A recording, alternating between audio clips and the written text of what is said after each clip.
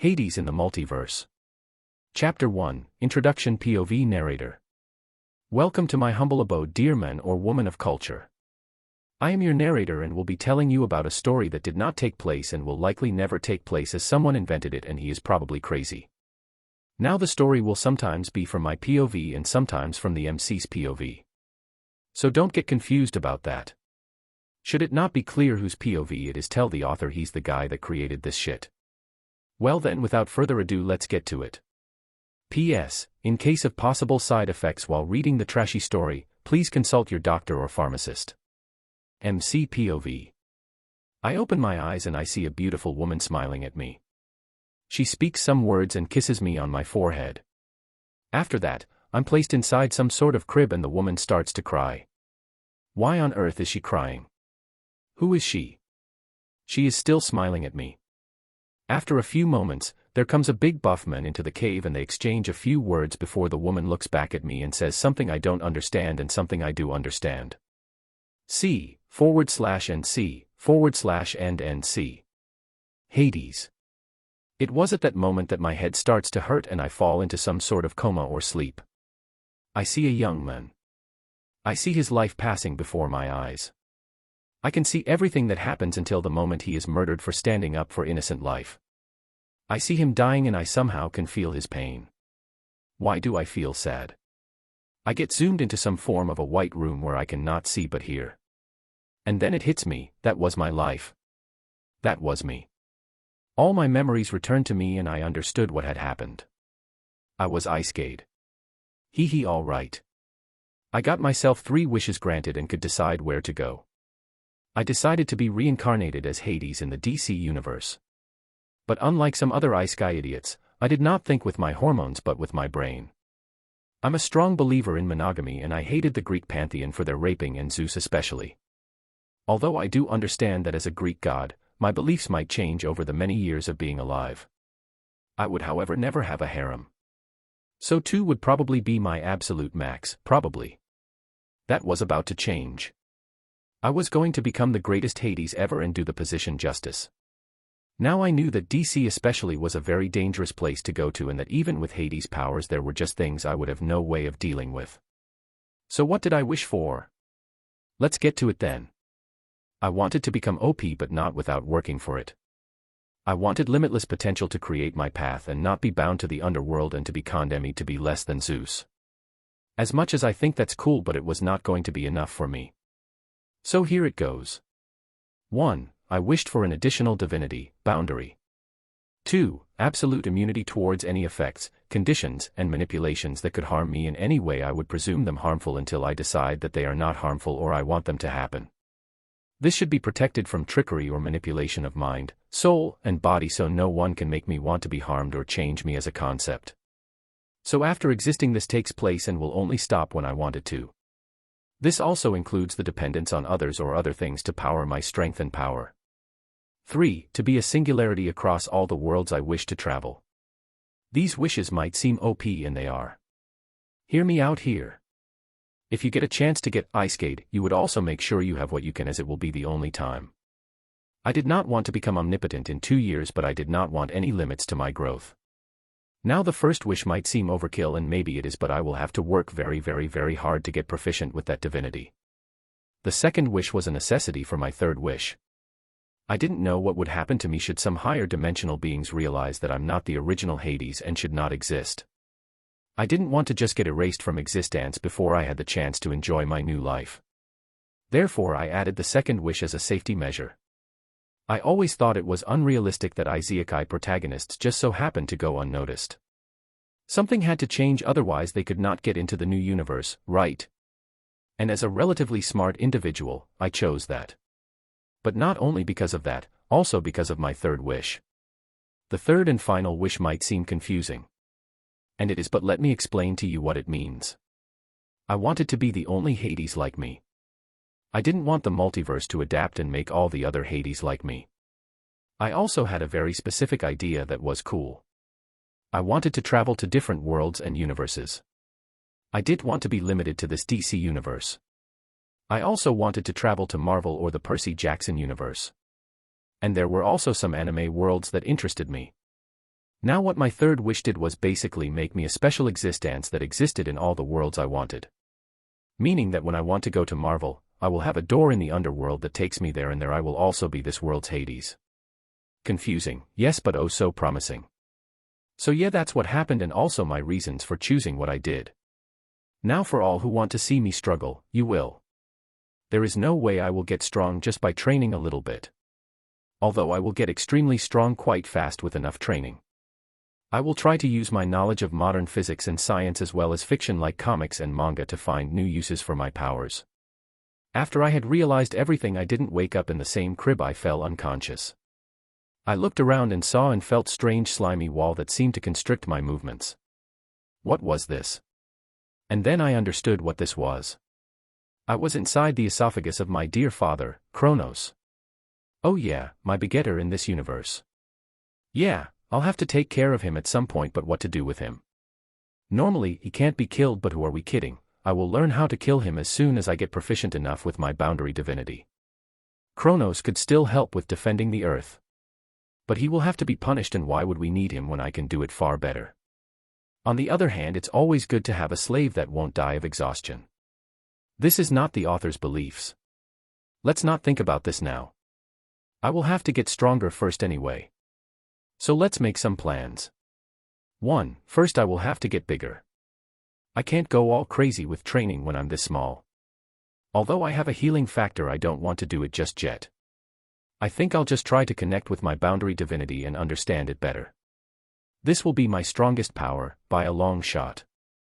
It would also allow me to get out of here, should I want to do that. But for now I want to use this disgusting place to train myself. Okay, now that that's out of the way, let's move on to step 2. 2. Depending on how long it takes to get somewhat proficient in my divinity, I can start experimenting with my other powers and try to enjoy my time here. If I get used to this place, I can strengthen my mental fortitude and slowly get an indomitable will. I will take in everything I can and wait for my siblings. They will come in the next years. I don't know how many years it will take, but I'll be here when they come. I will have to see whether I can truly use my second wish as I thought. Because while my siblings will be harmed by the acidic bowel fluids, I on the other hand will not, because of my 2rd wish. This gives me absolute independence and free will. Now for the next step. 3. This is the training step. This step is dedicated to physical training. Also included here are weapon mastery and some hand-to-hand combat. Maybe I can create some weapons with my divinities of wealth or some bone weapons. I read some fanfictions where Hades has the power to raise the dead as skeletons. 4. Now then, this step is me training my boundary divinity and going ham on the planing. I will try to create a mental layout of the underworld and think of all the things that I want to have built in it. I used to love Minecraft and will therefore try to build a lot of the structures by hand. I have the time after all. And that's how my journey as Hades began. Chapter 2, Time Skip. Some time has passed. I don't know how long it's been since I finally descended from the esophagus and fell into the stomach, but it has to have been a while. There is no day and night cycle down here. The only way to tell that time passes is the periodic new food and wines that flow and fall into the stomach. I have been swimming in acidic fluids for a long time. I jumped from one meat piece to another. It was stressful because everything got digested. After a while, I noticed that my second wish was a genius move, as I did not feel pain in the acid. I did not need food or drink, as that would be harmful to me, and therefore I didn't need it. I knew that the only way I could somewhat relax down here was if I managed to create a platform that didn't get digested the same day. And the only thing I could think of was the walls of the stomach. If I managed to cut a big enough piece, I would be able to hang said piece from the wall and stay stationary as well as afloat. And because of the healing factor the Titan has, it will regrow again, giving me a limitless supply. It was hard work to even do little damage to the walls. It was saturated by Kronos' divinity and power. Meaning I could only cut it by using a higher concentrated amount of my own divinity. But to do that I first had to gain some access to my divinity. And it was almost impossible to do that because of the debuffing effect this stomach had. And yet I knew that I will succeed. I was going to become the master of boundaries. I was in fact the god of boundaries, and therefore only I could decide what I can and can't do. Interestingly enough, my boundary divinity was the only one I could somewhat feel. I could also feel others, but they were like fireflies compared to a bigger candlelight.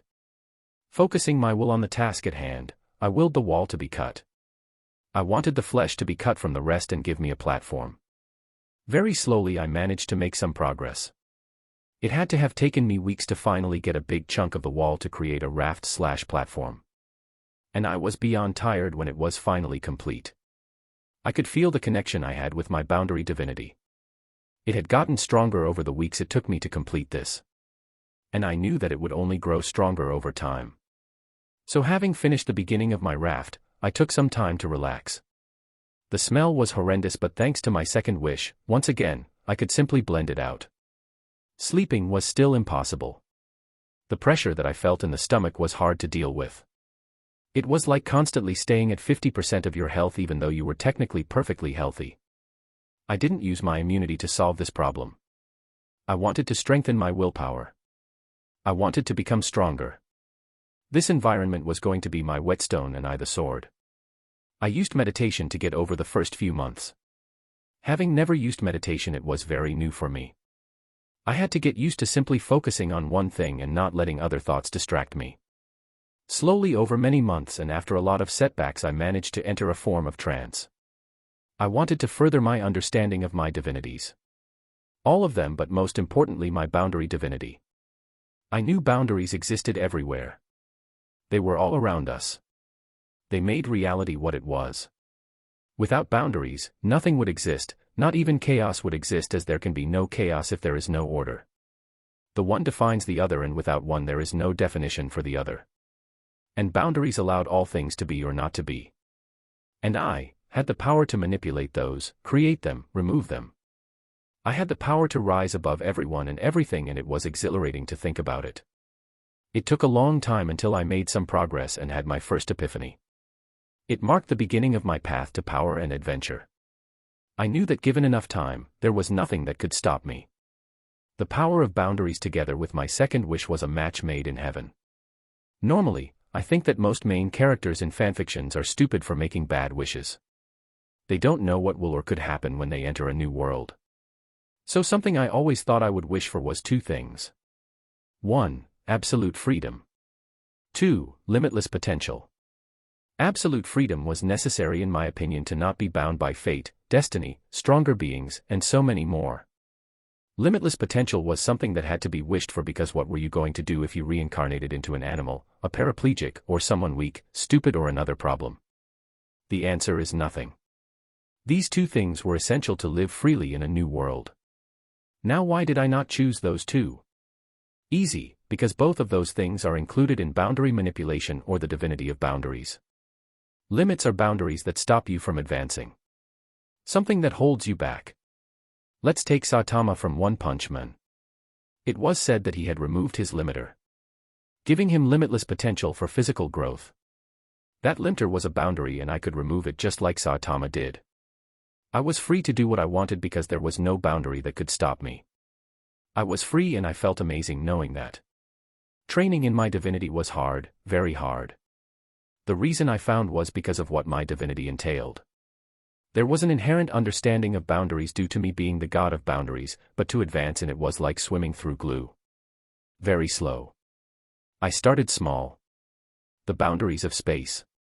I tried to create a barrier around myself that shielded me from the acidic fluids. I visualized it and had it manifest. After that, I turned my immunity off and jumped into the acid. I tried to remove the barrier of space between 2 points, effectively deleting space. I took inspiration from Gojo Satoru and his curse technique, Blue. It became apparent that I would be able to recreate all of Gojo's techniques with enough practice and understanding. Limitless was an interesting concept. According to Jujutsu Kaisen, the limitless technique operates the same way convergent and divergent sequences do in mathematics. The infinity is the convergence of an immeasurable series. Anything that approaches the infinity slows down and never reaches the user. I knew that it is possible to do the same with boundaries. I would just remove the boundary of space around me. Meaning that the fixed distance between myself and an attack or simply physical objects was removed. That was the theory of it, at least, and practically should be possible. Funny enough, I wouldn't even need to do any calculations, as once I manipulate a boundary it stayed like that until I undid the manipulation. Over the course of all the years I was alone, I also started training physically. I knew that it was not necessary. After all, I could simply remove my limiters and become strong like that. I will do that in the future, but for now, I wanted to use physical training as a break from my other training. Looking at my physique, I was still unsure whether many years had passed or Greek gods just grew faster. I did see improvements though. I became stronger and stronger.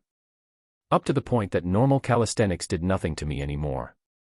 I had to find a way to combine physical training with my boundary manipulation. And the only other idea I had was gravity. If I managed to influence or increase gravity on myself, I would be able to continue to grow stronger. So I did just that. I tried to feel the boundary that limited gravity which acted on me. This was harder than I thought. I tried to go over mathematics to visualize gravity. First I used Newton's axioms and later Einstein's theories. An amazing thing happened while I was going over math I thought I would never use or need again.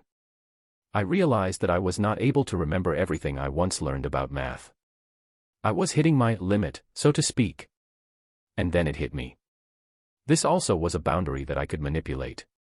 I could start to become smarter and my mental capabilities would improve as soon as I removed my mental boundaries/limits.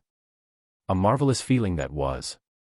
And using this method, very carefully I might add, I was able to understand more and more about physics and maths until it was just enough to get a better feel for gravity. An undetermined amount of time later, something finally changed in my repetitive life. Something new fell down the esophagus. And after it fell in the acidic fluids, I heard a loud scream. Ah, it seems my first sibling has arrived. Chapter 3, Boundary Perception. My first sibling had finally arrived and I was happy. I don't know exactly.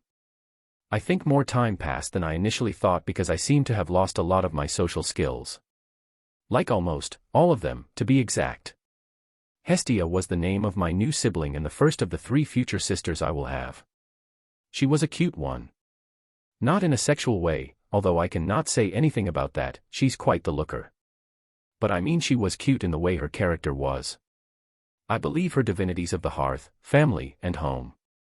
It made her cozy in a sense and I felt a need to love and care for her. When I realized some form of bond existed between us that was seemingly the cause of those feelings, I immediately got rid of it with the use of my boundary divinity. I mean like, boundaries woman, seriously. Give me some space, was she for real? There is no way I would ever allow someone to manipulate me through such a bond that almost forces me to love and care for her. That was not for me. I wanted to be free for heaven's sake. And my power over boundaries was the perfect way to deal with that bond. I know, you are going to say that Hestia is such a lovely goddess and she never does anything like manipulate others through her bonds and blah blah blah. I got news for you, she can be the most perfect little piece of ass and I still wouldn't allow myself to have such a weakness like that bond. Do you realize the potential power she has over someone with a bond like that? She could literally command my emotions and have me as a slave to her. That wouldn't do for me, and even if she's known as the nicest of the Olympians, I won't risk it. I have never seen a young girl cry so much. She was crying a river, literally. It was like a river formed on the raft that flowed into the gastric fluids. I tried to console her that such a bond was not something I wanted because of control and yada yada, but it didn't help in the slightest. That girl cried and cried and cried, 4 hours and then for days. I almost killed myself. It got to the point where I was willing to allow the bond to form again, just so she would shut the F***ck up. My ears were bleeding and I was close to either killing myself or creating a sound boundary so I wouldn't hear her anymore. I fled into meditation. I got good enough to not hear my sister crying. I felt like a prick, to be honest. But I lived my own life and something like family bonds were not that important to me as a Greek god anyway. Most of the time I would be in the underworld, something that Zeus forced me into, and the other time I would travel to other worlds. Wait a minute, other worlds. That's it. That's the best way to leave this situation. Like the man I was, running from my problems seemed like the best choice right now. So I focused on boundaries. There was a skill that I wanted to learn anyway. The skill of boundary perception. Boundary perception is an aspect of my power that should allow me to be able to see any/all boundaries, including the metaphysical boundaries and dimensional boundaries between worlds. With sufficient experimentation, willpower, magic, or other means, I can slowly learn to bypass these boundaries in small ways, such as picking a flower in a dream and finding it in their hand upon awakening. Or, eventually travel to those worlds. Correct, I was not just going to run away from my problems, I was going to leave the entire dimension/world and go to another. I mean, if that is not using your powers efficiently, I don't know what is. Weeks passed until I made progress. I was not just trying to improve my usage of boundary perception, I was also searching for the correct world after getting proficient enough. It took me another week to finally get to the point where I could see into other worlds. Now it was only a matter of finding the right one. It took me 2 weeks to learn such an ability like boundary perception and get good enough with using it, so I could find different worlds. What broken talent is that, you might ask yourself? I know, but if talent could be measured, with words such as huge, small, non-existent, or immeasurable, it can also be increased by manipulating the boundaries of my talent. And that's exactly what I did. I pushed the boundaries of my talent to new heights after experimenting with the talent of my sister. Now, before you explode and call me a monster or such mean words, I must tell you that I used this time to console her. Basically, I lied about what I was doing and consoled her, while practicing to push the boundaries of her talents. Come on. It's not that bad, right? I mean, I even gave her an increase in talent for her power over family. That's enough compensation, right? Yeah, I'm pretty sure it is. Now back to where I was talking about escaping my responsibility of a big brother and just left. What did I tell her why I was leaving? Nothing. It's an important part of growing up to know what having a family member run off feels like. Now you might call me a bad brother, and I would disagree. It's the hard parts in life that make you appreciate the good ones even more. Believe me, when I return, she'll be so happy to see me, she will be like, "Oh Hades, how happy am I to see you." Yippee. Now I concentrated on the world I wanted to travel to. I wanted to start small. Preferably a world with magic, but not too strong magic, as I wanted to learn. And because I am new to this whole magic business, I wished for a weak world. There were a few that I could go to. Harry Potter, Game of Thrones, maybe Middle-earth. I wasn't sure though, because I was not familiar with Tolkien's work. After some consideration and thoughts, I finally settled on Harry Potter. It was a good start for me. I would be able to learn magic by attending a magic school and enjoying my time there. It was a cool change of pace for me and would help me quench my thirst for adventure and sightseeing. I could also fight some Death Eaters or some Dark Lords. Voldemort, or if I wanted, also Grindelwald. I mean, there were others as well, and should I want, I could fight both of them. After all, time was also defined by boundaries, and with enough practice and after getting a feeling for time, I could manipulate its boundary and travel forward or back in time. And the best way to go about it would be the time turners. I liked that idea the longer I thought about it. Alright. I steeled my will and started the process that would allow me to travel to the universe/world of Harry Potter without creating a portal or crushing space between the 2 points I would connect. What I had to use now was boundary removal. It was a risky move on my part, as I risked removing the boundary between the 2 universes or worlds. This would have disastrous consequences for both worlds, as it would make them collide and implode, resulting in the death of millions and billions of people. That was not something I wanted. No, that wasn't something I wanted. I focused and saw the exact time and place I wanted to go to. I gently manipulated the boundary of the 2 points and made my exact position overlap with the place I wanted to go to. Then, with enormous control and effort, I managed to place myself in the new world. With a plop, I left my current universe and entered the world of Harry Potter. Chapter 4, Diagon Alley. I was currently in the Harry Potter universe. I had chosen to attend Hogwarts and had traveled to the year 1920. I chose this year for a reason.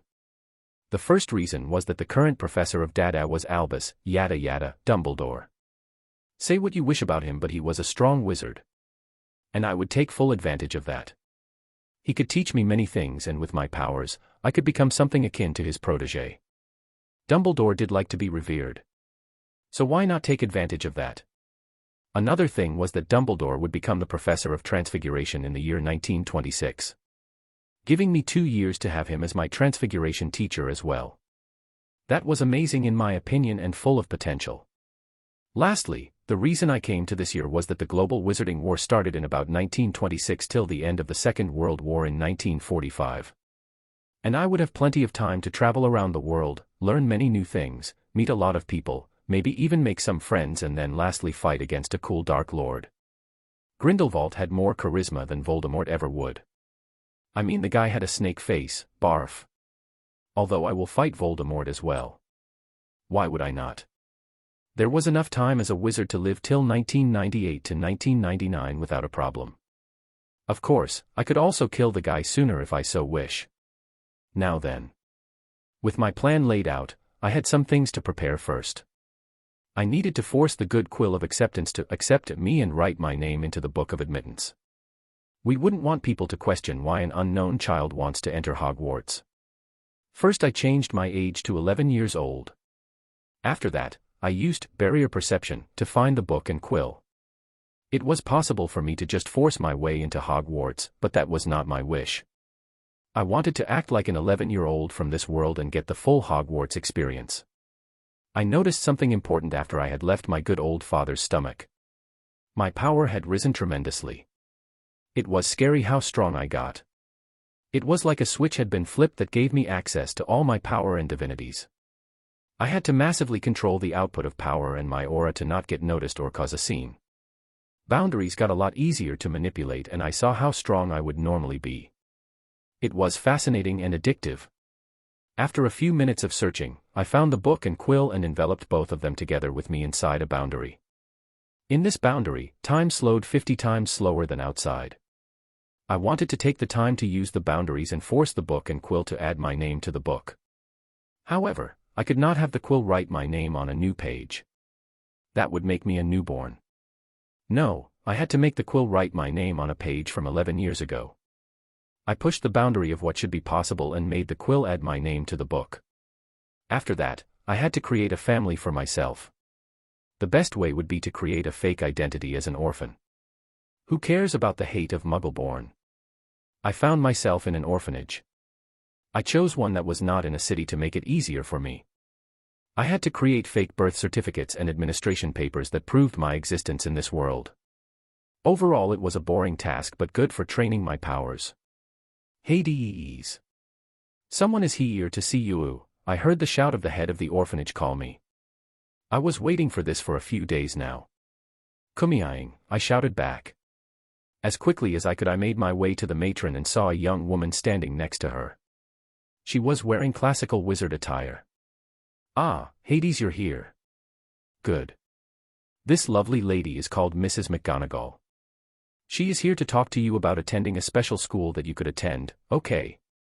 So please don't be naughty and listen to her. Okay. The matron spoke to me like I was a 5-year-old. And yet I didn't care much as I was far too excited about this.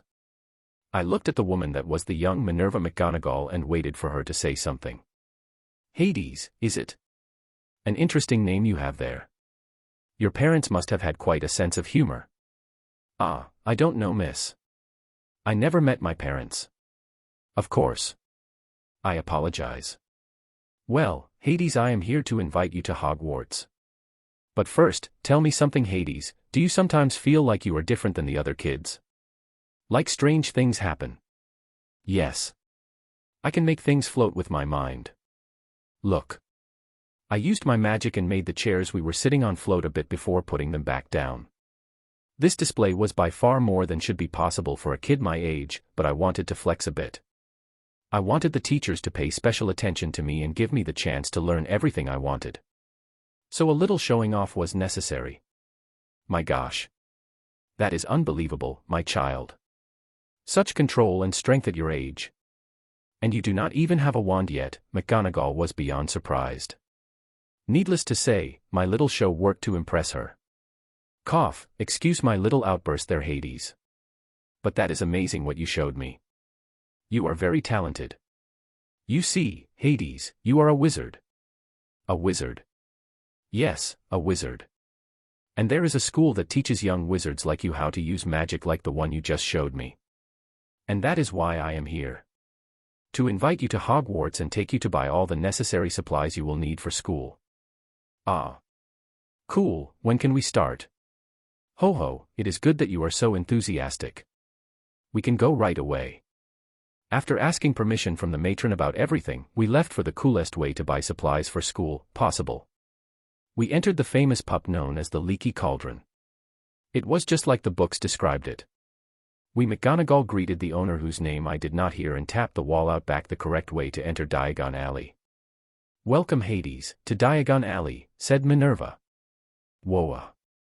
I could see the cobblestoned alley that slithered through an assortment of shops and restaurants. Many people were walking and going about their business. It was a truly magical atmosphere for Hades. And he enjoyed it very much. It was a stark contrast to the stomach he had stayed for years now. And he would not want to go back any time soon. I also had this expression the first time I was here. It is truly a magical and fantastical sight the first time. Yeah, I said absent-mindedly. McGonagall led me through the alley to the first stop of our journey, Gringotts Wizarding Bank. From Diagon Alley, a set of white stairs led up to a set of burnished bronze doors. This was the entrance to Gringotts, and it led into a small entrance hall and another set of doors. Engraved on these silver doors were the words, "Enter, stranger, but take heed of what awaits the sin of greed. For those who take, but do not earn, must pay most dearly in their turn. So if you seek beneath our floors a treasure that was never yours, thief, you have been warned, beware of finding more than treasure there." A classic when going to Gringotts for the first time. It did put a smile on my face. How overly dramatic these goblins were. Trying to intimidate the newcomers. I was not impressed in the slightest though.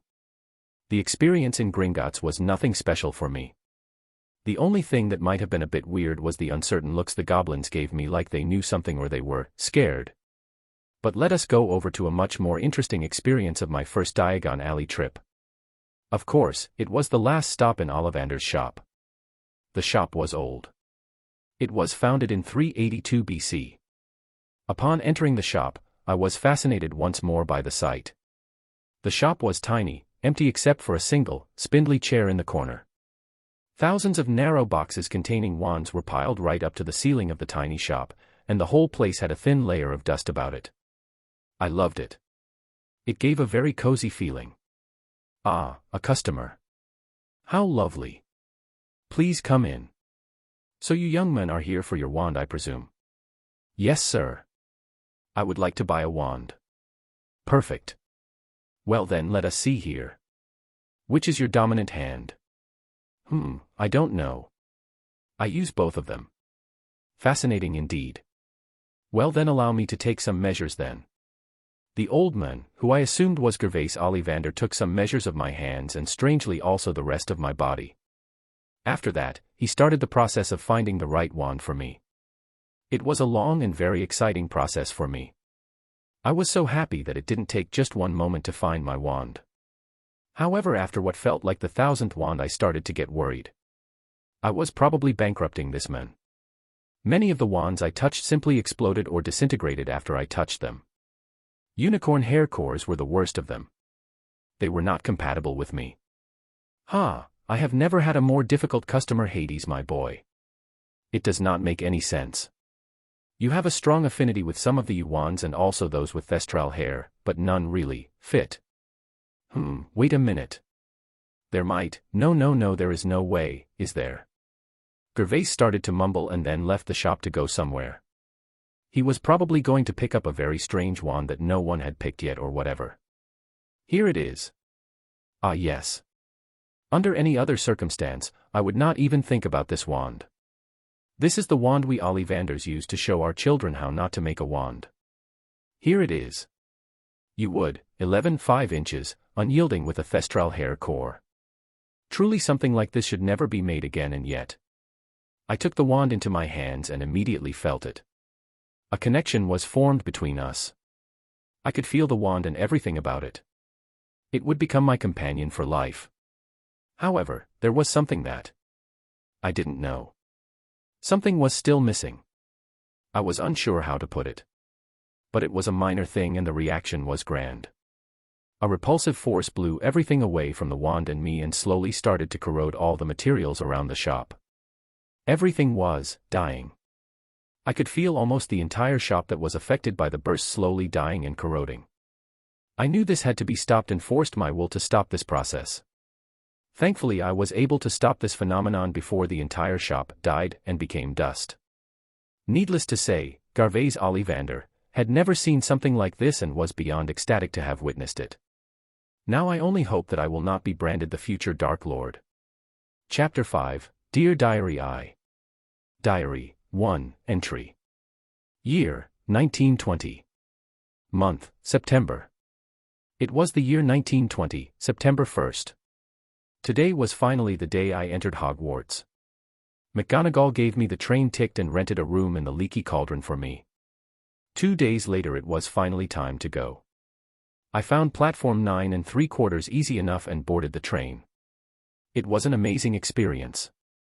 All the people walking around with their luggage. The freshmen with some of their parents have nervous expressions on their faces, carrying their trunks. On the train, I at first looked for an empty booth. I was bad with social interactions and had noticed that already. It was bound to get better though, it had to improve. I was excited when some children entered my booth and wished to sit with me. It was 2 girls and eventually, another boy entered our apartment as well. Bianca Gronsberg and Evelyn Gainsbury were the girls' names.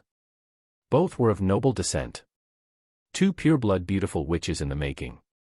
The boy was also a pure-blood. His name was John Constantine. No joke, that was his name.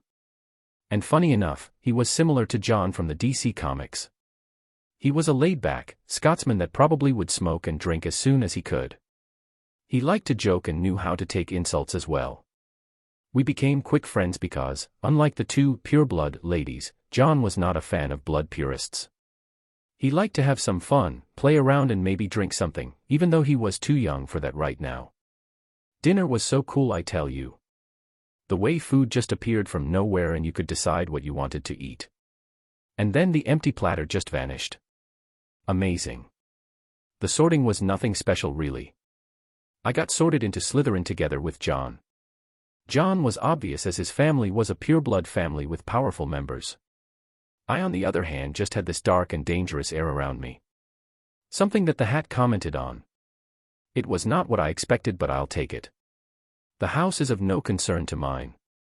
I would deal with the idiots that try to bully me. Diary, 3, Entry. Year, 1920. Month, October. 1 month has passed. A full month of getting used to my new life and school. I was a human in my last life. Died and then became Hades, a Greek god, and spent years alone in the stomach of my father. The only thing I did was train my powers and make plans. It was a lonely existence. But now things had changed. I loved almost all my classes and couldn't care less about the fanatics that roamed the wizarding world. Some Slytherin tried to make trouble for me, but I didn't take them seriously. How can I take 11-year-olds seriously? I was already multiple decades old and had lived another life before that. I smiled and was friendly with everyone, not because I liked everyone, but because I just looked at things differently than the humans of this world. I saw them for what they were, weak mortal humans. They would live a fulfilling life, maybe, find a family, maybe, and then die. While I was just so very different. I would not die anytime soon, and finding a family was hard for me under these circumstances. It got known that Hades didn't care about politics and was a cheerful and talented individual. Yes. I was talented. My magic quantity was beyond anything this world had ever seen. Therefore it was almost impossible for me to exhaust my magic. I still did it, to train my mana capacity and regeneration rate. Over the course of this first month, I devoured everything that had to do with magic. Whether it was magic theory, practice, or the history of magic. I found a way for me to practice my magic without having others see me or do damage to the school.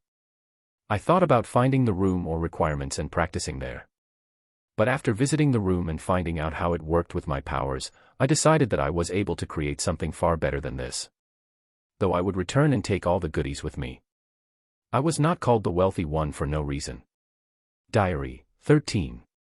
Entry. Year, 1921. Month, September. A new year is starting. The last year I managed to accomplish so much and I am proud of myself. It was not particularly hard to do what I liked, because I liked to do it all. After the winter holidays, I started to spend more time with my friends. John was my best friend and I made many others from different houses. Normally that would be strange for Slytherin to make friends in other houses, but I was special. I was here to have fun, learn and make some friends. All the politics don't matter to me. I want to get more proficient in data and use this as a way to get closer to Dumbledore. He was not an admirer of the men, but he did think it was cool to see how he fought against Grindelwald in the movie. He was going to suck him dry of all his knowledge. The dimension I had created for myself worked wonderfully. I used all the spells we had already learned and the ones I learned myself in there. It was a marvelous creation of mine. I took inspiration from the instant dungeons from the gamer. Those were amazing and I loved the gamer system. I would have wished for one, had I not thought of the divinity of boundaries. Theoretically, I should be able to create something similar to the gamer system, should I want that. Although I was more interested in having an interface such as the one the gamer had. Not to do some power leveling or gaining his skills, but to have something that shows me my progress. I might create it in the future when I get stronger and more proficient with the fine-tuning of my divinity. Diary, 29. Entry. Year, 1921. Month, April. I finally managed to get a private lesson from Professor Dumbledore. I devoured every bit of information he gave me. In my excitement, I forgot to tone down my talent and mental capacity and was able to grasp everything he explained, almost instantly. I had to remind myself to restrict myself. The only time when I was able to let loose was inside my dimension. Only then did I go all out and play with my magic and the spells I had learned. But outside, I always made sure to appear extraordinary but not out of this world. It was a very narrow line to walk. That was why I showed beyond genius capabilities with all theoretical knowledge and just slight, normal genius with everything practical. Dumbledore was very happy and intrigued by my understanding and progress. I was sure that he was already making plans on whether to subdue me or pull me to his side and make me one of his devotees. Nevertheless, I made sure to not be interested in any dark magic as of yet. I made sure to start from the bottom and not just go for the most powerful spells, and that was what helped me. I appeared as a wizard that was just extremely enthusiastic and smart as well as talented, but not as one that was overly ambitious for power. That was the reason he promised to give me more lessons. Apart from my usual practice in spells and charms, I also practiced transfiguration, potions, herbology, arithmancy, and ancient runes. Arithmancy was my way to a greater understanding of maths. I knew the power of math and understood that it could be used to manipulate an unfathomable amount of things. Physics was made up of maths. Those two were closely connected. And it was just fun to play around with harder and more complex equations and formulas. I could feel that it was possible to rewrite certain axioms or rules of reality. For example, change Newton's third axiom of action equals reaction in an attack or defense. Of course, I understood that with my power over boundaries that was but a minor thing. It was fun nonetheless. Ancient runes was also cool. I wanted to go so far until I could use runes as Odin did. Just by saying them. There was a lot of potential in runes and also a good pastime. Potions and herbology were things I did, just to do them. I was not really sure how helpful they would be in the future, but they might come in handy when I start to do some science experiments in the future to pass the time. The real killer though, and one of my favorites, was transfiguration. Goodness, I practiced it in my dimension against enemies and just for fun whenever I had the time. It was so much fun to do. I could play like he would as a small child. No matter what I thought of, he could create it, as long as I was proficient enough. I combined training and playing around with my magic and it was a blast. I had created different dungeons like the gamer could. The zombie dungeon and the orc dungeon and more. To train my transfiguration, I created golems that looked quite similar to those of Jahan the gamer and attacked the zombies. I love it here. Diary, 42. Year, 1923. Month, July. My third year is just about to end. I am still as happy here as I was in the beginning. I noticed something though. Over the last 3 years of me learning magic theory and then applying it and training it in my dimension, I noticed how weak it truly was in the grand scheme of things. I of course knew that before coming here, but it was still remarkable seeing it whilst doing my own research. Why do I say this? Well, during my research I usually just filled in blanks of magic theory that already existed or added some things or corrected some mistakes. But in the last month or so, I started to realize that I had advanced a lot further than the current knowledge in the world. I was getting far deeper into the true nature of magic in the world of Harry Potter than wizards in this world probably ever would or had. The only person that might come close to my level of understanding might be Rowena Ravenclaw and maybe also Merlin. Currently, it was not that big of a deal, but in the future, I might reveal things that could make wizards far too greedy and start a war. Should some wizards get their hands on some of my notes, they might start the apocalypse in the future. I had to be extra careful and store my notes inside another special barrier of my own creation. Diary, 50. Entry. Year, 1924. Month, May. I just managed to make a remarkable breakthrough in my studies about death. I just started this a few weeks ago. 1 week ago to be honest.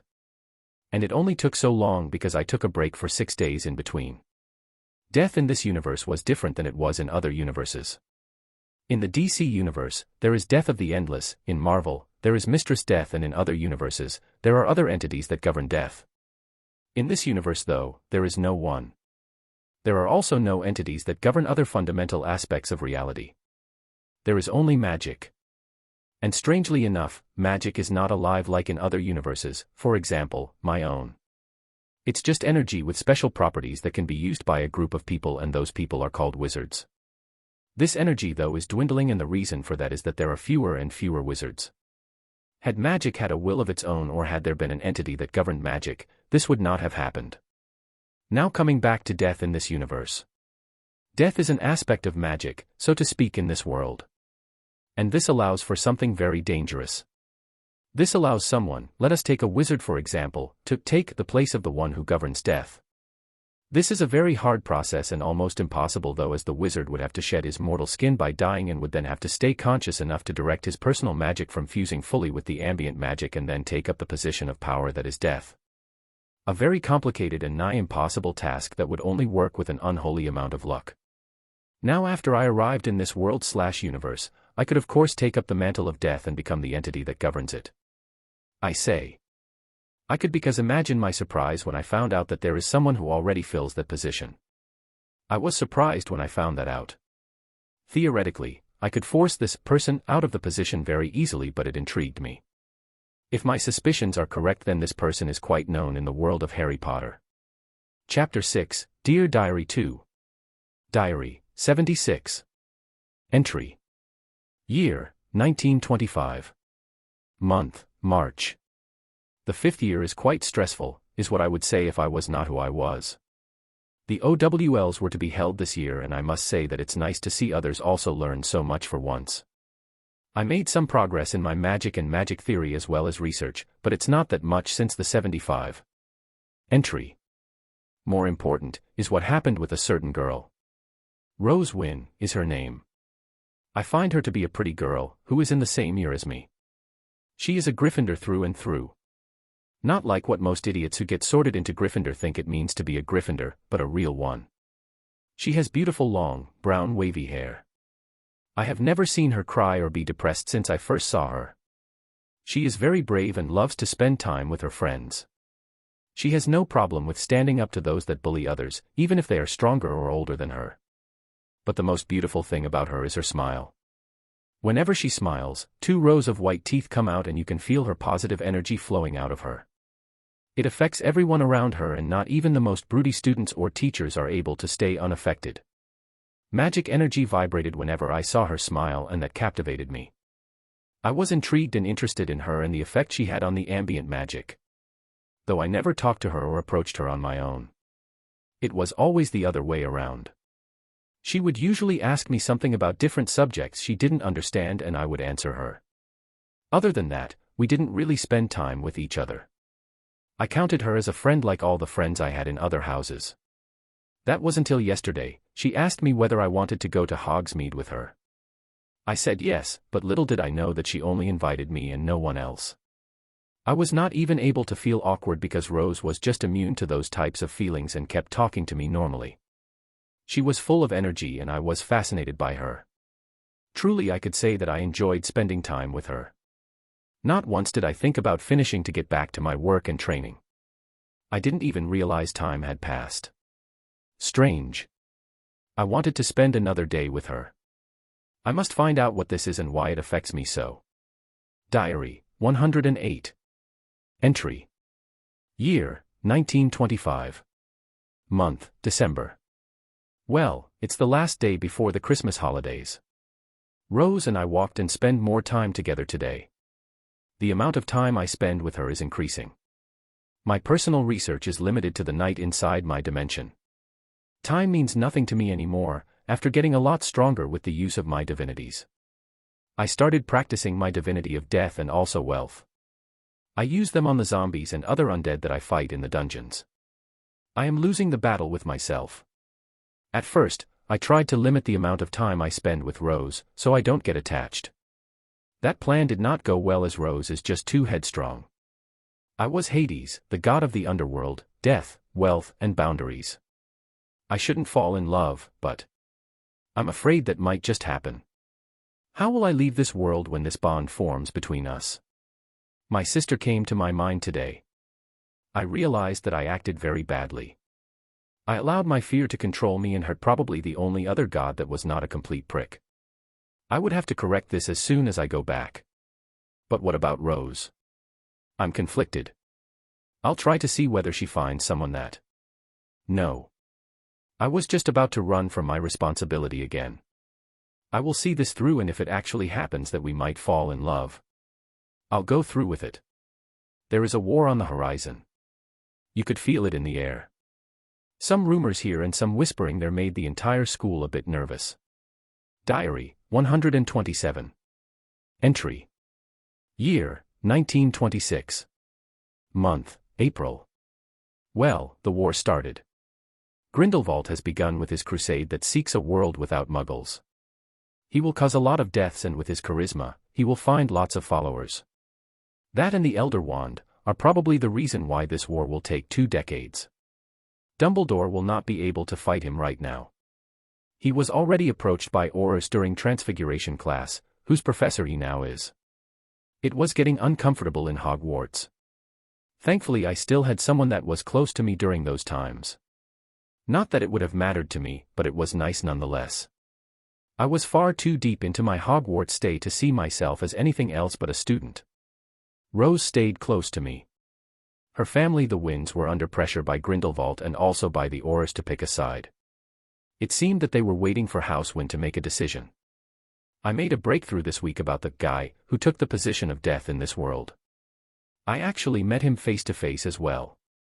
It was a man who used to be a wizard once. While talking I could see his obsession with death and living forever. He took the wrong way though, as he was dead, and by forcefully taking the position of death, he has put restrictions on himself. He can't intervene with life directly, but he can influence certain things like create 3 indestructible objects and giving them to 3 brothers and taking advantage of human greed that way. That's right, the Deathly Hallows were created by this man and then gifted to the 3 Peveril brothers. Good old Death thought that these 3 Hallows would cause greed in the world, and through this greed, death. And he would be right, of course.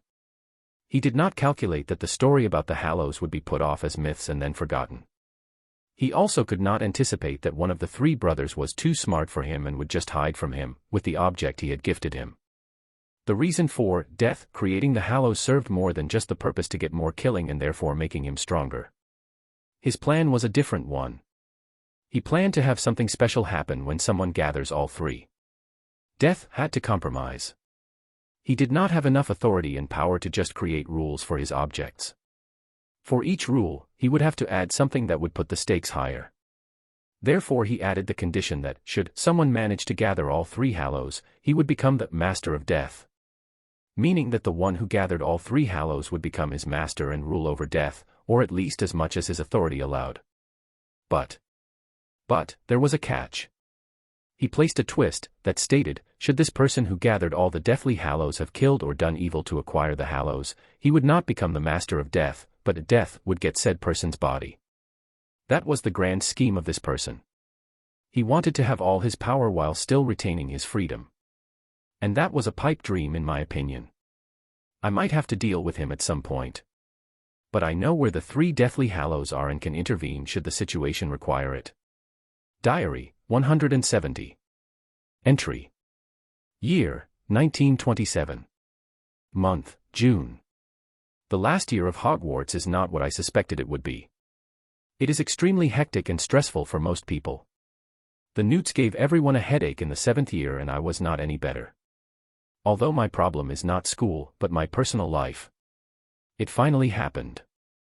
I admitted to myself that I had fallen in love. Yes, me and Rose were a thing now. Though her family was not happy about that. They were hoping and actually forcing Rose to marry someone from another noble family. They wanted to use her marriage as a way to secure their standing and not be run over by either side of the war. Fear made them do things that weren't their style, so to speak. And it was hard for Rose and in turn, it was hard for me as well. Though I could solve this problem in a second, I chose to not use my powers to solve the problems of this world. The only thing I was using to fight was the magic I learned here. I know this is not smart, but I want to grow more than just in years. I understand now that you can't always control everything and no matter what happens, I will deal with it. Acting like a spoilt god already cost me my sister and that could not happen again. So this life here in Harry Potter was important for me to gain maturity. I despised the Greek pantheon other than Hades and Hestia most were our *pists and spoilt children with anger management problems. Therefore I wanted to make a difference. I had the power to change things and I would do so, but to do that I would need maturity. I would make sure that Rose knew who I truly was and make sure that she was not so anxious anymore. It pains me to see her like that. Diary, 200. Entry. Year, 1944. Month, December. I just found my old diary again. I didn't even know I had this. Time surely flies when you're busy. I failed. I don't know what to write. It didn't work out as I planned it to. I lost everything. Rose, my Rose. She died yesterday. And I don't know how to deal with it. I wanted to reverse it all. I told her who I am and what I can do and I was already about to heal her and make her strong and she told me not to. She said that it was her mortality that made her so happy about what she had in life. She said that she loved me and was so happy about me being in her life. She wanted children but we never got to be intimate since we graduated. We were together most of the time, fighting and sleeping together, but Rose she said she wanted to wait till after the war to make children. And now she's gone. I have nothing left, only this boiling unlimited fury that seems to increase every minute. My thoughts only circle around Rose and the promise I made. She said for me not to take revenge against the world but to forgive humans for their foolishness. She said that was what made us human. This will be my last entry. I will burn it after this. I will go on a hunt now. Grindelwald can make his testament. For there will be nothing left when I'm done with him. Rose, my love, may you rest in peace. I love you. Chapter 7, Hello Grindelwald. A new year has come to this world. And it is an important year as well. The year of 1945. The year that the Second World War ended in this world as well as in his last life. History was going to repeat itself, in more ways than one. The Axis powers will be defeated and Grindelwald will also be defeated, just like it was supposed to happen in canon. And yet, there will be changes that Hades will be responsible for. Grindelwald will not be imprisoned and Dumbledore will not get the Elder Wand and become a hero. It will be a massacre and Hades will most likely become an enemy of most wizards in this world. POV Hades. Paris. The City of Light, the City of Love as she's also known. Well, not at the moment and especially not in the next few hours. I was actually never in Paris and the fact that I am here now would make Rose happy.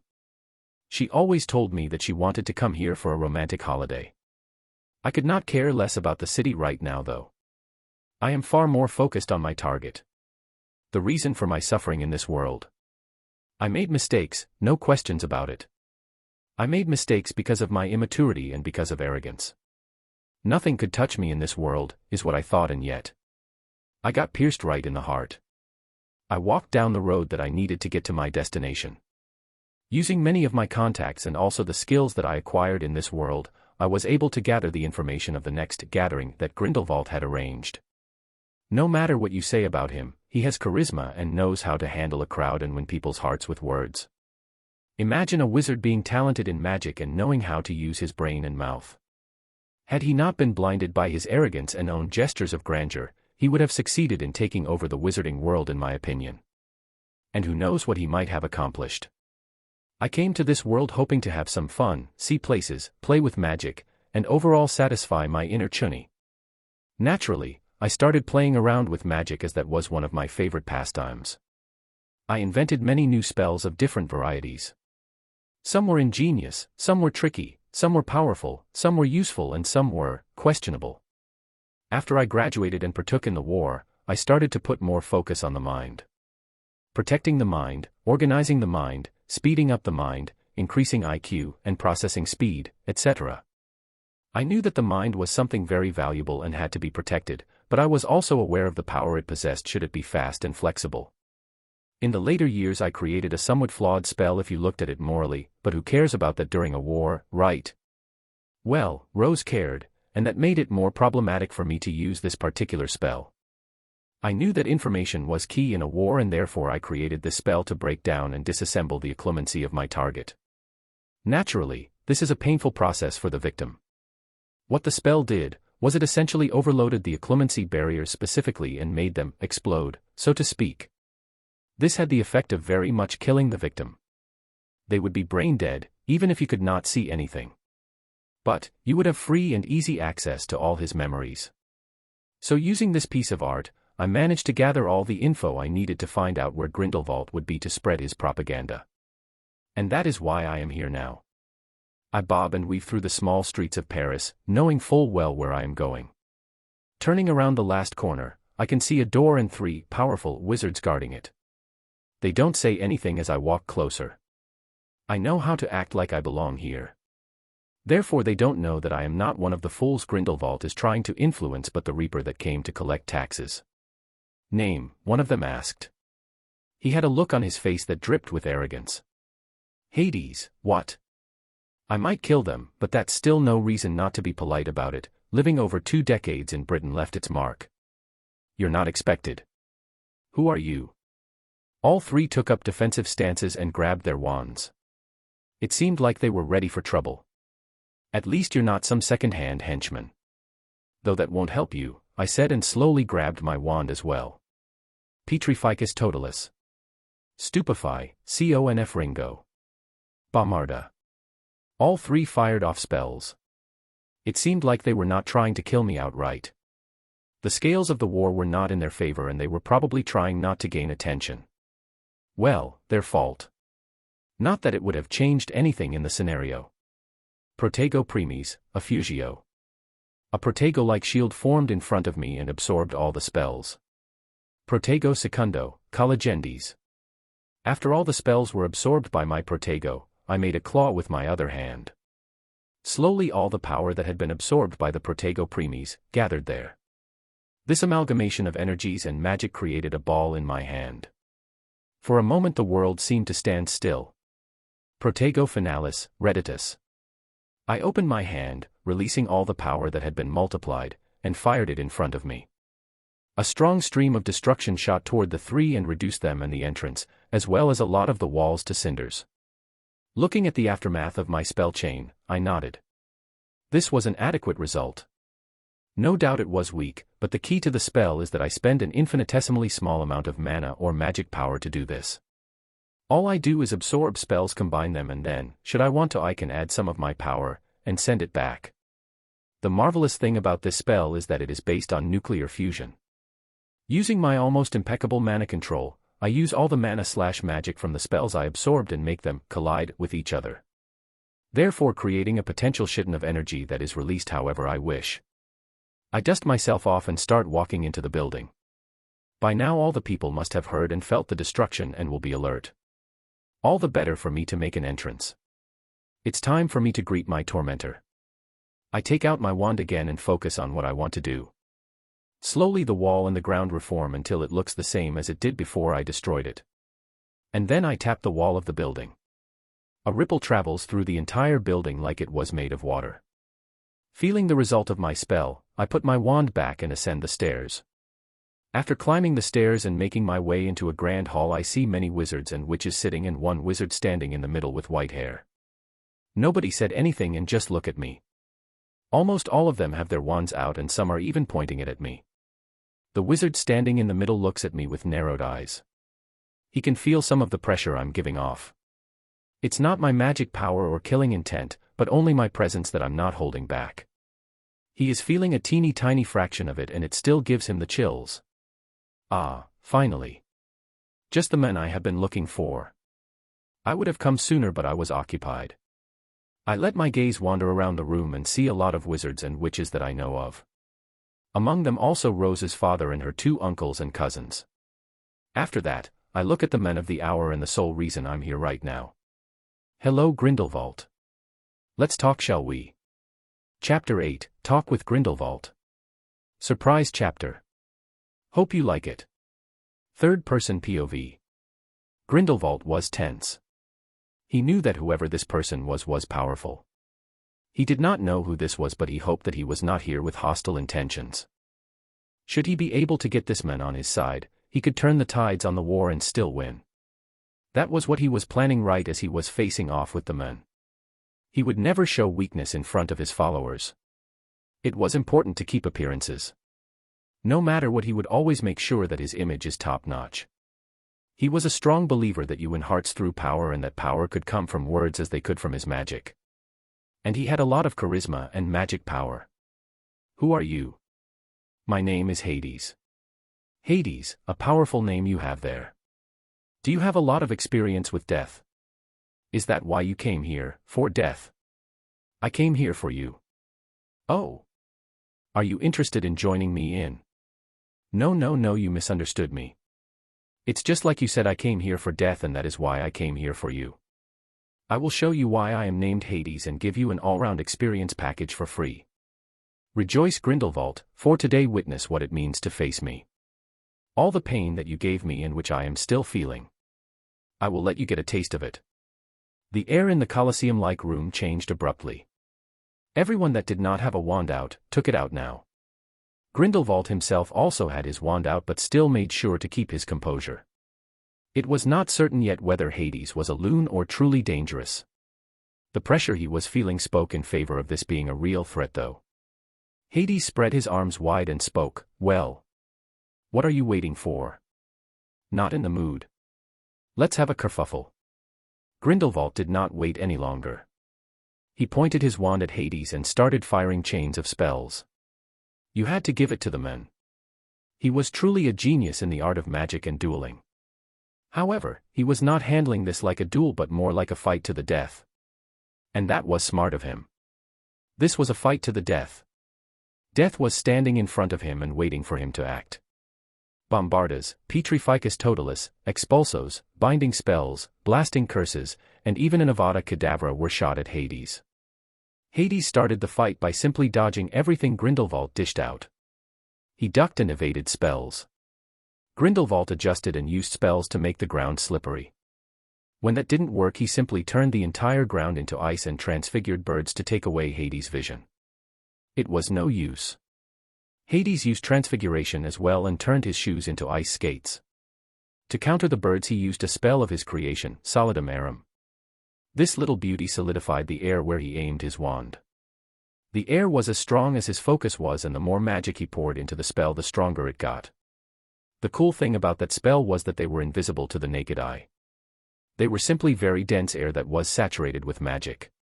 So if the opponent didn't know of the spell's existence, it would create some funny and powerful moves. The battle became more and more hectic. Grindelwald was using 100% of his focus to fight. It was extremely hard for him as he had to deal with new spells that seemingly appeared out of nowhere.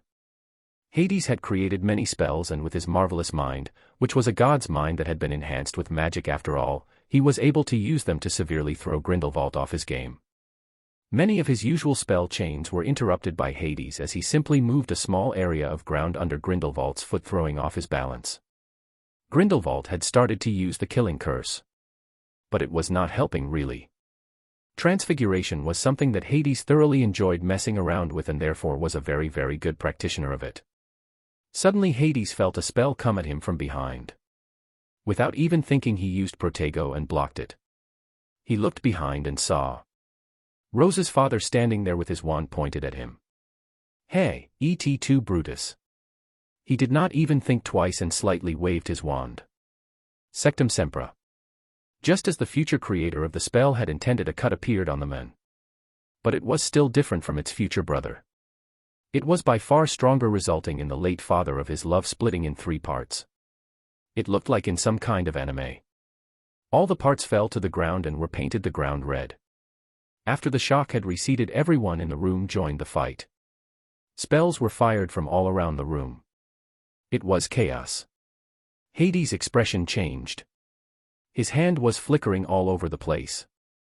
He transfigured walls, created protegos left and right, dodged, ducked, tried to evade, and more. But slowly but surely the spells overwhelmed him. After 10 minutes of being on the defensive, a boiling curse finally hit him on his right shoulder.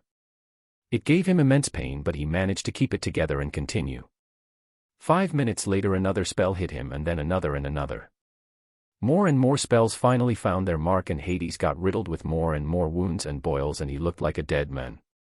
Using a cutting curse, Grindelwald managed to cut off Hades' wand arm, and finally, the fight stopped. Hades looked at his arm on the ground with a heavy expression. "Ha, would you look at that? Hee hee. Well, we all have dreams, don't we?" Hades said, and looked at Grindelwald with pity. Wah. Hades' body began to dissolve into ravens. Just like a certain killer of families, from whom Hades had copied this technique. Using his magic and power over shadows and death, Hades had managed to create this technique. But different than Itachi, he actually became ravens, that were made of magic and shadows. Once again the world paused for Grindelwald. And then, like a burning canvas, it all went away. Grindelwald found himself in the void. There was nothing around him, no light, no sound, nothing. He thought that he must have been transported to the stars and suddenly didn't manage to breathe. He grabbed his neck and tried to take in air into his lungs. Not only that, he was slowly starting to get colder and colder. His entire body was turning into ice. After a few more seconds, everything once again got black, only for him to find himself in another room. He saw himself back in his youth when he was spending time with Dumbledore. That was one of his fondest memories. They were reliving the love they had for each other in their youth. He had forgotten all about his previous death in space and was truly living and experiencing his first intimate moment with Dumbledore. They had their first kiss when he felt a sting. He opened his eyes only to see Dumbledore with green lips smiling evilly at him. "Wah, TD did you do? Sorry, love. But the Elder Wand is mine. That was poison I got from a wizard in Egypt. Quite potent and painful, I was told. Don't worry though. It will be over soon. I guess." Grindelwald felt like he was hit by a cruciatus curse times 10. He felt pain like no other. In comparison to that, Joffrey's death felt like a quick and nice experience. Once again he finds himself in another situation that is connected to a fond memory. And once again he dies by betrayal, or the person close to him dies in the most cruel ways imaginable. He relives his life over and over again, and no matter what he tries to change, everyone dies very cruelly and painfully. And he always ends up tortured, or worse should he decide to hide from the world. Not even suicide helps, as he just comes back to relive another life from a different person he does not know. All the emotions of the person are present for him, and everybody dies. His feelings for all those people make it millions of times more painful. Please. Please. I beg of you, make it stop. Sob, sob, I can't anymore, please. No matter how much he begs, no matter how much he accepts the deaths of himself or the torture of reliving different lives and forging bonds only for them to get brutally broken again, it does not stop. Thousands upon millions of years have passed, and what is left of Grindelwald is a truly broken and hollow shell. There is nothing left, only pain. Degree conditions met. Releasing from illusion degree. Finally, after so long, the illusion is finally broken, and Grindelwald consciousness is brought back from to the real world. There in front of him stands Hades with his wand pointing at him. Yippee-ki-yay, Motherf asterisk cur. Boom. Chapter 9, Back Again. That day would forever be remembered in the world of wizards and witches as the day that death struck personally and ended the war. The death in the arena, where an important secret meeting was supposed to take place, would never be forgotten. During the torture of Grindelwald and the resulting death of his mind and personality, Hades takes care of the other attendees. There was no playing around. He was not here to test himself. He did not seek glory or recognition of any kind. After the death of Grindelwald, Hades looked around for a moment. He took a deep breath and then exhaled very slowly. It was done. His revenge that he had sworn the day Rose died had been fulfilled. It was now time to move on. Hades looked to the ground and saw a special wand lying there. The Elder Wand. It was a powerful tool, he could feel it. He could feel the influence that a certain someone had over it. And he knew that he had actually fulfilled one of the conditions to wield the wand. After a moment, he turned around and left. He was not interested in the wand. He thought about dealing with the death situation and the worm that planned all of this and wanted to return to the world. He first thought about simply eradicating him and then leaving it at that, but that would create problems as the guy had settled into his position. Now he was not truly conscious anymore. He was now an aspect of death, with the little authority that he held over it, but still. But he was not able to influence anyone anymore, and that was perfect. The solution to the problem was simple. Hades had killed the last wielder of the Elder Wand and earned the right to wield it. He had become the master of the Elder Wand, and no one that wields it otherwise, without defeating him, could become the master of it. So by simply leaving and not taking the Elder Wand, he had essentially taken away the possibility of anyone ever becoming the master of death or death taking over the body of someone. The best solution in his opinion. He did have some errands to run though, before leaving this world for a while. He wanted to take as much flora and fauna with him as he could. That way he would be able to cultivate the necessary resources to create potions and mess around some in his free time. Money was not something he needed per se, but having some special goods from this magical world would be fun and cool to have. He guessed it would be a while until he returned, at least for him. In this world, he was probably returning in a few decades. A new threat was approaching and good old Riddle was already born. Hades had gathered all the things that he wanted and was now ready to return home. The disgusting stomach that he and his sister reside in for the moment was not truly his home, but it was better than anything else. He had matured a lot since he left. He had gotten more powerful, and using the small amount of divinity that he did, he was able to improve his control immensely. He had a lot of plans for his home. The underworld was not going to be the sad, scary, and disgusting place it was described in mythology. While he would make it dangerous as you can't even imagine, he would also add interesting and modern things that will be open to those he chooses and make the underworld a banger place to be in.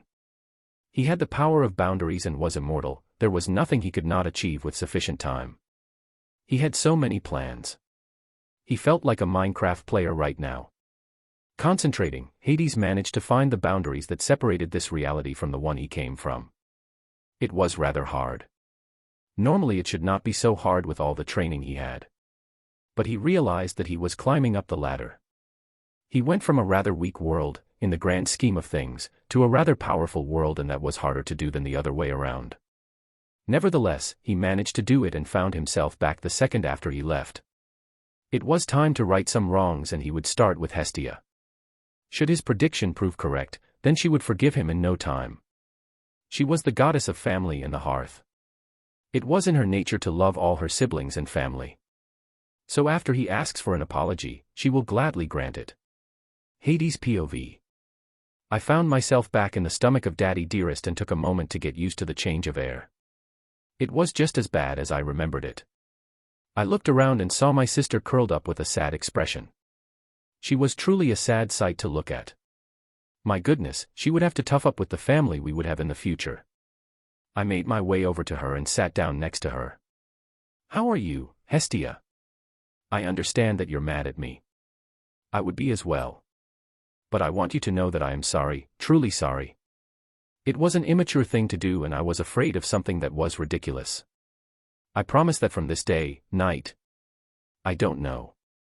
But I promise that from now on, I will not abandon you and you are welcome to come to me with your problems, okay? She looked at me with tears in her eyes. Promise? Absolutely. While there will be boundaries between us, I will always try to find time for you as long as you stay the way you are. Hestia got so happy after I said that. She started to smile and the room seemed to lighten up a bit. She jumped into my arms and embraced me like a koala. Ha, family, am I right? Things changed after that talk. I started to spend a lot of time with Hestia. I told her about myself and how I spent many years in another world. I told her that it was not possible to take her with me. I did not want to take someone from my family with me on my travels. Well, maybe should I find a wife and the love of my life I might change my mind. But for now, no way am I going to entertain the fantasy of her by taking her with me. I began to teach Hestia about our divinities and started to teach her how to wield them. My ability to teach was something I trained in the Harry Potter world. I trained a lot of kids in Hogwarts actually. I became a teacher for a very short time because shortly after, Rose got killed and I planned my revenge. Nevertheless, it was a success. Hestia toughened up a bit, while not a lot, and got the hang of her divinity of fire. I told her to let her imagination run free. Remember Hestia, logic will get you from A to B, but imagination will get you everywhere. Therefore it is much more important for you to use your imagination as much as possible than to try to advance your divinity with logic. After all, imagination is the highest form of research. Yes, he had stolen this quote. But it was indeed useful and Hades was a firm believer of that as well. He would think of new and interesting ways to use power with his imagination, no matter how ridiculous it sounded. Logic and science only help him to make the moves more powerful or make them easier to handle in the beginning. Finally, after a few years, it was time to welcome our new family member. It was time for Demeter to arrive and join our party. Chapter 10, Time Inside the Stomach. Hades POV. I found out something very interesting. I actually spent over 1 million years in the stomach before Hestia came. I understood that only after using the spell, Tempus, from Harry Potter. This spell allowed me to keep track of time. I used it with another spell I created myself. I called it Tempus Differentia. It calculated the time, in hours that passed after you had used the spell Tempus the last time. And I used Tempus after getting back from the Harry Potter world. I used it again when our next sister arrived. Tempus Differentia, I said after just having rescued Demeter. The result came back after a long delay. It seemed the disturbance inside here was affecting my magic. 8 foot 164, 565, 280, was the result that came back. My goodness, that was a lot of hours. Doing some quick maths, I managed to find out that was approximately 932,000 years. Going by feeling, I deduced that it didn't take as long for Demeter to arrive as it took for Hestia. Meaning I was actually longer down here alone than I was here with Hestia. Putting me well over 1 million years older than Hestia and at a staggering age of 2 million plus. Boy was I old. Thankfully it did not feel like millions of years while you were down here. It feels more like 100,000s of years. Meaning the feeling of time seems to be about 10 times off. A weird detail to notice.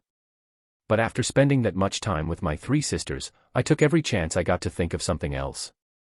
After I saved Demeter and she entered our small circle of inmates, I was happy. I was happy that I could escape the constant pestering of Hestia. The longer we stayed down here, the more annoying she got. She wanted me to do all kinds of things. Teaching her only saturated her thirst for entertainment for a short while. This meant that I had to show her magic almost every day and play with her and whatnot. Thankfully it got better as she got older and more mature. Her divinity of family probably felt my distress and made her less demanding. It was not all bad though, as I was able to come up with more and more spells that were either funny, interesting, or simply entertaining. I got many ideas on actual combat spells through it. Hestia's training in her divinity of fire went well. She loved the fire and managed to change the color. The properties did not change though, she only liked to change the color of her fire and after trying for a couple of days, she did it. I tried to motivate her and told her about the potential healing properties of fire. She could maybe mimic the phoenix fire and its healing property and help her family should they need it. That got her motivated for a few years until she lost interest again and stopped. Overall, my time with Hestia was okay. She was not the annoying, spoiled girl that my other two sisters were going to be. After Demeter arrived, I was happy, as I said. I thought that Hestia would be able to spend more time with her and give me some breathing room. That did work, to some degree, as Hestia took the role of a mother and taught Demeter about values and family and bonds and. Demeter, though, was not very interested and lost interest very quickly. She preferred to talk about nature and plants, especially wheat and other crops. The only problem was that she became frustrated that there was nothing the like down here. The environment was so bad and the stomach suppressed her powers that she was unable to have any crops around her. That frustration would have escalated, had I not intervened and taken her mind off this. I told her about training and getting stronger so that she would eventually be able to manifest her domain here. This little misinformation managed to catch her attention and she got to work. I was surprised when I saw her dedication and motivation. She truly loved her domain and divinity of agriculture and crops. I could relate to that and felt respect towards her. She did not whine or complain about the lack of progress. She managed to be rational enough to accept the problem of staying inside Kronos' stomach. All good things must come to an end, though. It was impressive how long Demeter managed to pull through her training and failures. After our next sibling arrived, it all turned to waste. Hera, oh my King F*ck. How did I deserve this? There is no way that a young woman is that arrogant and confident in herself. There was nothing for her to be proud of. She had not done anything. She was by far the weakest member of us, and yet she was still the most arrogant of us. Sadly, Hera rubbed Demeter the wrong way. Well, she rubbed me the wrong way as well, but I was mature enough to know exactly how to deal with her. Run. I used this tactic frequently while we were inside the stomach to get a break from my sisters. That gave me the strength to continue years of agonizing torture with Hera. I tell you, it was predestined that she married Zeus. I mean, of course it was, but like seriously, how can you be such a b*tch? It was once again one of those days where Hera and Demeter argued with each other and Hestia tried to make peace between them, and my fourth and final sibling arrived before we could get out of here. Poseidon was just as I expected. He could be calm and steadfast like the calm ocean. But he could also show why the ocean was dangerous and show his temper and hot-blooded fits. He did not want to get taught by me and chose to get to know about his powers on his own. I knew that Poseidon was not much better than Zeus in the future and therefore invested quite a lot of time in interacting with him and trying to influence him and teach him some important values.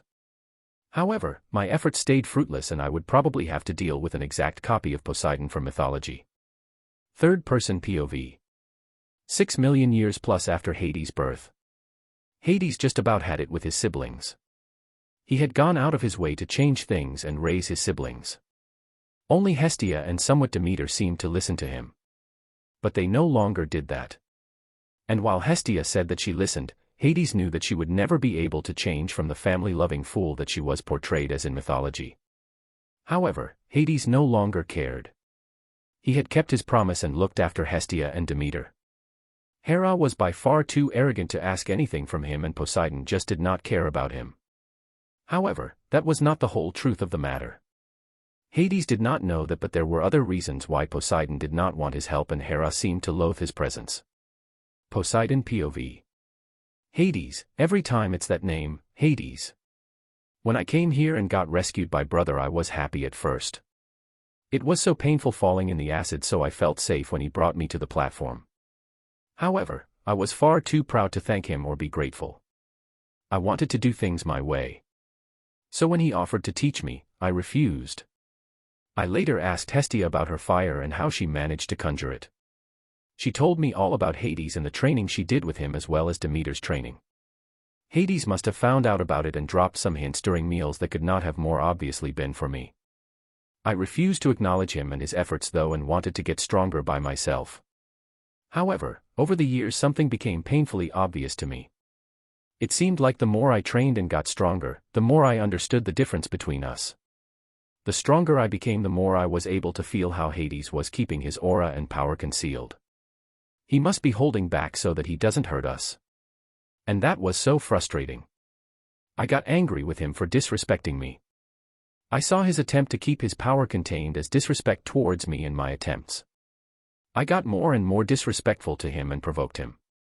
Nothing seemed to get a reaction out of him, though. He was like a dead person. There was no reaction from him, like nothing could ever move him. The truth was, I was very of Hades. Hades was the black hole of power that could never be comprehended or surpassed. Hera POV. Poseidon was an embarrassment. I thought that one brother would be able to contend with Hades once they were born. So when Poseidon came here and began to train, I got hopeful. I don't know why I was hoping for Poseidon to get stronger than Hades, all I know is, I was afraid. Since the moment I saw him and he saved me from the stomach fluids, I was terrified of him. I needed someone to be stronger than him so that I could hide behind that person. I tried to distract myself by focusing on myself and all my amazing attributes. But no matter what, it seemed like Demeter always thought she was better than me, while it's obvious that I was far above her. God, I just hope that someone saves me from this place. It's so boring and I don't want to be so close to Hades anymore. I deserve something better. I deserve the best and only the best. And then after many years, after grueling 7+ million years of staying inside his father's stomach, it was time for all of them to leave. The day had arrived when they would be freed by their youngest sibling and see the world and the sky again. While Hades had no problem with the darkness and could see perfectly fine, the others hated it and wanted to get out. And now they would all finally get their wish. The stomach started to constrict and the walls trembled. It seems like someone had a stomach ache. Good old daddy was fed the special concoction that Métis had prepared and Zeus had given Kronos. So now they would be freed with a vomit. Chapter 11, You Will Beg. Chapter 11, You Will Beg. Greetings, my friends. A surprise chapter today. Not just for you but for me as well. I got an idea that I had to write down and had a little bit of time on my hands. I have decided on his future wife and she is not from the DC universe. She is from an anime and I think she will work perfectly. I believe she will work very well. The only problem is that I don't know anything or close to nothing about the story/world she is from. You will know soon enough who she is. This means that I will have to force the interactions, they will have to make it work and might hurt canon or whatever. Please be patient with me, okay? For all of you that wanted to have him marry a god, well, I don't know about that. For the first time, I think I know who to pair my MC with and I want to go through with it. But I also don't want to upset anyone. I know that I can never please everyone and therefore you will just have to deal with it. I apologize. I have a few worlds planned for him to visit. Those worlds will give him inspiration and potential power. Mark my words, Zeus and dear brothers and sisters. Before this war ends and you will realize that there is no way for you to win without me, you will beg for me to come and help you. You will scream and cry and I will not hear you. I tried to show you the care you were not able to experience. I did more than I had to and this is how you thank me. Fine then. Have it your way. We will see how you fare without me. With a pop, Hades left the island of Crete. It had been a few months since Zeus had freed his siblings from Kronos' stomach. Flashback. Blurg. Kronos vomits a river on the marble floor and out of nowhere there stand 5 young people. 3 women and 2 men. All of the newcomers look surprised. All except one, that is. One of them looks around with interest and amusement. It seems he is not that surprised with what happened and is perfectly fine. Zeus looks at his siblings and is just about to address them and call for them to flee with him from here when this particular man's eyes meet his own. To describe what he feels would not do the situation justice. For a split second, Zeus felt like a blade of grass or a handful of dirt, in other words, he felt powerless. It was like standing in front of a gaping pit that swallows your whole and never lets you go. In a fraction of a second, Zeus actually died and then, it was like nothing happened. Hades looked away bored and unimpressed. Zeus shook his head and put the experience off as a fluke and nervousness about accomplishing his task. Brothers and sisters. I am your brother Zeus. I have come here to free you all and take you with me. Come, we must make haste before our father comes to his senses and they attack. Meanwhile, this was going on, the other titans were perplexed as to what they were seeing. It seems this whole time their king had children and ate them all. Before they could fully process this though, Kronos got some of his bearings back and screamed at them. Asterisk cough asterisk you imbeciles cough, get them. That kick-started chaos. Atlas was the first to react. Due to the amount of alcohol he had consumed, he was not on his A game and the young gods were able to escape. It was a rather amusing scene for Hades to watch. He was once more convinced that alcohol was bad for you and would only result in you letting your guard down. In the future, he would try and create a delicious drink without it being alcoholic and wasting you. When they arrived on the island Crete, Rhea, their mother and the Titan of motherhood, waited for them. It was a heartwarming scene for most of the siblings. But it was a rather cool greeting Rhea had with Hades. His aura spoke of distance and she was put off by it and only greeted him quickly, no hug. Hades felt strange. It was not something he thought would bother him and he was not sad or anything, but the fact that he was treated this coldly only told him how useless his efforts were in trying to change them and make them a family. No matter. He would simply rise above that and they could go f*ck themselves for all he cared. He was not the Hades from mythology that held loyalty towards his family. He was something more and they would come to regret treating him with contempt. He had long understood why Hera and Poseidon didn't want anything to do with him. It was all out of pettiness and arrogance. Just like in mythology, Rhea and Métis went out to find other titans who didn't like Kronos' rule and wanted to be free of him. There did not seem to be any differences in mythology. Fate was heavily at work here, it would seem. Métis, ever the planner that she was, tried to have all the siblings gather behind Zeus. She wanted Zeus to become the future king of the Olympians, and as his lover, she wanted to make sure all his siblings were fully behind that decision. She would try to make Zeus and his siblings get closer together by helping them train and showing them around. It did not work as planned though. At least not fully. Métis was a smart woman. She understood the characters that were the Olympians. Hestia had her love for her family and would support Zeus if it meant keeping her family together and happy. Demeter was most interested in harvest and crops. So that was something that was easily taken care of. Give her some land and show her new plants and she will be happy. She also did not have much drive outside her divinity. Hera was a problem. She seemed to be interested in Zeus and he in her as well. Zeus was a good-looking god. He was young, powerful, and most likely the next god king. But Métis was not happy with him spending time with her. But as long as she was in support of Zeus becoming the next god king, Métis would have to make do. Poseidon, well, he was young. He loved pretty women. She knew the type well. After all, she had helped raise one of those. Zeus managed to woo her and made her fall in love with him. Poseidon was similar to him and would be with Zeus as long as he could get pretty girls. Now Hades on the other hand. Métis was at a loss here. She did not know what to do about him. He did not seem to be interested in much and mostly kept to himself. He did not seem to be interested in becoming God King, but quiet waters are deep. And then there was this pressure and danger she felt from him. He was dangerous and the biggest hurdle standing in front of Zeus and his future throne. She had to somehow get rid of him.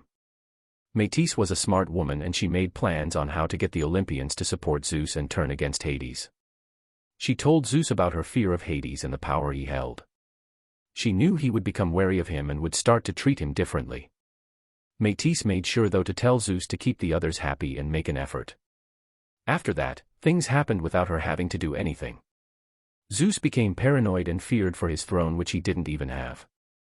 He started to talk rudely with Hades at first. It was not much and Hades looked past it. He didn't care about Zeus. The less he had to talk to him the better. He despised Zeus and the other Olympians in his last life. He thought of them as apists and overall useless and petty. Zeus was just like his mythology counterpart. They would not be friends. As the months passed, Zeus got more and more confrontational, and whenever Hades had some moments alone with one of his siblings, he would come and interfere with their moment. It was seriously starting to get on Hades' nerves. Should this go on, Hades would give him a beating and punch his teeth out. But he knew that he would play into Métis' hands and make himself unpopular with every god and titan. So it was a last resort. The tension rose over the months and it seemingly exploded on a particular day. Everyone in Crete was having a moment of relaxation. The war was closing in and everyone involved knew it. An explosion shook everyone from their daydreaming. The island shook and a giant wave swept over a large part of it. Hades ran to the scene and saw his brother Poseidon running from the sea out of breath. He approached him and asked, Poseidon. What is going on? Are you training here? Brother. Help me. Oceanus is here to get me. He found us and it seems he is not happy. Hades narrowed his eyes. Why would Oceanus find them out of the blue? It was clear to Hades that Poseidon had to have done something. What did you do? Nothing. Tell me. Now. Ha. Okay, I might have met his daughter and we had intercourse. Nice of you to choose that word. So you found a daughter of Oceanus and thought that it would be best for you to sleep with her. Even though we are trying not to anger him. Please tell me that it was at least consensual. Yes. What? Hades got very mad at that moment. He had told his brother that there was nothing that he loathed as much as our *PE. He was just about to let some of his aura out when others arrived. Zeus was the first, followed by all their other siblings, as well as their mother and other titans. Hades. What did you do? Don't you know what you have done? Hades was confused. What was his retarded little brother talking about? What are you talking about, Zeus? I did nothing. Our dear brother Poseidon, on the other hand. Silence. Don't try to shift the blame when it is clear that Oceanus is searching for the one who defiled his daughter. Poseidon would do no such thing. Hades.exe has stopped working. What? Are you brain dead? I don't even know where Oceanus' daughters are to be found. Don't you think it would make more sense that the god of the sea would be a much more likely culprit than me? Nonsense. It was you. I'm sure of it. Confess now. You will be punished and given to Oceanus. We cannot allow him to stand against us in this war. You will have to face the consequences. Hades took a deep breath. He clenched his fists hard and tried not to let this affect him. But my God, was it hard. This little prick was trying to frame him and badmouthing him. Maybe it is time for some late chastisement. He took a step forward and was just about to devour the little *tch when someone stood in his way. What are you doing, Hestia? Please, brother. I am sure we can find a peaceful solution to this. Please help us. I know you are strong, you can stop whatever misunderstanding we have here. Are you joking? I am innocent, and as long as there is no hard proof you can't condemn me. I will not let this slide this time. Please, brother. I beg you, let this one go. For me, just this once. Hades looked at his eldest sister. He didn't even know her anymore. Well, actually he knew her perfectly well. This was not even that strange for her. Her divinity of family was annoying and he was just about to explode. Using all his willpower, he slowly nodded his head. He turned around and walked away. However, it seemed someone did not understand their situation very well. Before Hades had taken 2 steps, a hand on his shoulder stopped him from going further. You better take your hand off me, imbecile, before I make you eat it. Watch your tone, you sickly bastard. That did it. All the patience left Hades and he let go. He let go of his control and let out his aura. In an instant the vicinity got dark and the air started to smell disgusting. Death was all around and Zeus got the full brunt of the pressure. It felt like a shoe that descended on an ant. He was weak in the knees and powerless. Then it happened, a fist impacted with his face and broke all his teeth. A shockwave was felt after the punch had already met the face of Zeus. Zeus did not even understand what happened when he fell to the ground like a sack of potatoes. Another thing he didn't feel was that the moment Hades had unleashed his aura, the hand with which Zeus was holding Hades got cut off. Hades was holding said hand and walked towards Zeus. He picked him up by his hair and with one slow push, pressed the hand into Zeus' mouth. Hades pressed it far down for good measure and then let him fall back to the ground. I told you I would make you eat your hand, boy. As he looked around he understood. He understood that they would not believe him and that they would fear him now. He had just become an official outcast. That made him angry. So much time he had spent to change canon. All of that time wasted. But that was it. It was time for him to look for himself now. Flashback END. Mark my words, Zeus and dear brothers and sisters. Before this war ends and you will realize that there is no way for you to win without me, you will beg for me to come and help you. You will scream and cry and I will not hear you. I tried to show you the care you were not able to experience. I did more than I had to and this is how you thank me. Fine then. Have it your way. We will see how you fare without me. With a pop, Hades left the island of Crete.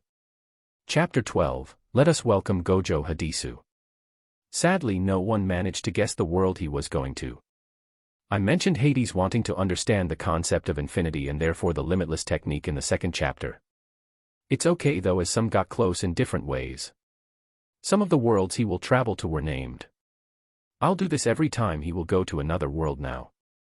So after Jujutsu Kaisen, he will travel to a world that will benefit him very much. And as a tip, the thing he will acquire there works perfectly with one of his divinities. Those are the ones he currently has: death, underworld, wealth, and boundaries. Third-person POV. Hades left Crete and was now sitting on another island. He didn't know the name, but it didn't matter anyway. He was only here to concentrate on his next task. He wanted to see whether he would manage this. The world he wanted to go to was the world of Jujutsu Kaisen. A world of Jujutsu sorcerers. A world where all the negative energy in the world gives birth to curses and also humans that can use this cursed energy to perform various techniques to kill them. Normal humans can't see curses, only sorcerers can do that. Hades wanted to do something very special. He wanted to have another reincarnation of sorts. Now hear me out here, dear reader. What he wanted to do in the Jujutsu world was mainly to study the Gojo clan's curse technique, Limitless. Hades theorized that this technique held information about infinity, just as one aspect of Limitless was called.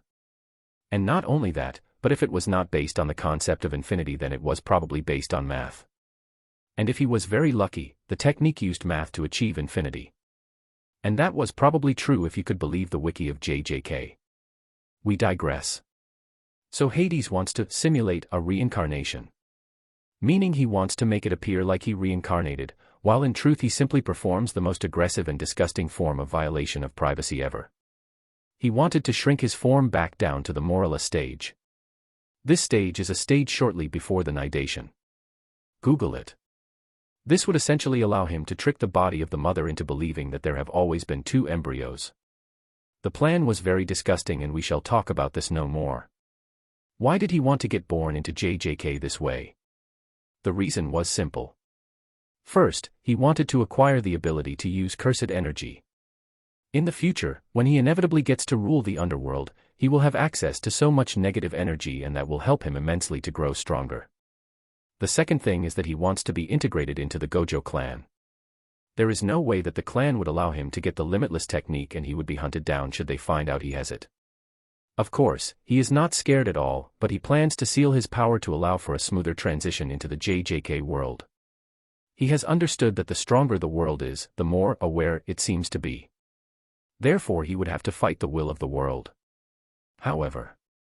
Yes, there is a however in there. Our MC is a very special individual. His second wish states that he is immune to everything he would consider harmful. This makes him immune to the will of the world and makes it so that no matter how unlucky the world would try to make him, it would not work. No matter, Hades has respect for the worlds he travels to and respects them. He therefore seals his power, or at least 99% of it, and gets on the good side of the world. He is not interested in changing the course of the world in the slightest. He will probably be gone from here before Yuji eats Sukuna's finger, so he does not care anyway. Or maybe he will, just to witness Sukuna's open domain and create his own open one. Ideas. He will choose when the time comes and not bother with it now. So back to why he wants to reincarnate and not just pop up. 1. Get cursed energy. 2. Get into the Gojo clan and get their curse technique, Limitless. Now for the final reason. He is very interested in the 6 eyes. There is a general hype for powerful eyes in certain circles. And he is not above admitting that he was also a fan of the 6 eyes. Apart from the Almighty from Yuha Bach, from Bleach, he likes them best. Of course, there are amazing powers you get from a fully evolved Sharingan, but it was just overused. The 6 eyes allow for almost perfect energy usage, and that is something Hades is interested in. Apart from all the other benefits it brings, like experiencing one moment like it was one full minute long. That is some dogshit hacks. Especially if you pair it with infinity. And Hades wanted to satiate his inner chunny that did not die with his body. For all those who think his reasoning is stupid and he could just use his divinity of boundaries to get all those things, you would be correct. But it would mean that he would barge into the JJK world unwanted, force himself on the Gojo clan and then use a few seconds to get all he wants and then dip. Very interesting indeed, wow. But you forget another important thing. He is looking for a timeout. After enduring his family for millions of years, he has had enough and now looks for a change of pace. He promised them that they would beg for him to help them and he would make sure they would. They can't win the Titanomichi without him. Hades will not return the exact moment he left either. No, he will stay away for a few years, enjoy himself, experience new things and then come back and have them all beg him for help. And who knows, maybe he will go to another world right after Jujutsu Kaisen. Hades focused on the boundary that surrounds the Jujutsu Kaisen world. He prepared the sequence of moves necessary to arrive at the right time, at the right place and in the right place. With another pop, he left the DC universe and while transitioning from one world to another, he underwent changes. First, he sealed his power. He sealed 99% of his power, but he made sure that it would be unsealed on its own, in a moment of extreme distress. This meant that should he die, his second wish would automatically activate again and get unsealed, therefore making him immune to all negative effects once again. After he sealed his power, he shrunk his form. It looked like he went backwards on the evolutionary ladder. But instead of arriving at Monkey, he got to the Morala stage. Finally, he focused on the exact place and time he wanted to be. This whole process didn't even take a moment in real time. And before he knew it, he lost consciousness. Hades POV. Oh, my gosh. I feel like I'm experiencing some drug or something. I can't formulate a coherent thought. Where am I? Did it work? Oh right. I'm inside my new mother, let us hope, she's at least better than my last one. Hard to believe that Rhea, who literally represents motherhood, shuns me because of who I am. Anyway, where am I? And I am talking about where in terms of weeks of pregnancy. I gained my senses, so 20th week. I don't know. Let us hope it is farther down. I don't know how long I can just stay like this. Ah, would you look at this foot that just impacted my face, who else could it be? Gojo Satoru. Haha, even inside his mother's womb, he already was an arrogant little shit, already making me smell his feet. Come on. How long till birth? I want out. Oh no. I just realized. I'm in for a few years of uncontrolled expelling. With my constitution and true heritage, I should be able to walk and talk in no time, but should I? I don't have the 6 eyes that Satoru will. That is of course because I don't have the cells of my new father and mother. I am still Hades just as a baby. This means that Satoru will gain all the attention and there is a real possibility that I will be left out of all things or just not given much attention. So if I showcase myself as a genius, there is a way for me to still stand next to Satoru, so to speak. I will sooner or later change my eyes to be the same as the 6 eyes. As soon as I have studied them enough in the brain of my dear brother, I will change my eyes and maybe give them a different color. If I think about the next world I will travel to and the thing I will get from there, a nice dark purple would fit, food for thought. Finally. I can hear screams and feel the contraction of the uterus. It is finally time to leave here. I am in the position to leave second, right after Satoru. And that is good this way. I am not planning to become the next clan leader as I will leave this world in the future. I have settled on showing that I am a genius on par with Satoru, who has the 6 eyes. I will eventually get them myself, but that won't matter in the beginning. So I will make sure to do the things that Satoru does, before he does them, to make sure I am just as much of a genius, even without the 6 eyes. Third-person POV. In a room of a traditional Japanese home, a woman was giving birth to her twins. These twins are very anticipated by the whole clan as they are the clan leader's children and the future clan leader will be among them. The environment in the clan is not like it would be in a family. Everyone is looking for his own benefit and should the clan leader not have powerful children, then an elder of the Gojo clan could take up that position. After over 8 hours of labor, the twins are finally born and a commotion runs through the entire clan. One of the babies has the 6 eyes. No doubt about it. A genius was born on this day. And the clan leader is beyond happy about this. The limitless technique is very hard to do without the 6 eyes. So his son having it will mean that he will be able to perfectly use the technique. The younger twin does not have the 6 eyes and is probably destined to stand in his brother's shadow, but only we know that the younger will stand on equal grounds as his elder brother and will very soon rise above him. Welcome. Gojo Hadisu. Chapter 13, Growing Up. So there were 2 people who got the next world right. Congrats to those. I did make it quite easy this time. Another one will be this, the person who can guess from which world his love interest will be from. I will name one of his children after you. Ha ha ha ha, that sounds so stupid. Hades POV. I must say it is a nice change of pace to relive life this way. The reality of curses existing and the political bullcrap creates pressure on young clan children. You have to make sure to be promising and that you may become powerful, otherwise no one will care for you that much. And I made sure to impress everyone. But more on that later. The first year of my new life was not as boring as I would have thought it would be. Of course, it was still me being a baby and not having much to do. But come on. Do you know who you're talking to? I am Hades, the oldest of the Olympians. I spent over 7 million years inside the stomach of my father and 6 of those 7 million years were spent with my sisters and brother. There is nothing as bad as that. So 1 year of shitting and pissing my pants and not being able to talk and walk. That's lightweight. While I traveled down the esophagus there was no one cleaning me when I pissed and shat myself. Now I have, well not my mother, as she is the clan leader's wife, but maids to do that. I can actually feel the love my mother has for me. My father is the classical stern and demanding parent who expects his children to outperform everyone. If I were not who I was and was a normal child in the Gojo clan with a brother who had the 6 eyes while I didn't, that would have been a lot of burden to carry. However, I am me. So that much is nothing for me. Besides, I was just as much of a genius as Satoru was. Don't underestimate a godly mind whose limits have been removed a couple of times already. Though I could not see a moment like it was 1 minute long, I will get there soon. My mother showered me with as much love as she could. She was not able to show that much of it, because she had to keep appearances in front of the entire clan and whatnot.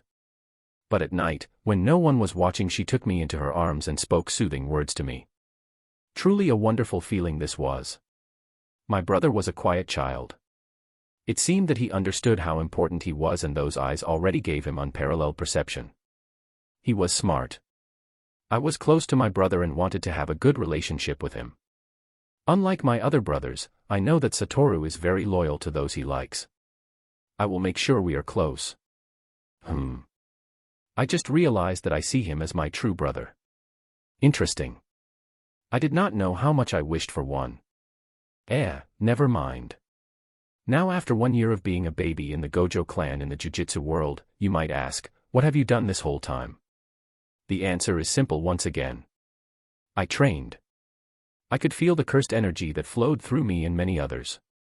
It was very small at the moment compared to my father. But compared to my brother, I had monstrous cursed energy. It was already becoming apparent that I was different and my father had also noticed. I tried to get a feel for this new energy and try to move it around.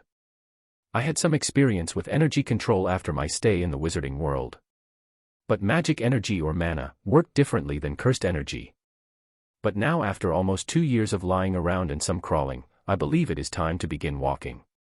Over these years I made sure to observe my brother and do the things he would be able to do a bit before he does. So when felt his intention of crawling, I did it first. This led to me being acknowledged by my father and mother. And now it is time for me to start walking, and talking can come a few months after that. It is important to keep appearances. Being too much of a genius will only make me an even bigger target. So patience is key. Thankfully I had tons of that.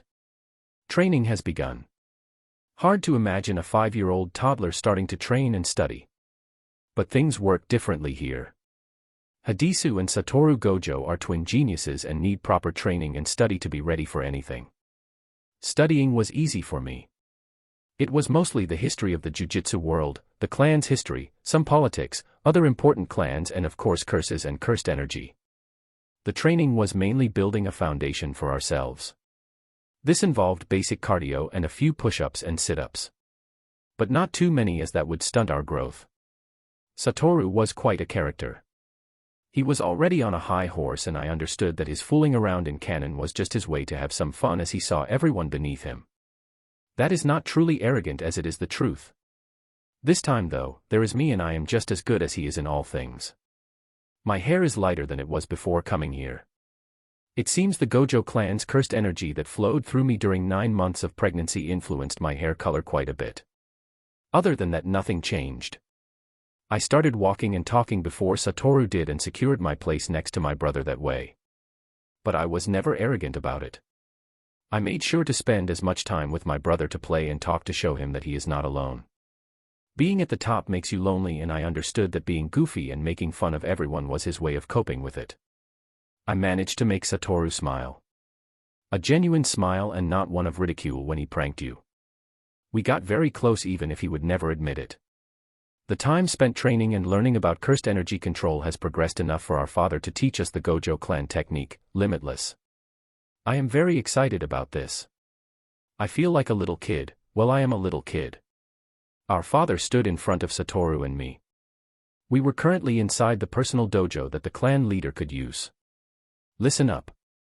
Today I will show you the technique of our Gojo clan, the Limitless. You already know about it from your studies, but today you will see it and get my explanation and experiences with it. Limitless is an inherited technique passed down in our Gojo clan. It allows us to bring the concept of infinity into reality, allowing us to manipulate and distort space at will.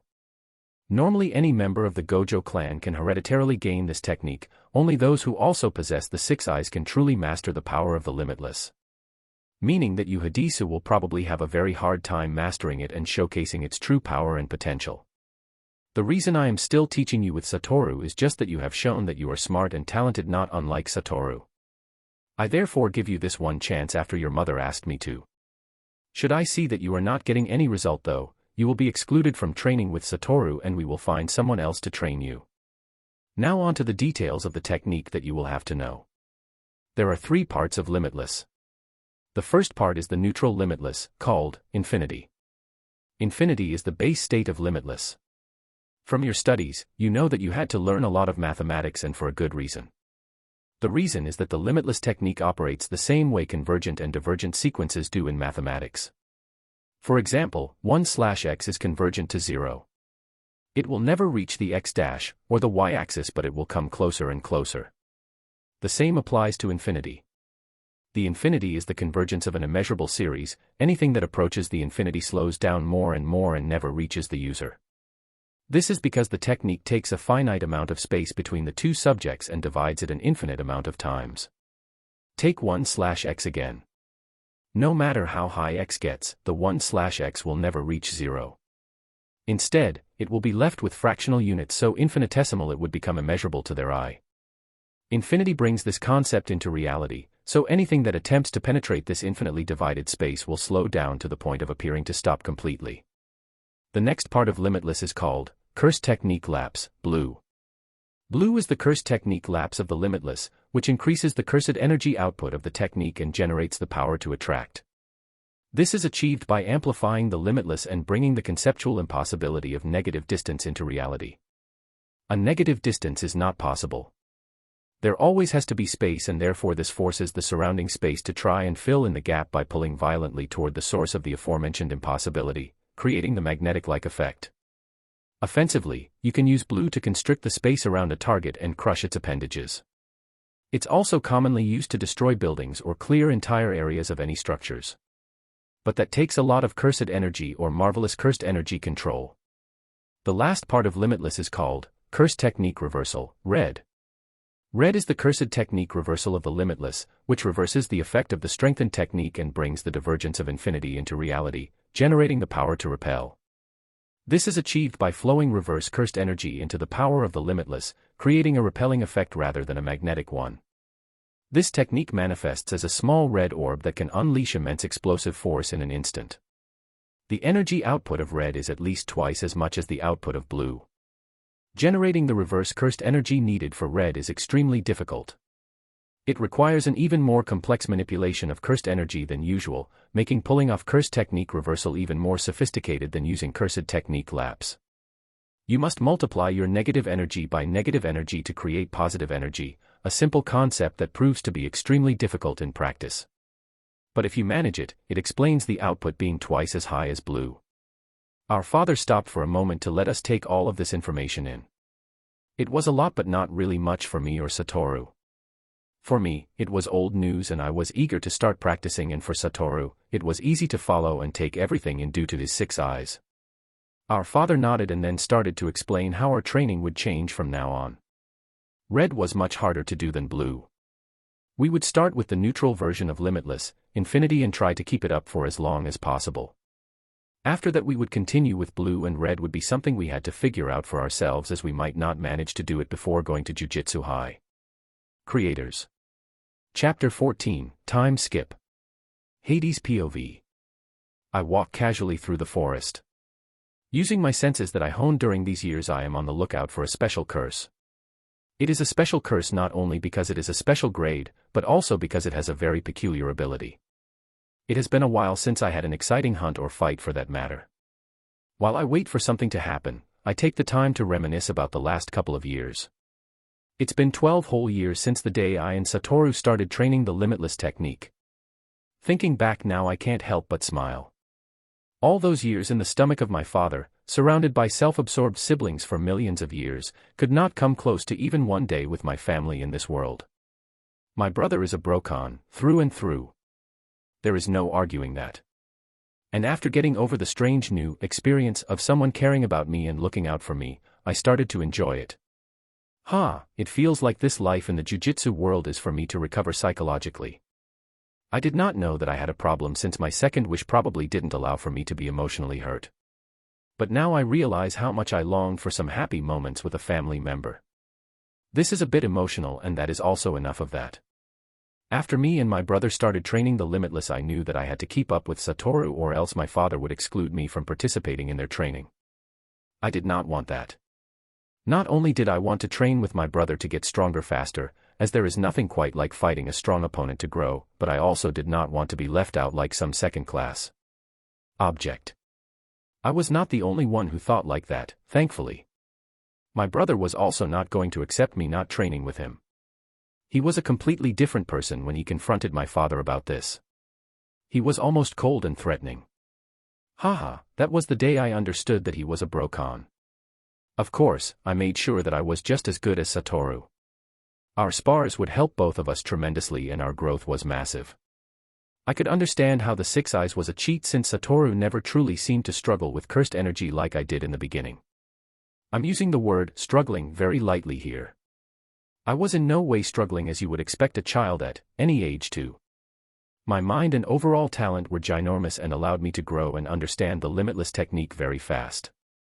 The only thing that Satoru seemingly struggled with was the burden that the 6 eyes took on his mind.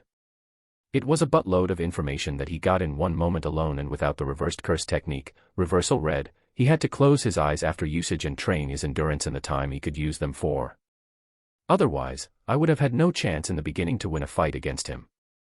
He was by no means weak without his eyes, but using lapse blue or infinity even was easier with the 6 eyes. Apart from the usual study that our father made us do and the training with Satoru, I also closely studied the 6 eyes and the Limitless technique. The 6 eyes were a marvelous wonder of nature, and I wanted to have them as well. But there was the weakness of stressing the mind. I had many ways to fix that. One was to use my power over boundaries to simply deal with it. I could remove the limitation that the 6 eyes posed and remove the backlash. I could increase my brain capacity to levels that would allow me to deal with the onslaught of information the eyes granted, etc. But I wanted to find a more creative way. In the future, when I leave this world, I will no doubt use my divinity of boundaries to not only make the technique more powerful and take it to new heights, but I would also remove more and more limits on my brain and eyes to make them stronger. But for now, there was another idea I had. An idea that I got, due to being a chuny. I thought of a world that I would inevitably travel to Bleach. And there was a particular character that seemed to embody the word Chad. Kenpachi of Zaraki. The Gigachad. This badass was so powerful that he had someone create a seal for him that sealed most of his powers. Why did he do that? Well, so that he could enjoy his fights. Indeed, that man was so strong that he sealed his power to have more fun fighting. If that is not badass, I don't know what is. So the idea was for me to create a similar seal. I wanted to complete the Hades from Records of Ragnarok look and get myself the eye patch. And to help my problem, I would make the eye pack have sealing properties. Therefore I could temporarily seal my eyes when I was not in battle and not need a blindfold. After finding out what made the 6 eyes so different and their changes to the brains of the user, I was ready to change my eyes to the 6 eyes. The only way was to get them without appearing weird and making people ask questions. So I planned to have them miraculously awaken during a dangerous situation. A life and death battle with a curse that allowed me to tap into the Gojo clan's genes and activate the 6 eyes. Or at least that's what everyone would say and believe. The only thing I would need was the eye patch. But that came later. Apart from the 6 eyes, I studied the neutral version of Limitless, Infinity. This beautiful piece of fiction was a banger. The author of Jujutsu Kaisen gave Gojo Satoru all the hacks. Such a powerful technique. The concept of infinity is hidden inside a clan technique. How marvelous. I spent years studying it and perfecting it for the time I would sadly have to leave this world. I gave it my all and went above and beyond. It was an amazing creation. I managed to improve upon it and make my use of infinity stronger. The finer details can be found with maths once again. I thought back to the explanation my father gave both me and Satoru. He spoke about the function 1/x. And he told us that no matter how big x got, it would never get to 0. And that was true. But then I asked myself another important question: what about the negative numbers? Or more importantly, what about 0? After asking myself these questions, I asked myself more and more. Do negative numbers mean that I can apply infinity in more than one way? What happens with it when x equals 0? Or the most important question of all, is any of this important? And the answer, my beautiful non-existent reader, is yes, it does matter and is important. I managed to find out, after experimenting and doing tons of maths, that infinity has more than just one side, where an object or anything simply slows down. Just like the function, I can create 2 sides to infinity, where I would never be able to hit something but everyone else can, and also the other way around.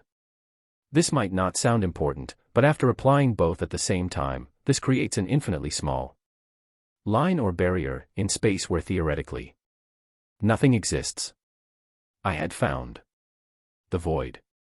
The absence of anything, nothingness if you will. And should I manage to weaponize this, well, let's just say that I could erase anything. But I am still nowhere near that yet. I am, however, at the stage that I can use the infinity, void, as I call it now, as a defensive measure. No one knows about this yet. I want to keep this a secret for now. I will tell Satoru though. I don't want him to suffer defeat at the hands of Sukuna or anyone else. Because using this technique, anything would just cease to exist. It might be a bit too overpowered for this world. I was still unsure of what happened with the energy that came into contact with it. It would take an infinite amount of time to hit it anyway, but should something cancel infinity out, there was still this void that erased anything out of existence. It was the perfect defense against domains. When it was time for Satoru and me to go to Jujutsu High, I dipped. I refused to spend my time in a school when there were curses out there that were so much stronger due to my birth.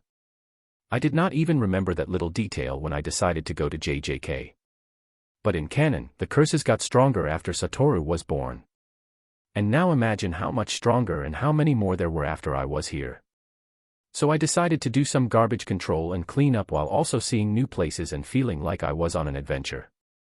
I took on some jobs as a mercenary as the word got out of a strong sorcerer that struck at night and seemingly used the forces of the universe to defeat curses. I did not have any idea how such a rumor got out. And I didn't even understand what they meant with the forces of the universe. After digging a bit, I found out that I was apparently called the Gravity Sorcerer and that was later changed to, wait for it, Cosmic Sorcerer. Yeah. The cringe I felt at that moment was immense and my day was ruined. However, after thinking about it, there were so many worse monikers and I should probably be happy about it. My brother has been making a name for himself in the entirety of the Jujutsu world. The strongest sorcerers in the making are some of the names that are thrown around. And for good reason. He is very strong already and is not even at his peak. We are 17 for heaven's sake. And before canon starts, I will make sure my brother will be even stronger. No reason to have him be defeated and not have his dream of a better Jujutsu world fulfilled. Satoru found a friend. Suguru Geto is the name. It is Satoru's classmate. He is strong, as Satoru said. He told me about him and I understood that he sees Suguru Geto as someone who can stand next to himself. And that is saying something. Apart from me, no one will ever stand next to him in this world. Sukuna is a curse and doesn't count. And I will make sure that Satoru is far stronger than his canon self before they clash. Ring ring. HM. That's my phone ringing. I take out my phone and have a look. It is a message from the Mercenary app that I have. That's right, there is a Mercenary app in this world. It works on complete anonymity and discretion. No one is known. The information is checked whether it is valid by the organization that hosts this app. So you can be sure that there are no scams posted. That is also the reason for my confusion when I see the new bounty and the people the bounty is placed on. Geto Suguru and Gojo Satoru, a bounty of 30 million yen. Dead. Now normally, it is not something special that there is a bounty on Satoru's head. Even one where he is wanted dead. There are so many bounties on my brother's head, since the moment he was born, that you can't count them. No, the reason why this is weird, is because my brother is named together with his best friend Suguru Geto. And they are both wanted dead. This seems very fishy and makes me think of something that happened in the story. I think it was called Gojo's past arc. And should my hunch be correct, then Toji Fushiguro has taken it upon himself to kill both Satoru and Suguru as well as the star plasma vessel. Only one way to find out. Chapter 15, Late. Only one way to find out. Ring ring. Ring ring. Asterisk ring R. Yo Satoru, hurry. Satoru, I heard that th. You reached the mailbox. Don't leave a message, I won't listen to it anyway. 4F asterisk CK's sake. I should have expected that. He changes that stupid message so often. Well, no matter. I'll just go there personally and see how my bro's doing. It's been a while since we fought after all. Might as well see whether he slacked off. I should finish my job first though. The only problem is that I don't know where this blasted curse is. There was talk about a curse that hunts at night and then hides during the day, like some vampire. It was said to have struck in one of the villages nearby last. And I chose this forest to either find it or wait until evening to find it.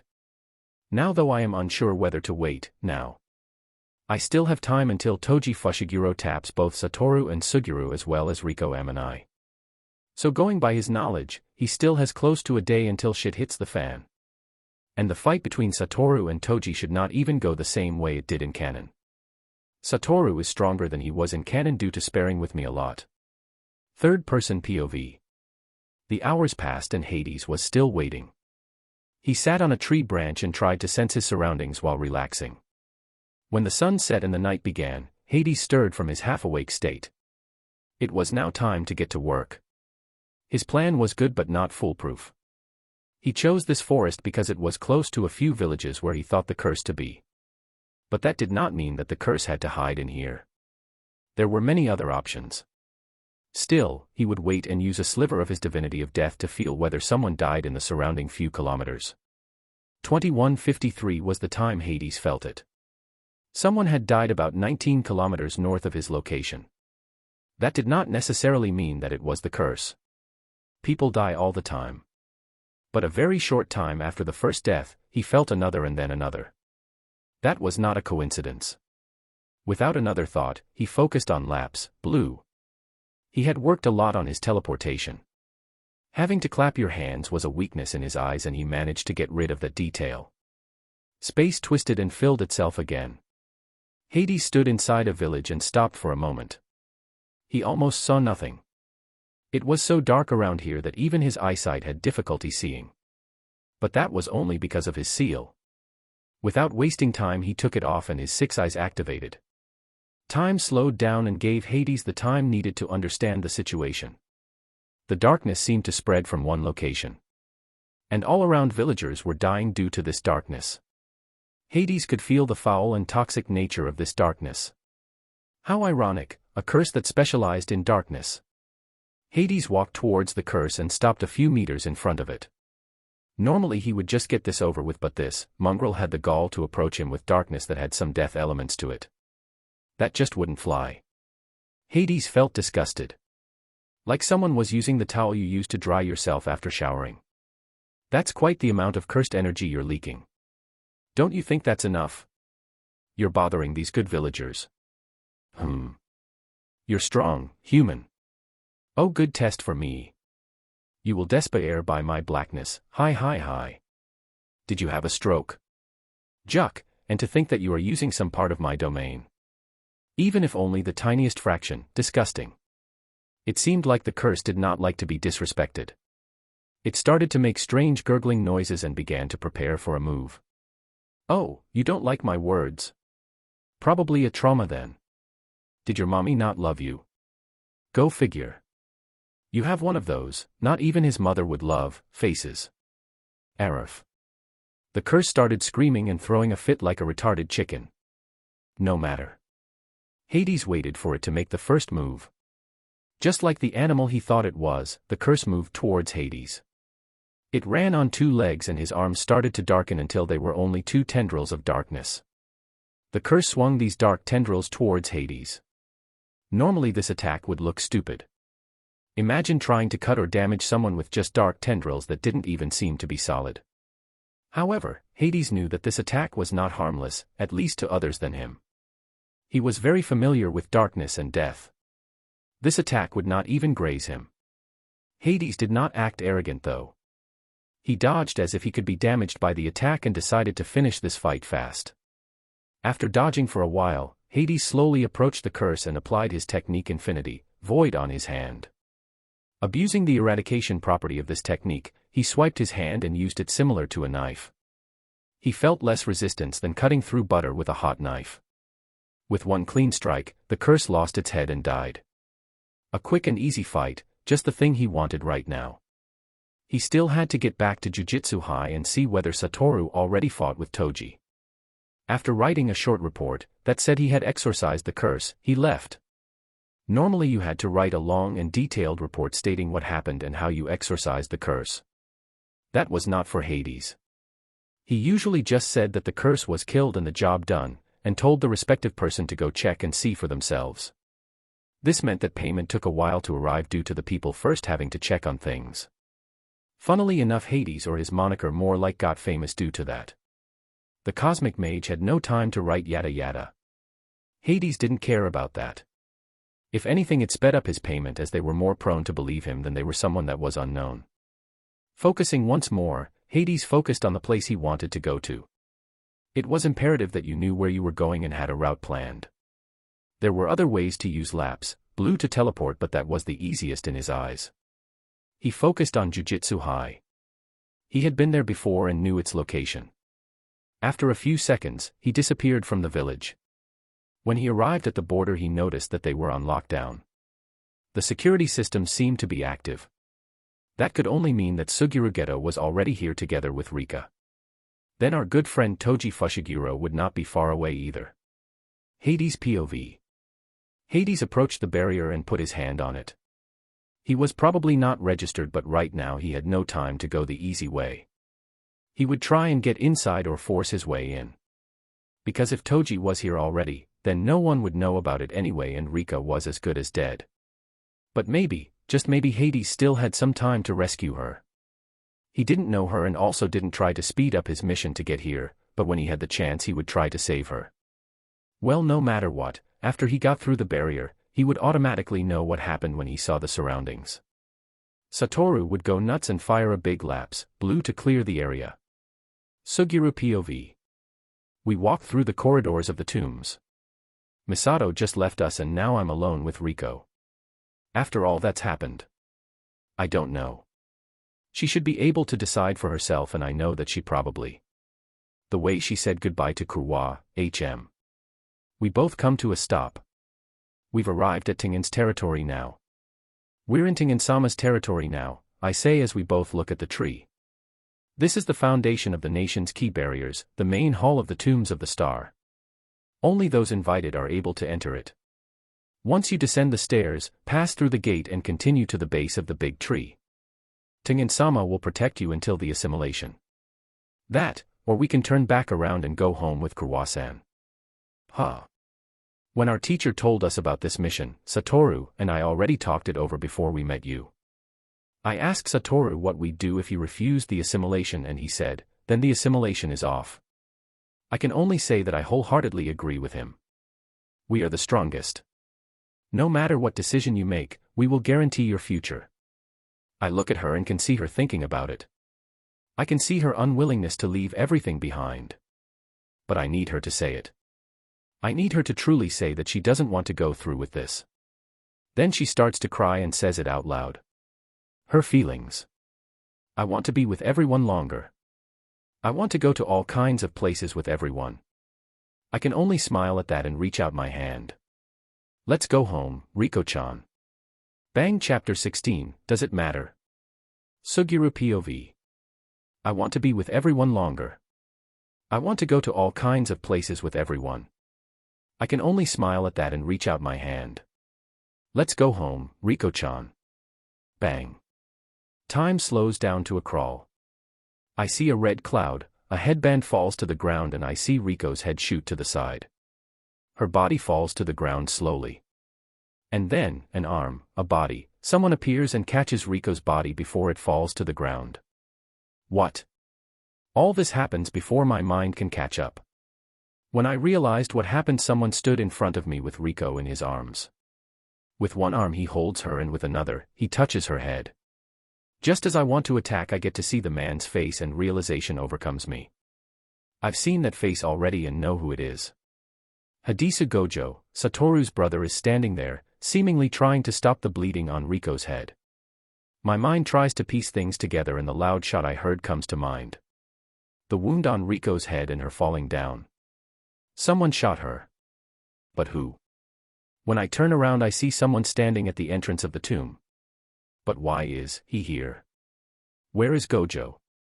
Okay, the job's done. It was a good show, but a job is a job, you know, the man says. Why are you here? The man does not seem to understand what I am asking him and looks at me with a puzzled expression. And then he understands and smiles.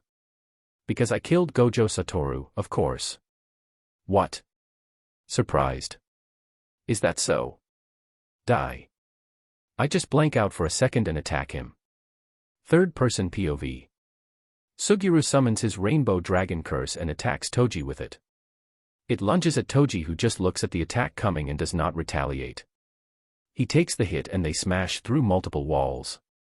The rainbow dragon pushes him into the air, and while flying Toji simply responds by nonchalantly firing off several bullets at Suguru, who manages to block the 3 shots.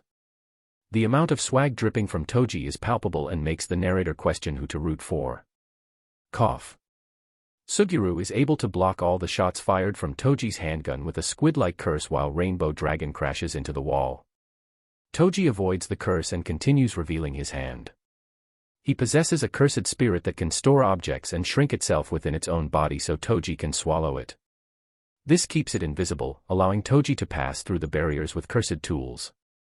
That was also the reason why they weren't able to sense him when he came through the barrier and stabbed Gojo in the back. The katana was a regular weapon. If it were not, then Satoru would have had his infinity active and the surprise attack would not have worked. So instead of going for the immediate kill of Riko, Toji decided that Satoru was the bigger threat and created this plan. When Toji was finished explaining about his dear inventory curse, the curse suddenly shivered. Toji looks at the curse and then looks around. Not seeing anything, he simply shrugs and looks back to Suguru. Who knows why the curse shuddered, but I guess it doesn't matter, we'll find out soon enough. Suguru is not amused by Toji's monologue and demands he shut up. Suguru then asks how Toji managed to follow their group without having left any residuals behind. Toji reveals that his 5 senses are enhanced enough to use traditional tracking methods on them. Suguru's last question is about Kurwa's fate, but Toji says she's lucky if she survived. Suguru tells Toji to die once again and sends Rainbow Dragon at him. Toji blocks the dragon with his soul-splitting katana, a curse tool he took out of the inventory curse. The soul-splitting katana is an amazing curse tool. It is a large Japanese broadsword with a furt tsuba and a dark handle. It bypasses physical toughness and cuts directly at the soul, making it a weapon to be truly feared. The fight continues with Toji being a total badass and seemingly loving every second of it. He dodges curses left and right and blocks with the soul-splitting katana. While he has high altitude, he turns the direction of the fight around and finally attacks the Rainbow Dragon. Coupled with Toji's physical talent, the soul-splitting katana is able to cut through any of the curses Suguru sent his way. Before the dragon-like curse can even react, Toji slices it in half, exorcising it in an instant. Suguru gets on top of one of the buildings to create space. Surprised, Toji was able to exorcise his curse with the hardest skin with ease. Toji recognizes the technique as curse manipulation and calls it a bunch of rubble. Suddenly, Toji gets caught inside a domain by Kukusei-kana, an imaginary vengeful spirit. This locks him into a binding vow that can't be broken until he answers her question. Kukusei-kana asks if he thinks she's pretty, but his smug response only angers her and she screams. I mean, he had to expect that response from what you can only assume to be a female curse. Just answer the question, man. You learned that from your father pretty early in life. A pair of scissors suddenly appears in her hands and larger forms of the blades instantly appear ready to shear off his limbs. A line of blood appears behind the left ear of Toji. The sorcerer killer, with his unimaginable speed, takes out the inverted spear of heaven from his inventory curse and uses it to deflect all the blades with incredible speed that surprises the spirit. The inverted spear of heaven is a special grade curse tool with the ability to completely nullify cursed techniques on contact.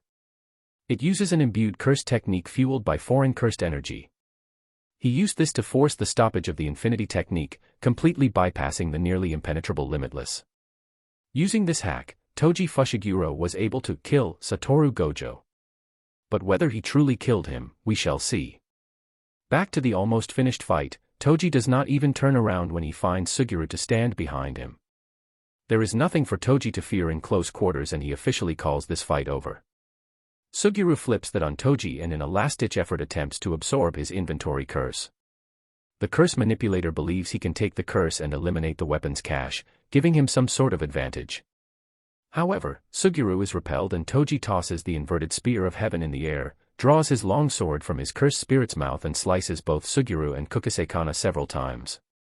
The cursed spirit is instantly exorcised and blood spills viciously from Suguru's slashed chest. Before a moment has even passed, Toji catches the inverted spear of heaven and knocks Suguru unconscious by smashing his face with it, effectively ending the fight. Toji walks over to the body of Riko and takes her with him. He still has a job to do after all. Wouldn't want to not get his money after all that effort. But now that he thinks about it, where is that man that stood over Riko? Did he leave after he couldn't heal her? Or was he waiting to ambush him? He thought for a moment and then shrugged again.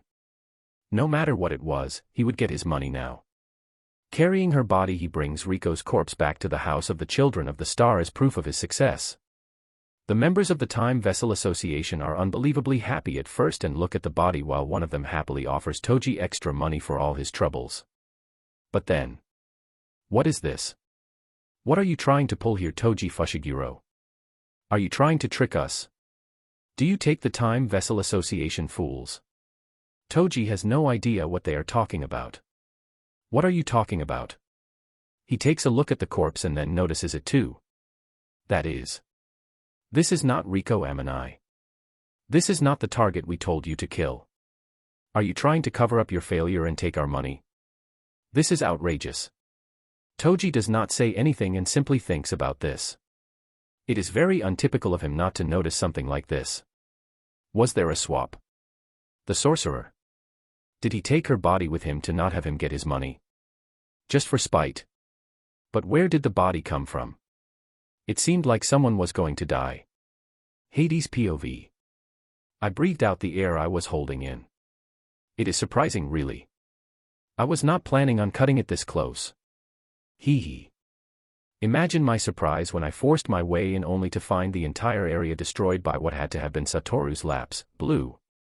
Without even checking on my brother, I sped towards the tombs.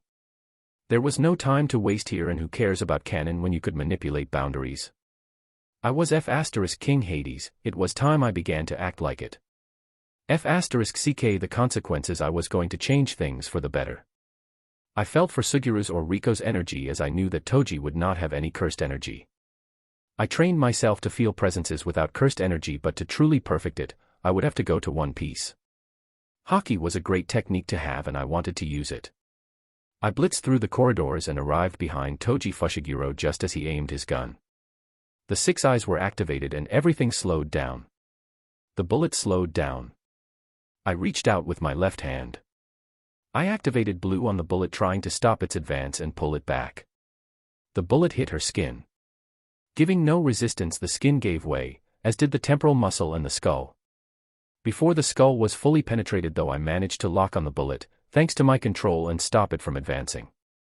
Due to the dangerous area it was in, though, I did not pull it out yet. I made sure that it lost all of its momentum and teleported next to her. I caught her before she could fall to the ground and held her up. With my other hand that was still using blue, I held her temple. I could not do it like this and would need to lay her down. Thankfully the idiots started their fight and left me alone to do what I had to. It was important to fool Toji for a short while. I didn't waste any time and lay her down on the ground. My left hand was still using blue, and now that I had full concentration on my task, I began to pull the bullet out. I had to hurry, she was still bleeding quite heavily, and head injuries always bleed much. After I got the bullet out, I immediately used reverse curse technique to heal her. I don't know whether she carries any lasting damage, we shall see about that, but she would live for sure. The other two were still fighting, and it does not look like Suguru is going to win this fight. I mean, you can't win when boss music starts to play and the other guy just slices through one of your strongest curses. I could do something to make this even more fun. Hee, I know. Let us go to some morgues. I used the time I had to go search for a woman that looked somewhat like her. Oh my, I was not thinking about the problems it would cause when I asked the woman that worked there whether she could change the clothes. Anyway, I managed to swap out the two, and I mean, if you look closely you understand very quickly that it's not the same woman, but who am I to judge? Maybe it works and I get a laugh out of it. Present time. I got a laugh out of it. To see the reactions of those time vessel freaks and Toji's angry expression was hilarious. What? You have to learn to enjoy the small things. Now for the grand rematch, and eventually for my prize. I saw when Toji took out his inventory curse and was filled with greed. I would take that as well as all the goodies that were inside. Those were some good weapons and tools that I could study until the time I would come back. Those weapons had potential, and if I learn how they are made and then improve upon them, I have weapons that could kill gods. Chapter 17, The Honored One. Toji POV. Toji Fushiguro was not happy right now. This guy stole his kill and was now probably going to sell her and gain the money he was supposed to have. He worked so hard for this, and now it was all for naught. Well, it was not all for naught. After all, he killed Gojo Satoru and... Wait. Gojo. Satoru, was there not another Gojo that the Zenin clan knew of that might also become dangerous? That's right. Gojo Satoru has a twin brother, Gojo Hadisu. It was said that he also had talent, even though he did not have the six eyes. He put it off as unimportant news. No Gojo clan member would be able to use Limitless without the six eyes to its full potential. But now, that man also had white hair and the stature was a similar if not buffer. So that means... Third-person POV. Toji walked out of the association building. The sun blinded him for a moment and he shielded his eyes with his hand. When he looked forward he saw something that surprised him. There, standing in front of him, stood Gojo Satoru. He had blood over his hair and clothes, but otherwise, he was fine. And he was smiling as well. What was going on? Hey. It's been a while, said Satoru when he looked up and saw Toji. The smile never left his face. For real? He asked. Not being able to believe what he saw just now. For real, answered Satoru. He brushed his hair away and showed his scar. I'm alive and kicking. Toji had an angry look on his face when he understood what happened. Reversed curse technique. Bingo, said Satoru, and began to explain. When you stabbed me through the throat, I gave up on counterattacking and poured all my focus on the reversed curse technique. Cursed energy is negative energy. While it can enhance the body, it can't regenerate it. So you multiply that energy by itself to create positive energy. That's the reverse curse technique. Easier said than done though. I hadn't been able to do it up until now, myself. And I couldn't understand anything that one person who could do it said. While Satoru was explaining the reverse curse technique, Toji was observing him. He's babbling on and on. He's high. That's correct. Gojo Satoru was currently in an epiphany high. His euphoria made him laugh like a maniac. But I finally managed to grasp it on the verge of death. The true essence of cursed energy. Satoru was still looking at the sky while he was monologuing. The reason why you're going to lose is that you didn't cut off my head and because you didn't use that cursed tool when you stabbed me in the head. I'm going to lose? Asked Toji whilst taking out the inverted spear of heaven off his inventory curse. Our fight is just getting started. Oh. Is it? Yeah. Maybe so. Toji cowered down a bit and then attacked. He sped up and tried to cut Satoru from below. Satoru did not even look at the attack and simply dodged to the left. Toji, unperturbed by this, uses his momentum to spin around. He changes his grip on the inverted spear of heaven and swipes at Satoru. Toji unloads a powerful left swing, but when the swing ends, he doesn't see Satoru. Satoru was able to avoid this by teleporting away and then levitating in the air, upside down. Toji notices Satoru behind him. Satoru looks at his adversary with wide, unfocused eyes. It looks like Gojo is not really present in this fight. It seems as if he is having an epiphany. Satoru points two fingers at Toji and uses the same concept of a reverse curse technique and flows the reverse cursed energy into the limitless. Curse technique reversal, red. Satoru shoots red from the tip of his fingers as a tiny red ball of energy. Still this tiny ball, red, sends Toji flying across the nearby area clean through another building, shooting up a cloud of rubble. The only way he is avoiding lethal damage is by blocking red with the inverted spear of heaven. Toji looks up and grins. His fighting spirit is ignited and he is not out for the count. Satoru, on the other hand, is just levitating horizontally and looking at the sky. It seems that the high he is on right now is giving him quite the kick.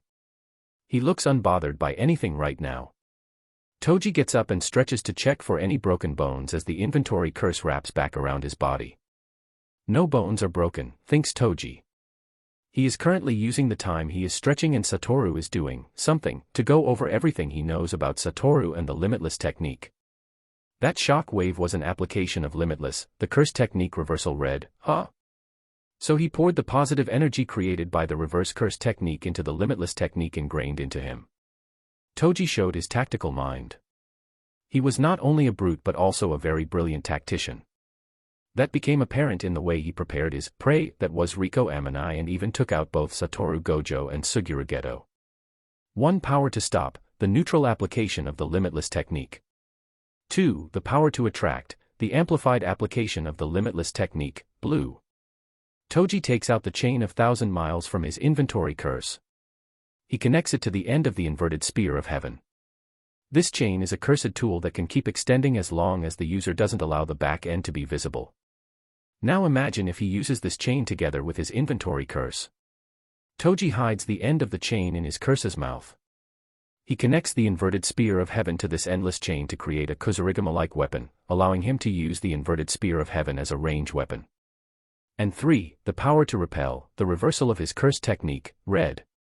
Having connected the end of inverted spear of heaven to his chains, Toji begins to swing it and finishes his thoughts with a smile. Those are all things I can handle. As the chain spins faster and faster, Toji feels like something is off. He looks at Satoru in the air and sees him with his strange smile. But suddenly Gojo looks at Toji and notices him. Something's off, Toji once again states in his mind. But he decides that it is fine.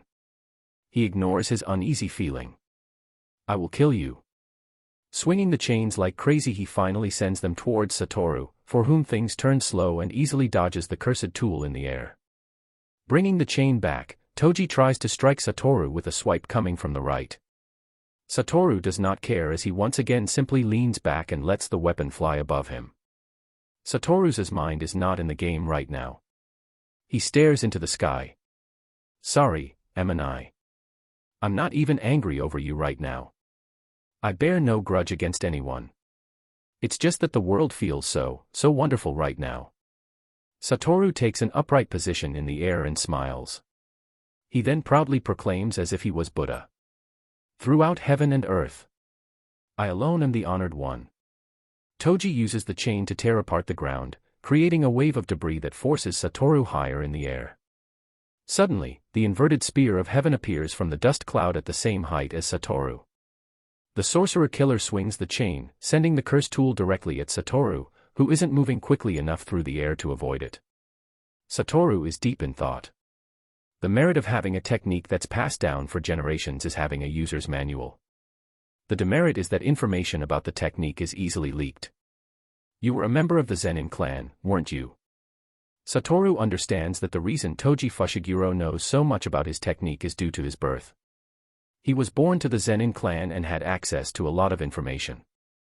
The inverted spear of heaven is fast approaching from behind Satoru. He brings his right hand in front of his face and focuses. However, even in the Gojo clan, only a scant few know about this. Time seemingly stands still. Satoru focuses on his technique. He focuses on the last part that almost no one knows of, even in the Gojo clan. Take the amplified and the reversal. Then smash together those two different expressions to infinity to create and push out imaginary mass. Imaginary technique, purple. Satoru with his awakened limitless unleashes a purple wave of imaginary mass that erases everything it touches into nothingness, hollow technique, purple. Toji's entire left side of his torso is hit by hollow technique, purple, instantly breaking his metal chain and ending his offense in one motion. Toji realizes that he should have run away since he wasn't getting paid to fight anymore anyway. The reason why he didn't run away was his grudge towards the Jujutsu world.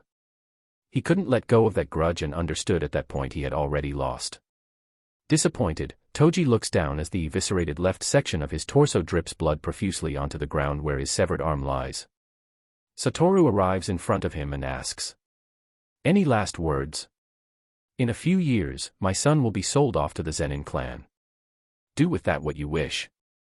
And just before dying, someone else makes an entrance. My. What a performance that was. Truly you had your rematch, brother. And what glorious results. You awakened limitless and proclaimed yourself to the honored one. I must say I am not so sure about that title though. The two fighters look to see Hidisa walk towards them with a young and an elder woman walking closely behind him. Gojo and Toji both widen their eyes, not believing what they are seeing. Riko. But how? It was Gojo-san that did it. He saved me and healed me. I am very thankful for that. What's more, he saved Misato. It was nothing. The least I could do after you grew on my brother so much, right Sato? Are you? What are you talking about? That's not dash. Yeah. Anyway, now that you are going to die, good sir. You won't mind that I take this lovely curse that holds your entire arsenal of weapons, do you? Toji, who had not died yet, miraculously, did not say anything and only looked at the new addition to the field. He recognized him as Hidisa Gojo, the brother of Satoru. How did you do it? You will die and that is what you want to know. How are you doing this anyway? Well, obviously. With magic. Everyone present deadpans at him and he coughs.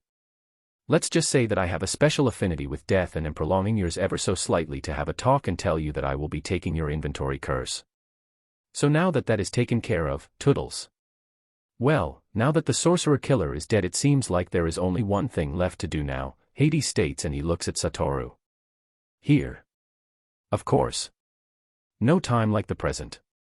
And while we are at it, might as well make sure that as many of the association freaks die as possible. Only as collateral damage, of course. You're right, we would never kill innocents.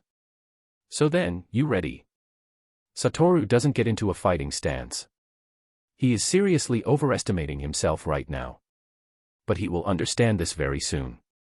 Chapter 18, Another One. Greetings. A quick note here. I have decided to change his love interest. Now this might get on your nerves, but I think I found a better match. The other one would have come from a fairy tale. The reason why I am changing it is because, and this is the hint, I saw her just yesterday and thought that she would be a much better fit with Hades. And if given the chance would become very powerful. The author finally gave her some justice and I am more than happy about that. Hades attacked first. He knew that Satoru had almost endless patience in the state he was in right now. He would not attack, so Hades had to make the first move. He rushed at him and delivered a basic attack. Gojo dodged it. Hades used a strong cross, but it was left unanswered by Satoru. He simply dodged again. Hades went through the motions. One after the other series of moves came from him and aimed to hit Satoru, or to at least get a reaction out of him. But it was not meant to be. Satoru simply dodged, and he did all that with a relaxed smile on his face. Other than a weaker man, Hades didn't get angry or frustrated. On the contrary, he was intrigued. This was entirely unprecedented in any of the spars they had over the years since they were 5 years old. Satoru always had to block and would have to retaliate to get some pressure off him. But right now he was unbothered. Unbothered by any of Hades' attacks and unbothered by anything. Hades saw it in his eyes. The look in his eyes was not one of arrogance but simply understanding. Gojo Satoru was enlightened. He saw the world differently and had transcended from his last level. He grew to an unimaginable stage for a human. It was not like a human could not grow to that level, but it was unthinkable for anyone to get there at his age. He was only 17 years of age at the moment. Truly remarkable. Hades also wished to gain enlightenment. Should he reach enlightenment, he would experience something completely different than Satoru did. He already saw the world differently than humans and was therefore far above them, but Satoru climbed the ladder of power very fast today. Understanding that the current way was not getting anywhere, Hades upped his speed and perception. He was not yet using the 6 eyes. He only wanted to use the power he had worked for in this world. He wanted to push himself and also gain enlightenment. As he got faster and faster, Satoru noticed this as well. He was not expecting his brother to be capable of such speeds. After they fought for almost 5 minutes, Satoru finally blocked for the first time. You have gotten strong, brother. Indeed I have. Do you think you're the only one that is strong? No, but I'm the strongest. Then the 6 eyes are not truly working if you say that. Hades punched with his right hand. Satoru reflected his fist and used his own right hand to uppercut Hades. Hades performed a Spartan kick but had to take the uppercut to the face. The two got a little space between themselves. After they looked at each other, Satoru initialized the next attack this time. He came at Hades with top speeds never seen before in their fight. One after the other fist impacted Hades' face and chest. Blocking a jab, he was hit with a cross, and when he was about to fly away by the force of the punch, Satoru grabbed his arm and pulled him close again. Another barrage of punches rained down on Hades, and while he tried to defend, it was no use. The way he was now could not contend with his brother. With a last right hammer, Hades flew back and his body impacted with the wall. Clink clink. Some small pieces of Hades' eye patch fell to the ground and made clinking sounds. His seal was removed and he would now fight with the 6 eyes himself. This would also mark the moment that they would use cursed techniques. Now it was on. Satoru was waiting for Hades to recover. This was not a fight to the death, so he would not initiate an attack when Hades was down. Hades looked up and got up from the ground. He was not happy right now. This was not going the way he wanted. It was not that he was on the losing side, no, it was the fact that he was still this weak. Hades knew that he was sealing over 99% of his true power to fit into this world. And the fact that he got this strong in the JJK world without any of his divinities was impressive, and yet it was not enough. He wanted more. There was this urge inside him that pushed him on. Something primal wanted him to grow stronger and break out of his limits.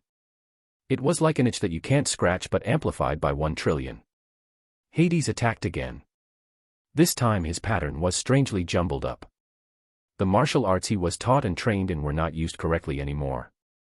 He was fighting weird. Satoru was confused about what was going on. But he did not bother to find an answer to this. He simply used the opportunity that Hades gave him and exploited all the mistakes he made. Brutal punches and kicks impacted Hades' body. The more damaged Hades got, the more hectic his attacks got. He was turning into a beast whilst fighting. But he didn't seem to be fighting only Satoru. He seemed to be fighting something else. It looked like he was fighting some form of restraints. Satoru punched Hades brutally but was not able to penetrate infinity. He used blue to pull Hades towards him and disrupt his infinity. Using that moment, Hades performed a red that he fired in front of him, making Satoru abandon his plan and dodge out of the way. Before he could attack anew though, another red came towards him. He teleported a distance away and prepared a red of his own. His red seemed to be more refined than the one of Hades. Courtesy of having understood the true nature of cursed energy. Hades understood cursed energy as well, thanks to his enhanced brain, but Satoru understood it on a metaphysical level. He truly became the honored one. Understanding that his red would lose to Satoru's, Hades used blue right in front of him and waved it to the side. This led to blue derivating red from its flight path and missing Hades. The fight continued with both sides trying to disrupt the other's infinity by using red and blue. But neither of them had yet to use purple. Unlike Satoru, Hades was able to perform this technique even before awakening Limitless. But they would not use it as it was an almost sure kill technique. The fight went on and the surroundings were in shambles. Hades had lost all sense of reason and was only acting on instinct. He used techniques better and better the longer the fight went on. The more damage he suffered the better he got as using reversed curse technique and in turn made his red stronger.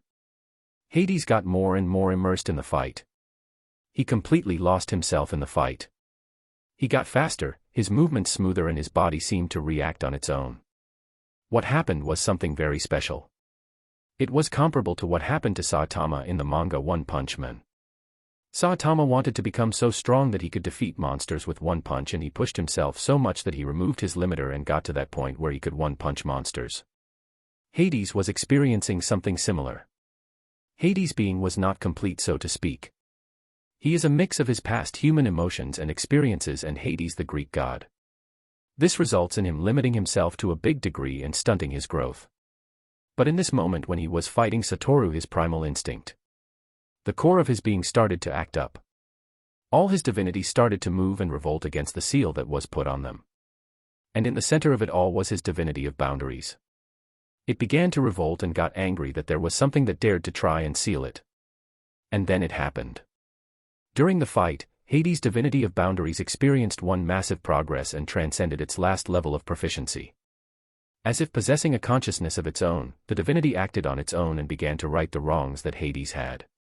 Hades' consciousness began to truly fuse with his new body, the limits he placed on himself mentally and physically were lifted, his body, mental and soul limits were shattered and a transformation began. All this happened while the two brothers were fighting.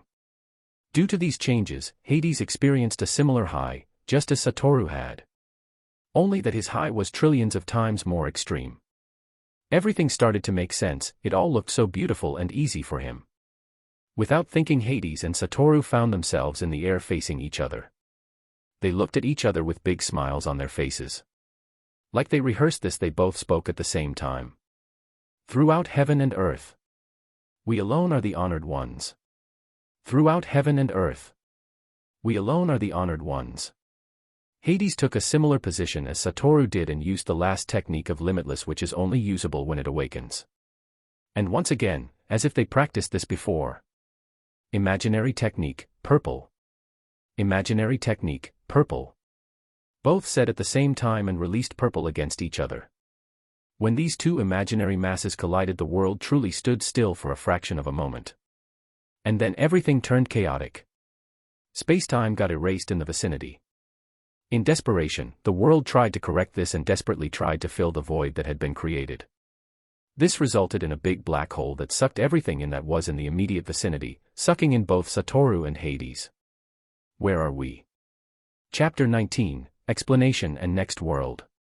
We are in the void. A place that exists between dimensions and worlds. HM. I don't understand, Satoru was confused. This went beyond what the six eyes or his epiphany granted him. But it did not go beyond what the new Hades understood. His epiphany granted through the transcendence that he experienced allowed him to understand what had happened. We are between reality, so to speak. Normally it would be impossible to get back, but can we? You know how then, don't you? Why do you think so? You were always different, Hadisu. I understood that the moment I laid eyes on you. You were always smart enough and strong enough to keep up with me, but not enough to surpass me. At first, I could accept it and thought it was just that way in some cases. But you seem to always be tying with me in all things. I thought that you may just be far too smart for everyone and are trying to make me feel better, but then I understood something. You were probably never truly a baby in mind and soul but only body. What are you saying? You are only 17 years old in body but not soul or mentally. You are a reincarnated. Hades was surprised that Satoru figured it out, but thinking about his epiphany and growth it was understandable. Hades sighed. You're right. I was not born the first time that day. It was like this. The brothers spent a while inside the void. It was mostly Hades telling Satoru about his life as Hades and his experience as a Greek god. He told him about his family and his decision to leave them and travel to other worlds. Surprisingly, Satoru was not angry at him for abandoning his family. In his eyes, they were not his family at all and therefore Hades had no responsibility towards them. Hades explained that he truly thought of Satoru as his brother and told him that he would like to take him with him to experience adventure in other worlds and live with him and find happiness and someone worthy in other worlds. I would love to come with you, brother. It's just that I feel like there has to be a change in this world. And I can't leave before that change has been achieved or at least initialized. I apologize, but I have to decline. There is nothing to apologize, Satoru. I expected this response from you. I will simply come again when you have achieved what you want and trained the young ones that you think have the power to change the Jujutsu world. But remember this, should you have slacked off when I return, as the elder brother I will have to punish you. I am the elder brother. Nope, I am. You know how much older than you I am. That doesn't matter how old you are. I laid eyes on this world before you did. Therefore I am the elder brother. Well, technically I also laid eyes first on the world as I was actually able to open my eyes. Well, I didn't have to open my eyes to see. That's how those who are born with the 6 eyes do things. Did you just? Indeed. Well then. How do we leave here? We will not leave. You will. So you're not saying goodbye to everyone? What about that curse that you took from Toji? Well, I have it here. Hades touched his belt and the belt transformed back to the hideous form from before. I made it into a belt. That way I can take it with me wherever I go. I might make some adjustments to it though. Cowl Duze an upgrade. Well then, this is goodbye. No, this is see you later. The two brothers embraced each other for a while and then Hades concentrated on his powers of boundaries. They had unlocked themselves on their own together with all his other powers. With a flick of the wrist, a wormhole opened that led back to the Jujutsu world. Use infinity, then you should be able to withstand the forces inside the tube. Thank you, brother. See you later. See you later, Satoru. And then, Satoru left the void, leaving Hades all by himself. It was time for him to move on for the time being. He knew that he would come back here for a quick stop to take Satoru with him, but for now, he would leave and get something that he truly believed would fit him perfectly. He planned to go to a world that came from a manhwa in his last life, called Solo Leveling. He liked the story very much, as well as the drawings. Now, Hades planned to go there for a very particular reason. He wanted to acquire the powers of the Shadow Monarch. It was as simple as that. He knew that the monarchs planned to invade the human world, and the rulers used the cup of reincarnation to turn back time 10 years, more than once. But no matter what they did, it always resulted in failure. That was Hades' window. He wanted the powers of Ashbourne, the Shadow Monarch, and would go to that world to acquire them. But he wasn't sure whether he wanted to appear as a human and then get the system from the architect and Ashbourne's power, or whether he should just approach Ashbourne himself and have him give him his power. The problem with asking Ashbourne for his power is that he would probably refuse, and that would be a problem for Hades. Hades was certain that he wanted that power and that he would get it. This meant that if Ashbourne did not willingly give up his powers, Hades would have to take them by force, which would not be as easygoing as he desired. The positive aspect of acting like a human and then obtaining the powers was that he would witness interesting things and wouldn't have to exert much effort to acquire them. Truly, it was a difficult decision for him, but he would leave it to chance to decide. First, he had to find the world, and then he would need to get there. After that, he would see what happens once he arrives in that world. If the rulers and monarchs noticed him, he would opt for the direct approach and speak with Ashbourne. If they didn't notice him, he would create a human body for himself and then wait for the opportunity to acquire Ashbourne's powers. As a human, Hades would choose a time before Jin Woo becomes a hunter. He would also instill his human body with the feeling of death and struggle. All of this would attract Ashbourne's attention to himself, and Ashbourne would see how weak he is and choose him as a host. Should Ashbourne decide to take over his body, he would be surprised to find out that he could not, as Hades possessed more than enough power to strip him of all he had. However, he does not believe that will happen. Ashbourne is tired of fighting and would gladly yield his position to Hades, which is exactly what Hades desires. Hades focused for a moment.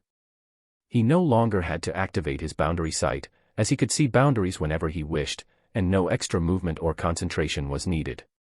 He had truly become stronger, and after gaining the title, the Honored One, his rise to power and enlightenment would be much smoother. Hades found the world he wanted to go to, and with a pop, he left the void. Creators. Chapter 20, The Cursed Hunter. Before this chapter starts, I want to say that I hope you all won't get mad at the different languages. I found this so funny and just had to write it like that. Everything that is said actually means something. But you'll understand what is going on even without those few sentences. I hope that those who understand German, Italian, or Romansh can translate what it means. Oh, and his name was actually carefully chosen. Tell me whether you understood why. Hunters. Individuals who possess special powers and abilities to hunt and combat various creatures, including monsters and dungeons. In a world where gates to dungeons open, unleashing dangerous creatures upon the earth, only hunters have the power to enter these dungeons, eliminate the threats within, and protect humanity from these monsters. Hunters are ranked by an international system, going from E up to S, to show how strong they are, with E being the weakest and S being the strongest, and can possess a wide range of abilities. There are also 2 general categories of hunters, combat and non-combat, and 6 different specific types of hunters: fighters, mages, assassins, tankers, rangers, and healers.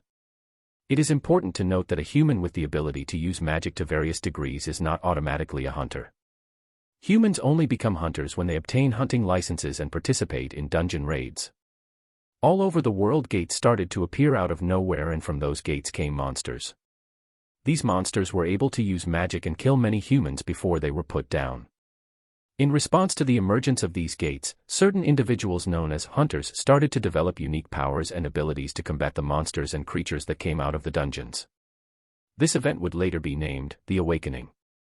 Being a hunter became a lucrative business as long as you were not in the weakest class, the E class. But even then, it was able to survive should you put the work into it. Many hunters had special titles, and among all hunters, 5 hunters surpassed them all. These 5 were so strong that they would get a special title, the National Level Hunters. They got that title after surviving and killing the dragon Kamish, the boss monster that came out of the very first Red Gate in America. There were, however, not only unbelievably powerful hunters, but there were also very, very weak ones.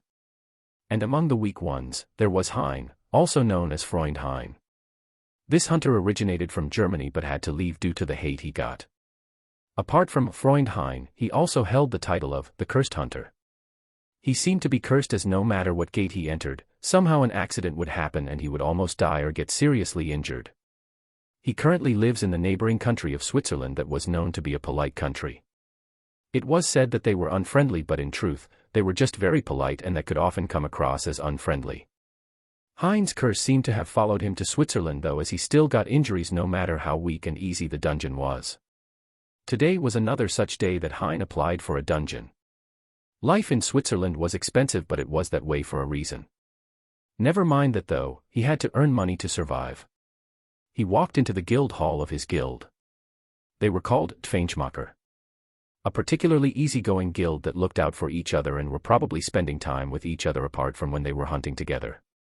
Hein was called De Unglucksrab, and he was fine with that. At least he was not looked at as cursed and only weak and unlucky. That's what that nickname meant. The unlucky raven. Hein entered the building to see whether there was a chance for him to make some money. The lady behind the counter greeted him. Ah, Hein. Sean Bishta. Husko G maint chunchnum. Widar oppies kleises. Translation, Ah, Hein. Good that you're here. I almost thought you'd not come anymore. Something small/easy again. Ja Jern. Leider ist die Miet auch Dyson Monat nicht weniger geworden. Man muss sich anpassen. Also, Jern etwas likes auch diocese mal wider. Translation, yes, please. Sadly, the rent didn't get any less this month. You have to adapt. And yes, please, something small/easy again. German. Sicher Doc. Ich muss luig. Es hat tatsächlich oppies. Ein rangi job. Das ist doch oppies für dich oder. Translation, of course. I have to take a look. There is indeed something. A ranky job. That would be something for you, no. Swiss German. Aber sicher. Wenn du meinst, das die Michigan nehmen werden. Translation, of course. If you think they'll take me. German. Claro. Das ist sicher kein Problemli. Ich mache Terminabuendi meld me den bei dir. Get. Translation, sure. That's no problem. I'll schedule a date and get back to you, okay. Swiss German. Sehr gut. Vielen Dank Heidi. Translation, very good. Thank you very much, Heidi. German. Hein got the message from Heidi that confirmed his participation in the raid the following week, on Monday. Sunday there were only raids that needed to be cleared in an emergency. Otherwise, Sunday was an important day and there were no raids. Hein prepared for the raid. Although there was not much he could prepare. He had long stopped buying any gear for himself. The lower-ranked items were already expensive for him, and even when he entered the weakest dungeons, which were E-ranked, the equipment would break before the dungeon was cleared. Now Hein would not take any weapon or shield into the dungeons to save money. He did not have a good feeling today. He felt like something bad was going to happen. Over the 5 years he had been a hunter and fought to survive and earn a living, he had come close to death many times. That was also where his nickname came from. Freund Hein, ist da. That's what the people would say when he appeared at the gates. And Freund was not to be mistaken with a friend in this case. Anyway, what he meant was that over the 5 years of being a hunter and surviving, he had come to understand death quite a bit. He was closer to death every time he entered a dungeon than anyone ever. That had the effect that he would develop a sense of death. Whenever the feeling overcame him, he knew death was close and someone or something would die in the near future. But he had never gotten such a strong feeling as the one he had right now. It was like the cold shiver that ran down your spine when you came face to face with a monster that you had no hope of defeating. Every fiber in his body screamed at him to not go to that raid today, and yet, he had no choice. Heidi had already booked it for him. His reputation was already modest at best. If he called them and told them that he couldn't come, he would lose any hope of finding another team that would allow him to participate. No, he had to go. It was important. He would just be extra careful today. No matter what, no one could die because of him. He didn't want to be an outcast again and be forced to move to another country. Hein arrived at the site where the gate was and the other participants waited to enter the dungeon. Hein always made sure to be on time, but not be too early. Otherwise, he would have to listen to the talk of the other hunters that spoke about him. Okay. Cauida. I globa mir choya fanga. Translation, okay. Everyone's here. I think we can start, Swiss German, but a different one than the one of Heidi. Super. Jau na pas strush spetgar. Doppy emna sun jau ussa stacun mia dunna en vacanzas ed ussa cumens jau pusp cun in simple. Jau nas identant beg the chil, vab de las disgracias, vol far qua.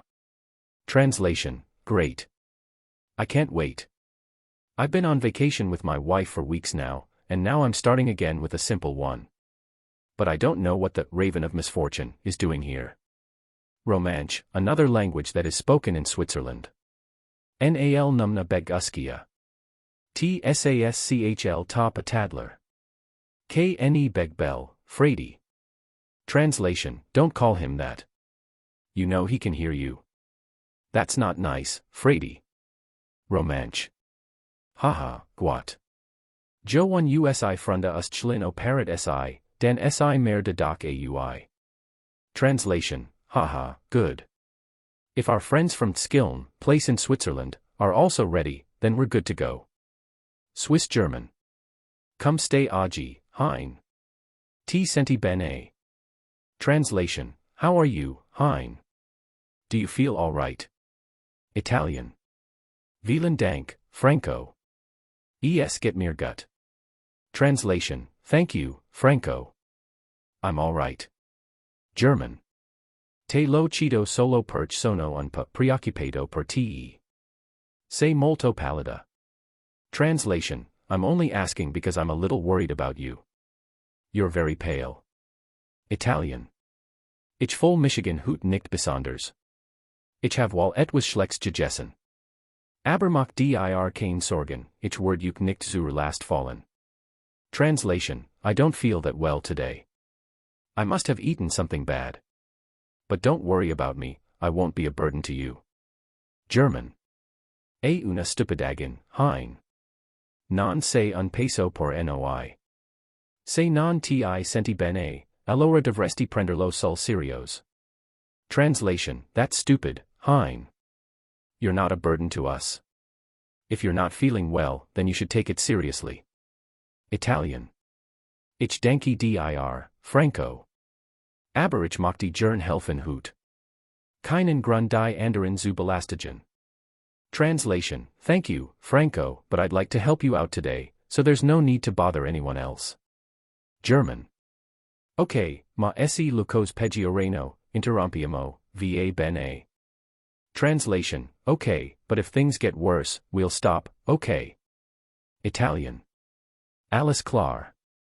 Translation, all right. German. The raid seemed to be another normal dungeon.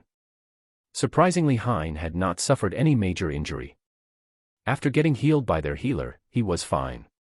This had never happened. His luck was never that good. Something really bad had to come still. After they had killed the final boss and theoretically cleared the dungeon, someone found something that Hein would never forget. De hats no oppies. Sate us we na de pelta kerker. Translation, hey. There is something more. Looks like a double dungeon. Swiss German. De pelta kerker, double dungeon, oh how Hein hated those words coming out of the man's mouth. He just wanted to leave now and get out of here. There was nothing but death awaiting them beyond those doors at the end of the corridor, he could feel it. Hein almost couldn't breathe. The danger coming from there was crushing. Ich denke wir sollten wieder zurück gehen und den de pelten Kerker melden. Vielleicht bekommen wir Hilfe.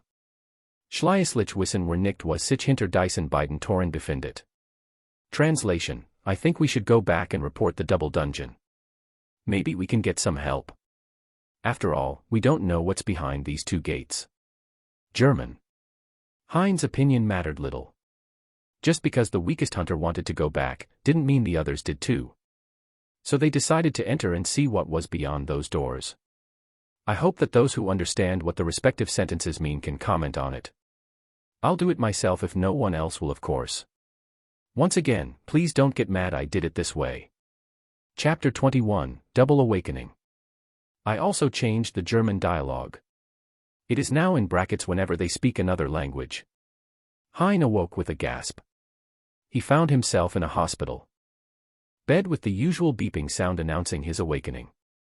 He had just experienced the worst nightmare a human could imagine. However, for a god, it was nothing much. That's right. Hades' consciousness had awoken as well. He didn't have a lot of imagination and thought that Hein would work as well as any name. I mean, come on, Freund Hein. That was literally the expression for death in German. He could not be more obvious. And the fact that the people who knew him called him Freund Hein was just funny to him. Now what was going on? Well, it was easy. Hades thought about how he could get the powers of Ashborn. And being a human would work, but there was no way he would go through the whole being born and baby phase again. He had that in the Jujutsu world and was content with that. Taking inspiration from DC's own Darkseid, Hades decided to create a human body for himself that was more of an avatar whom he could fully control. That way he could spend the time in a sleep-like state and not worry about the entire childhood again. He made sure to make his avatar as weak as he could, without it dying. How he achieved that was through boundary manipulation. It was like a code that made sure he would find a way to survive in moments when he would die. And would you look at that? It really did work. He had experienced the double dungeon, just like Jin Woo did, and gotten the system from the architect. Now it was time for him to grow stronger and show his resolve to Ashborn, so that he may inherit his full power. He could already feel the power he had gained. The system was a fascinating creation. It acted as a link between Ashborn and Hein, meaning that each point in his stats would mean that Ashborn sent more and more power into him, strengthening further. The door to his room opened and a doctor walked in. "So you woke up. How are you?"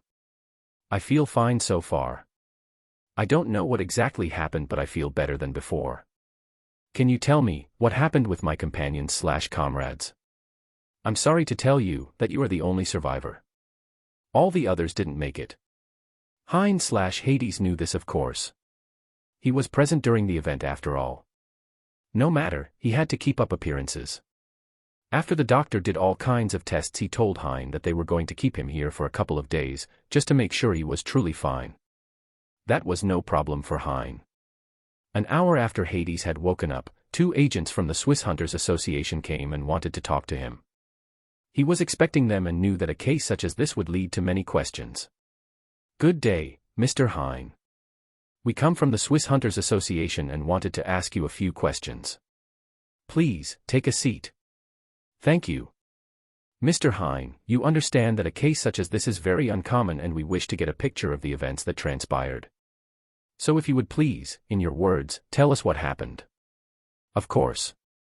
It was a usual E-rank dungeon for me. I am a very weak hunter and therefore am only able to do those to survive. My contact in the Feinschmecker Guild, Heidi, hooked me up with this raid and told me it was an easy one. The raid up until the boss went as you'd expect. It was an easy time for everyone, and after killing the boss, one of us managed to find a corridor that led to a pair of huge doors. Believing it to be a double dungeon, the group decided to check it out. What we found was terrifying and brutal. The doors closed right after the last of our group had passed. Hades told the entire story. How the big stone statues came alive and started to slaughter them one after the other. How they had to perform a set of tasks and how he thought that at least one of the others would have survived. When he finished, the 2 agents looked at him disbelieving. Such a story was hard to believe for them, and for good reason. "Well, Mr. Hein, that is quite the tale you tell us. The only problem is that none of these stone statues that you told us about could be found. There is nothing inside the room where we found you. The only thing we found was blood and you lying on the altar." "What? Nothing else? But that's impossible." I swear I'm telling the truth. Please, you have to believe me. I could never kill all of those." "What for? There is no loot or money to gain from that." "Relax, Mr. Hein. If you would please put your hand on this mana stone. It can measure your magical power to make sure you are not a false ranker." Hein put his hand on the device and they waited for the results. After about 15 seconds the device beeped and then showed a number telling the agents Hein's magical power. 5. "Well then. Mr. Hein, I believe we are done here. What you stated will be taken into account and you are of course not punished for this. I find it very unlikely that an E-ranked hunter with the power of 5 could take out everyone and live to tell the tale. A good day to you." "Wow, a magical power of 5. That is like absolute trash. Thank goodness for boundary manipulation." Before Hades could think about it long, a screen appeared in front of him. The screen looked just as he remembered from solo leveling. It told him that he had unopened messages.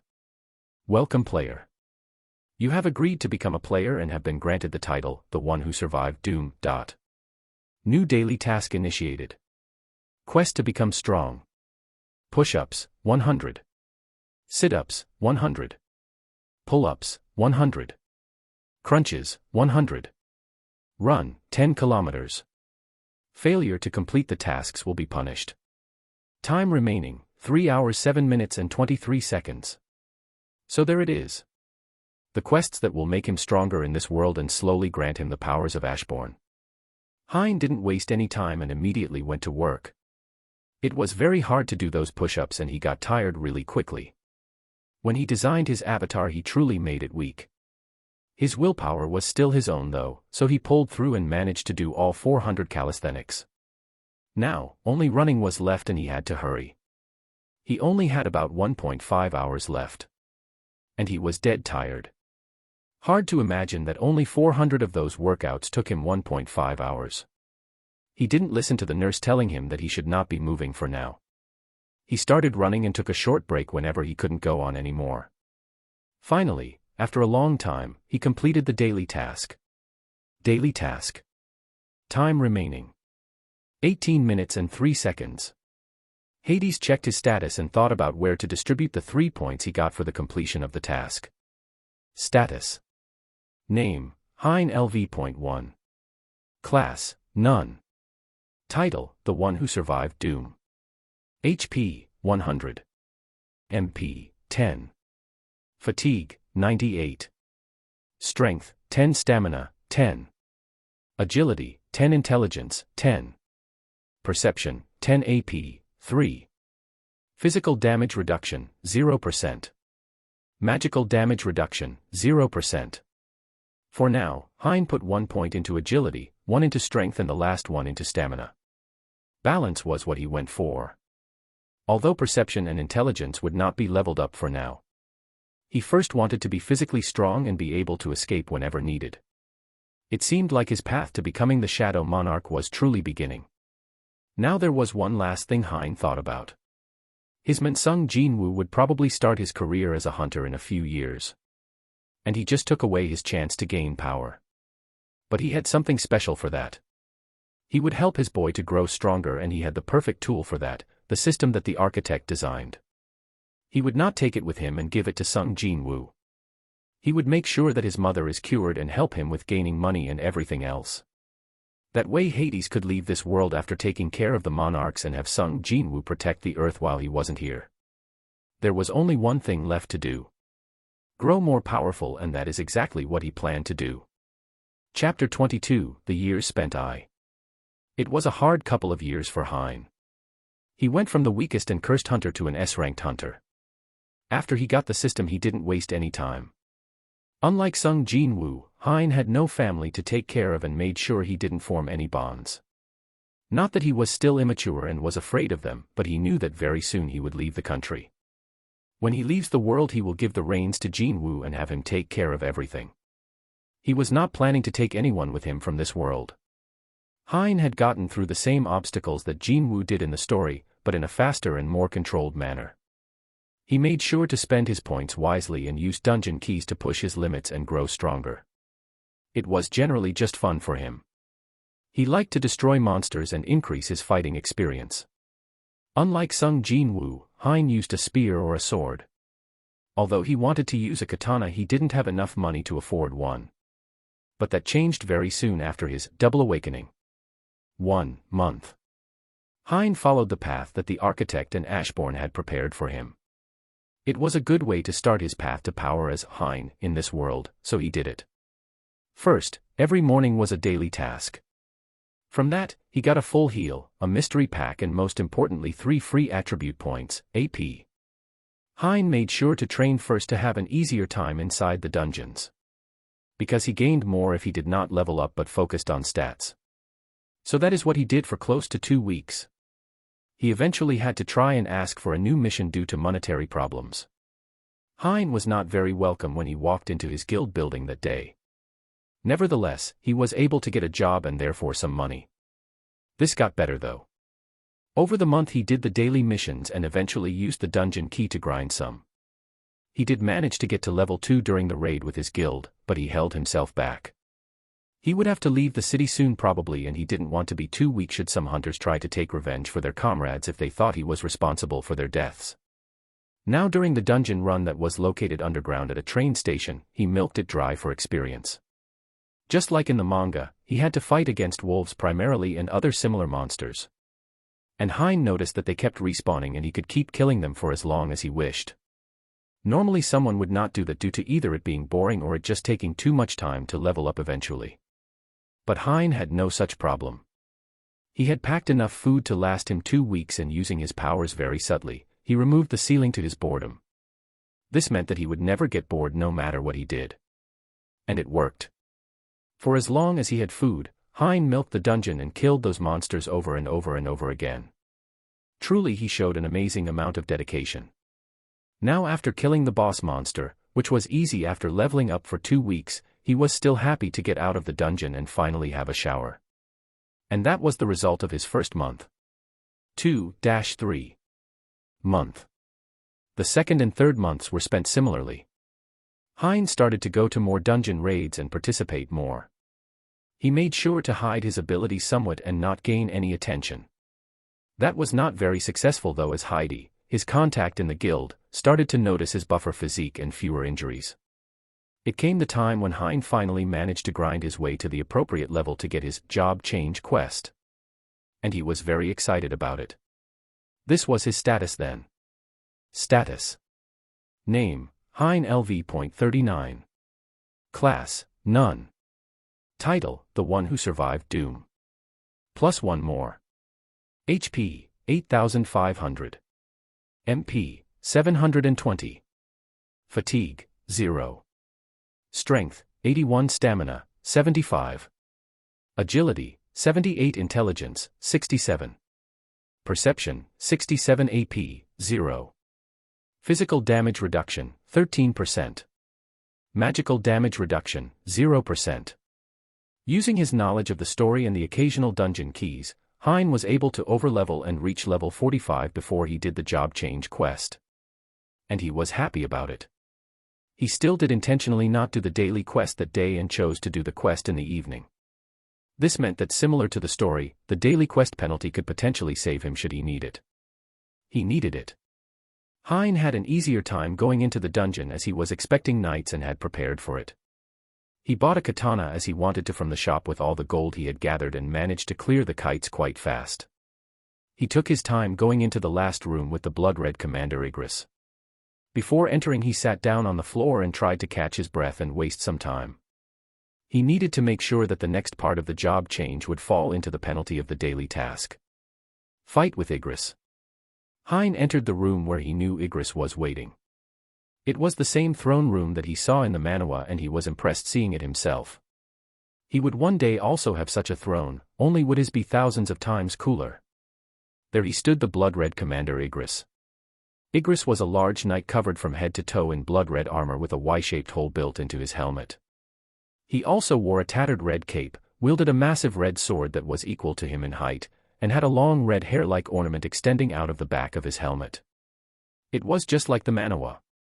Hein got goosebumps. He knew this would be a very demanding fight for him. And yet, he wasn't worried. He had something the knight didn't have, and that was experience.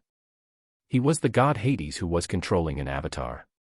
He would be the victor of this fight even if it would be a hard one to win. White light seemed to ignite behind the helmet of Igris. It was as if he was looking right at Hein and judging him. "Are you the boss of this dungeon?" Hein asked, feigning ignorance. He knew that he was the boss of the first part of the quest. Igris of course did not answer as he did not see Hein as worthy just yet. No matter, he would change that soon. "Well, are we going to stand here all day? Or are we going to fight?" The Red Knight began to move. He walked down the stairs dragging the huge sword after him. Hein prepared himself for the clash. And just as he predicted, Igris burst into a sprint and appeared in front of him. The speed was beyond Hein's level and the strength Igris created with that long sword was also beyond his. But it didn't matter. Carrying such a heavy and long blade meant that he was limited in the use of it. And Hein knew how to exploit such a weakness. The only problem was that he had to get a hit in himself, otherwise he was sure that the knight could outlast him in terms of stamina. Hein ducked the swing and used this chance immediately to strike himself. He had already grabbed the handle of his katana and unsheathed it while putting a lot of strength into his legs. He positioned his upper body forward and slashed at the knight's neck. There were a few ways that Igris could respond to this. 1. He would dodge by bending backwards. However, that would pretty much end the fight as Hein could exploit that lack of defense. The second option was that Igris would block by positioning his long sword in my katana's way. That was the most likely thing that would happen and Hein prepared for it. Truly, Igris defended as he suspected. It showed the experience the knight had and was commendable, but he was not fighting a normal 25-year-old man. He was fighting something much older and more experienced. Hein was ready for the block and did not even finish his swing. On the contrary, he used the momentum to pull his arm back and get it into a perfect thrust position. By the time Igris had gotten his long sword perfectly positioned to block the swing, Hein had already pulled back his arm and thrust it forward with all he had. His goal, the narrow space between the helmet. It was the perfect spot and threatened to end the fight immediately. Naturally, Igris felt the danger and defended in the only way possible. He moved his arm upwards in a circular position to be able to pull the long sword upwards and block the strike. Why would he do that? Because the weight of the sword was too much to be able to stop his momentum and then have it block with the blade upwards. He simply didn't have enough time. Perfect chance of Hein that was. He let his katana impact with the long sword. But he was already focused on the next thing. When the katana struck the sword, it pushed Igris back a bit. Not much, as he was far too strong and heavy with his armor. But enough to grant Hein a split second. From the start of the battle until now, not even 5 seconds have passed and Hein was already gaining split seconds after split seconds. And he was not done yet. Using the split second he got, Hein raised his left leg slightly and pushed it forward. This would have normally been too big of a step to attack, but he didn't want to attack, not yet. No, he wanted to gain more split seconds and increase his advantage. He did not strike the ground with his left leg, but the left leg of Igris. That's right, he pushed Igris' left leg back and to the side, imbalancing him. Hein was on fire right now. Using the advantage he had just worked for, he closed the distance between him and the knight. The katana in his right hand was once again positioned perfectly to swing it from the right side. And that is what he did. He swung the katana from the right, trying to hit Igris in his midsection. Igris was not out of the fight, not by a long shot. He used his monstrous strength to bring the sword around and swung from his left to Hein's right. His idea was to have Hein back off from his push and gain space to gain some breathing room. But who was his enemy but Hein? He had of course anticipated this and prepared. His goal had never been Igris' midsection. It was his right leg. In a fight such as this where your opponent has all the advantages, you don't go for the kill right away. No, you make them bleed and chip them down slowly, waiting for your chance, and then you kill them. As Hein was swinging his katana from the right side, he positioned his feet perfectly and ducked under the swing of Igris. And then the katana struck Igris' leg. To be more precise, he hit Igris' hip joint. The joint is a weaker part of the armor of the knight. And when he struck the hip joint, he managed to slice it open slightly. And even though it was only slightly, the fight had already been decided right there. Igris was in a very bad spot. His long sword was to his right, leaving him wide open. His center of gravity was actually behind him, meaning he was slightly bent backwards and he had just gotten a wound on his right leg. It was the perfect chance for Hein to end it all. And end it, he did. Like a madman, Hein sped up and pushed himself to his limits, striking at every part he could see. When Igris tried to defend, Hein would just redirect the attack and slice another part of his armor. After not even 2 minutes of fighting, Hein got around Igris' defense one last time and with one last slice, cut off the blood-red commander's head. Pooh, that was a long fight scene to write for me. Although I thought it came out well. Wink. Tell me what you think. Now I am getting desperate to have Hades return.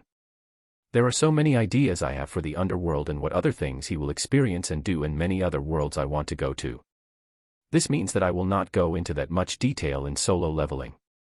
Canon is dead and Hades will reign supreme. So maybe 1 or 2 more chapters telling you what he did in the years before we finally get back to DC and the Titanomachi. Chapter 23, The Years Spent 2-3 Month. After Hein had defeated Igris and cleared the first part of the job change quest, he was exhausted. This was still hard for him and he went all out. Still, he was happy about his victory. That was very cleanly done. The second part of the quest was also the same, with more and more night puppets being summoned and attacking him.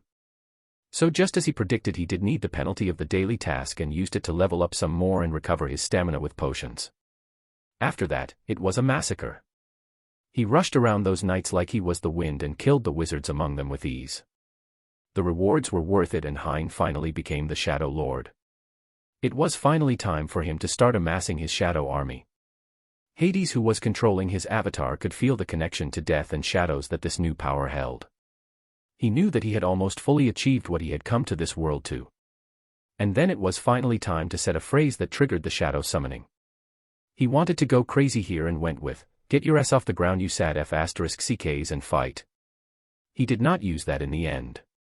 In the end, he went with, "Rise and serve." It was quite cringe for him, but you can't have everything. 4-6 month.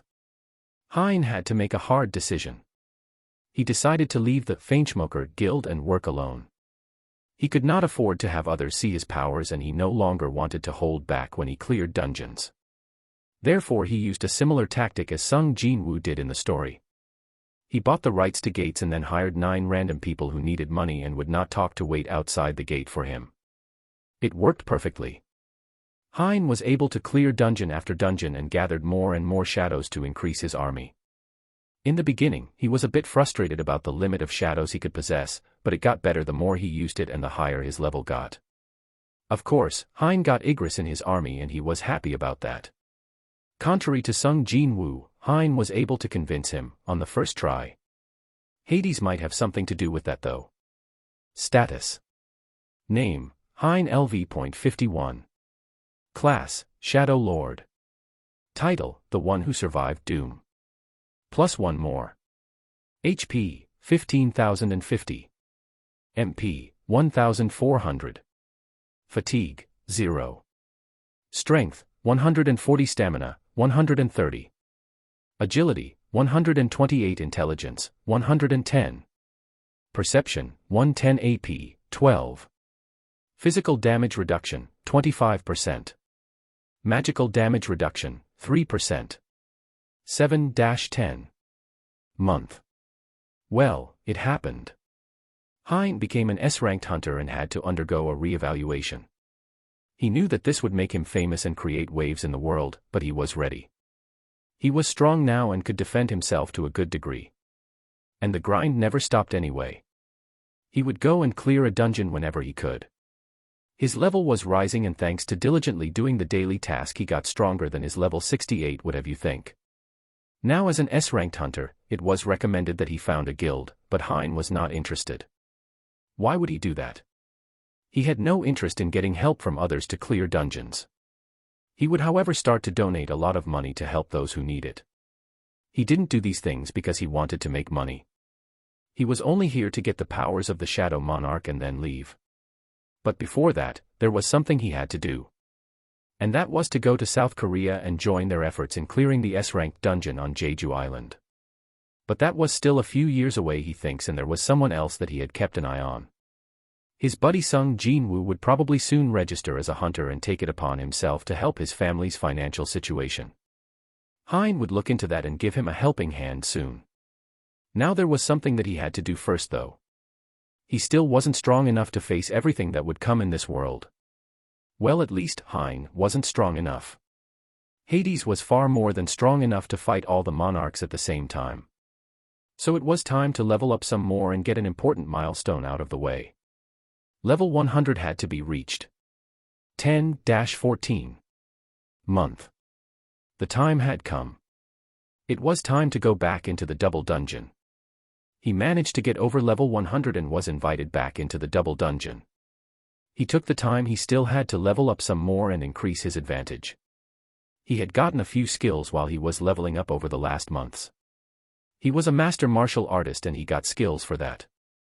One was called Martial Arts LV Max and the other was Sword Arts LV Max.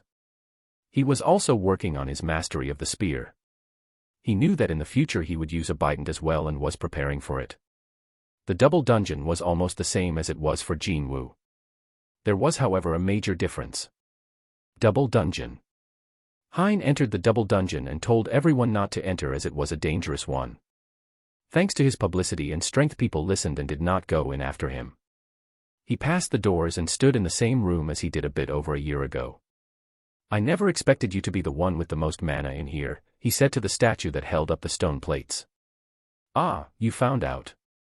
Good, that means that you are capable of doing the last test. Last test? Yes. The last test, defeat them all.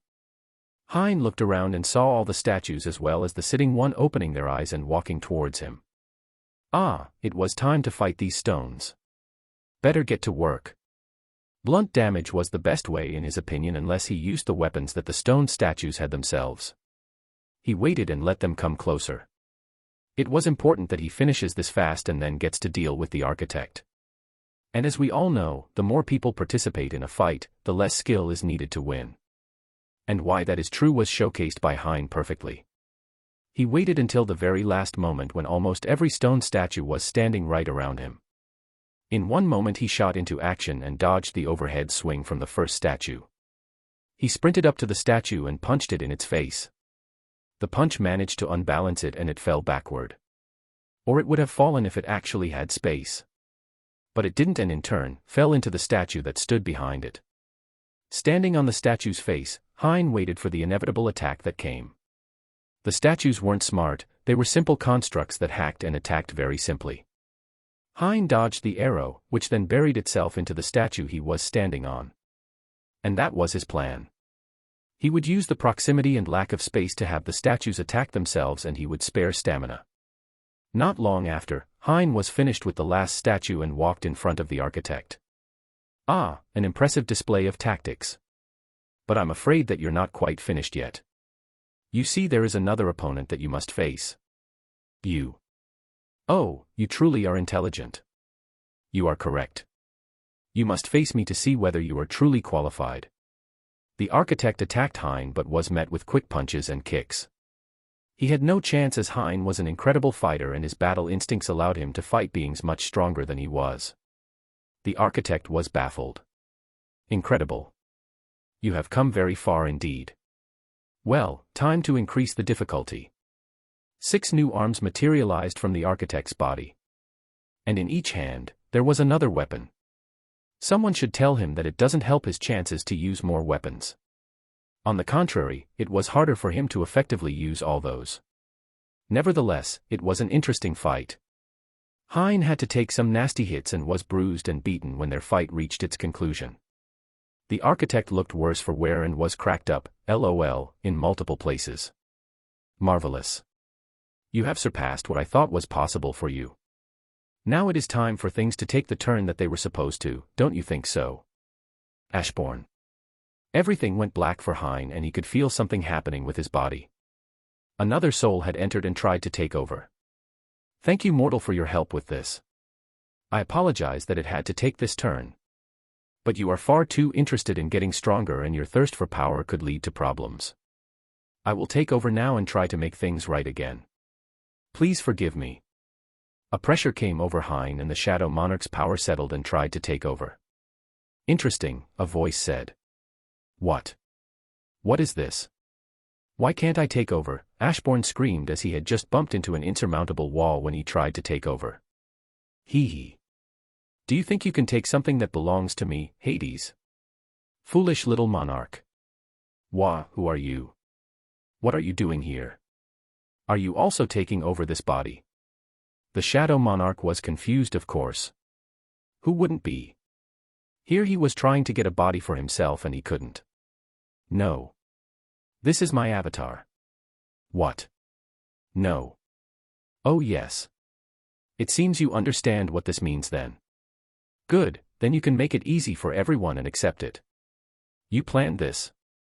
Do you think you can take over me? I'm the Shadow Monarch Ashbourne. No one takes over my body. How sad. Someone should know when they're defeated. I indeed planned this. I knew that you monarchs were trying to find vessels. So showing that I had an affinity with death was enough to ensure you would pick me. I was after your power after all. Nothing personal though. No. Ashbourne had no chance.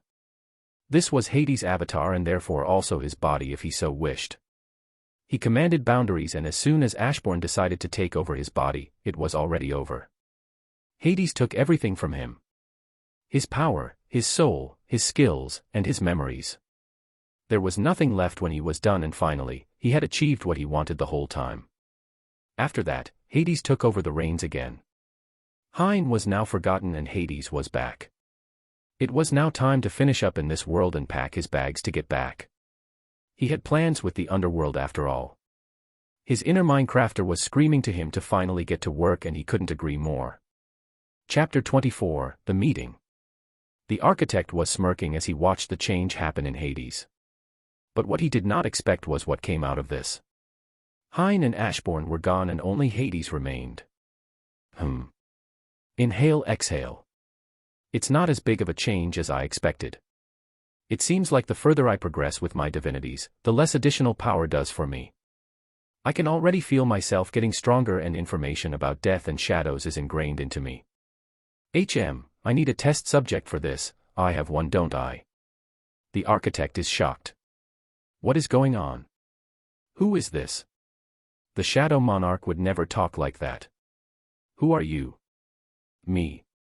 Well, I'm the honored one, Hades. And I need a test subject. Good that you're still here. The architect tried to act fast and shut down the system. What?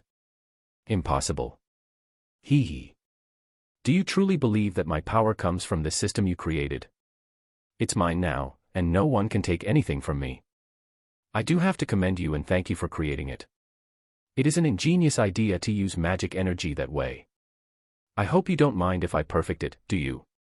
Now be a good test subject and don't struggle too much. The architect tried to flee the dimension they were in.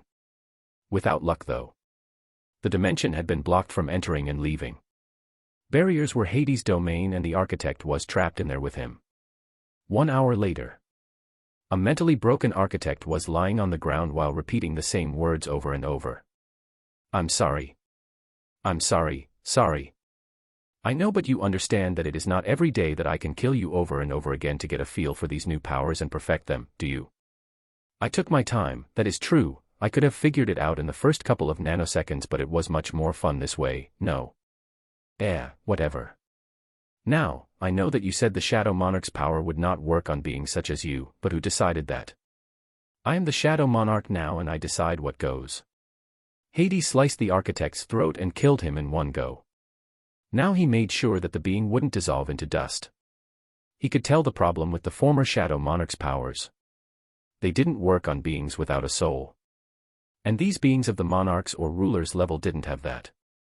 They were bound to a concept, if you wish. They were rip-off weak gods, if you will. The way this creator did it was to have them act as his entertainment. They were never truly alive. But who cares? Hades made a shadow out of the architect anyway, just as he will with the other monarchs shortly. 2-3 year. Hades had stopped going into dungeons for a while. He didn't have to anymore. His level was irrelevant. He turned the system off as it was useless anyway. He had more potential than any system could grant him. It was interesting to find out how they worked though. It was time for Hades to go to South Korea.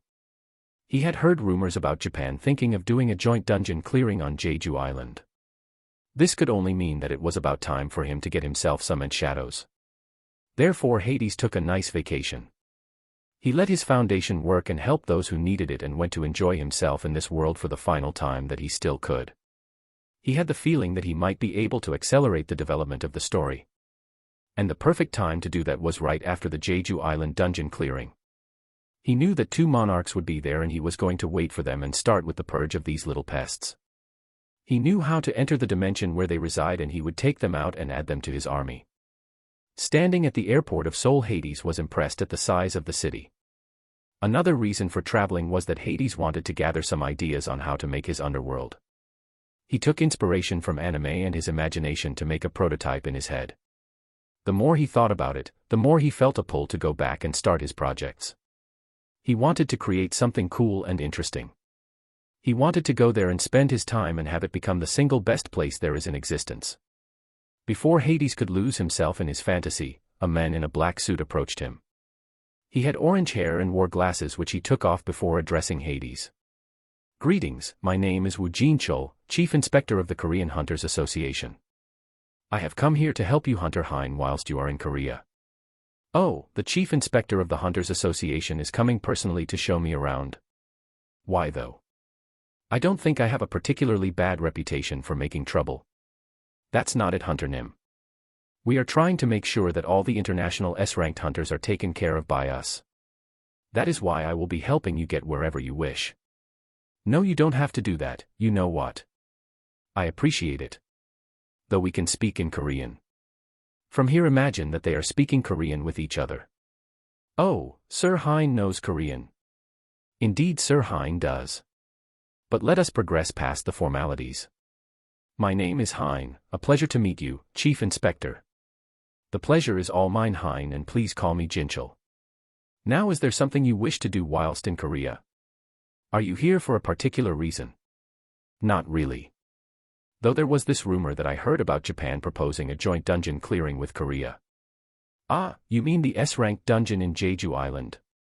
That is indeed impressive that you have heard about it. Are you interested in joining the raid?" "I would indeed be interested in joining. I'm less interested in the spoils than just helping out. I confess I'm a bit of a battle maniac. I look for new monsters to fight." "I see. You do have a bit of a reputation for donating a lot of your spoils. I believe Chairman Go Gun he would be more than interested in having someone like you help us. Would you like us to go there right now?" No. The chairman is a busy man, I can imagine. Just tell him to contact me when he is free. In the meantime, I wish to experience Korea a bit. So what do you say you show me the way to a good restaurant? It would be my pleasure. That is how Hades spent his time in Korea. He took a nice hotel room, not too expensive but not too modest either. He went and tried all sorts of Korean cuisine and visited important places that interested him. When he was walking through the city of Seoul, Hades came across a feeling that told him someone was about to die. He followed that feeling and found himself in front of a young man. Now that was quite the coincidence, wasn't it? No, not really. The weakest hunter was certain to have this smell on him. Hades could see the conviction and dedication in the young man's eyes. It was commendable of him to do this every day just so he could pay for his sister and his mother who was in the hospital. Hades looked at the man and the young man looked up at him. He still had some wounds that the healer probably wasn't able to fully heal. He'd need a lot of rest. Bad day. Pardon. Your wounds, a hunter. Yeah. A weak one. A weak hunter. There are a few of those around. Why did your healer not heal you? She did, but it takes a lot out of her to heal me multiple times a day during a dungeon run. She ran out of mana, so I accepted what she was able to heal. She does all she can. Is that so? Well then come here. What? Ha. Hades stepped closer and put his hand on the man's head. He fueled some of his boundless mana into the man and healed all his wounds instantly. Wow, that feels so good. Thank you very much, mister. What is your name? I'm known as Hein, what about you? My name is Jin Woo. A pleasure to meet you, Mr. Hein. Likewise, Jin Woo. Well, it was nice to meet you, Jin Woo.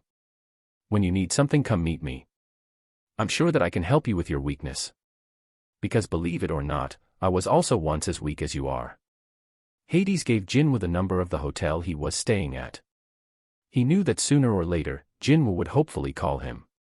He had something special for him and Hades was interested to see whether it would work. It's not every day that you can play ROB. I don't understand. You were once weak. Like an E-ranker. Indeed. I was so weak that I almost died from each E-rank dungeon I took. But a man's gotta live, no? Yeah. Well, see you, Jin Woo. And call me when you decide to take me up on that offer. I promise I don't deal with organs or drugs. And I'm also no pedophile. Hades went to his hotel room. He had a meeting with the chairman of the Hunters Association tomorrow. It would finally start the end of his stay in this world. He couldn't wait to get his hands on one of those monarchs. Chapter 25, The Other Meeting. Hades was sitting in a big room that had two sofas that were facing each other. In between was a small table with some snacks and water to drink. Hades thought that they were going above and beyond to appease him for some reason. The door opened and Jinchul walked in with an older man. He looked like life had tested him a lot and he persevered through it all. The power that came from the elderly man was impressive. Truly a vessel of a ruler he was. Hades stood up and greeted the man. "Greetings, Mr. Hein. I am Go Gun-hee, the chairman of the Korean Hunters Association. A pleasure to finally meet you. I always wanted to meet one of those who killed Kamish all those years ago." "Oh. You are well informed about that." "Well, indeed it was an impressive monster. But I am an old man now. Now, I heard that you wish to participate in the Jeju raid and are perfectly fine not getting anything out of it. That is impressive indeed. Is there truly nothing you wish in return?" "No. I am perfectly fine the way I am and too much money is bad for your character. I have enough anyway. I just like to fight and there are no entertaining monsters anymore. I'm sure you understand the thrill you can get out of a good fight." "Haha, I sure can relate." "Very well then, Mr. Hein. I am sure you can participate. As soon as the Japanese fraction approaches me with the final plan and their offers, I will let you know and we will welcome you with open arms." "I thank you very much." They talked some more but at some point, Go Gun-hee had to leave to continue his work. Hades had nothing to do other than wait around. A day after his meeting with Go Gun-hee, Hades got a call. He was positively surprised to find out that Jin Woo called him and wanted to meet up. Naturally, Hades was happy to do that, as he wasn't doing anything anyway. So they decided to meet in a restaurant that Jin Woo told him about. "You came," Jin Woo said when Hades sat down at the table. "Of course. Do you think I'd give you my number, take your call, agree to meet you and then not meet you? I'm not cruel, Jin Woo, at least not that cruel. Now tell me what you wanted to talk about." "Well, I was wondering if what you said the other night." "So you decided then? Do you want to get stronger? So is it possible? It's not illegal or anything, right?" "No, nothing illegal. And yes, it is possible. Normally it would not be, but I have a way for you to become more powerful. Are you interested?" "Yes. I would gladly take that opportunity, but I must tell you that I don't have any money." "Haha, I can imagine that. I would not have offered it to you if I was after money. No, this comes to you for a price but not a monetary one. You see, the world and the universe are bigger than you imagine right now. Some beings can squash you without so much as a thought. You will find out about them and you will probably meet them at some point when you have become strong enough. So taking this opportunity will mean that you will have to step up when the Earth is threatened in the future. Are you ready to take that responsibility, Jin Woo?" Jin Woo was thinking about what I said. It seems like he never thought about what the gates actually were and why they were here. But it was time for him to ask those questions. Hades planned to have Jin Woo deal with the aftermath of the things he'll do. "I'm not sure.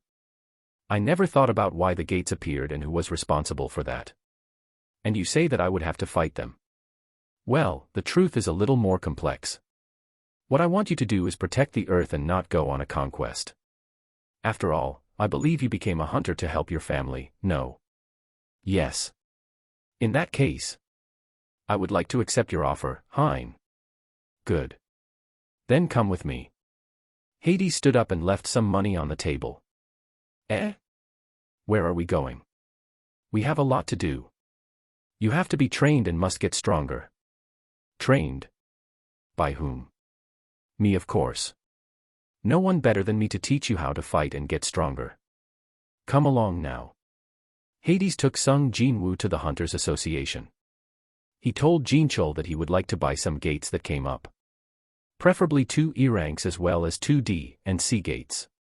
That proved to be a bigger problem than he thought. But Jinchul said that it would not take more than a few days to get it done. Hades grabbed Jin Woo and shadow traveled to the woods that were away from any civilization. He had to make sure this worked as it was his first time doing it. Now Jin Woo, this is a first for me. But don't worry, it is practically safe. Practically safe? Yes, no reason to worry. Alright, now don't move anymore. After focusing on his task, Hades got ready and began to formulate the parameters for the system he would create.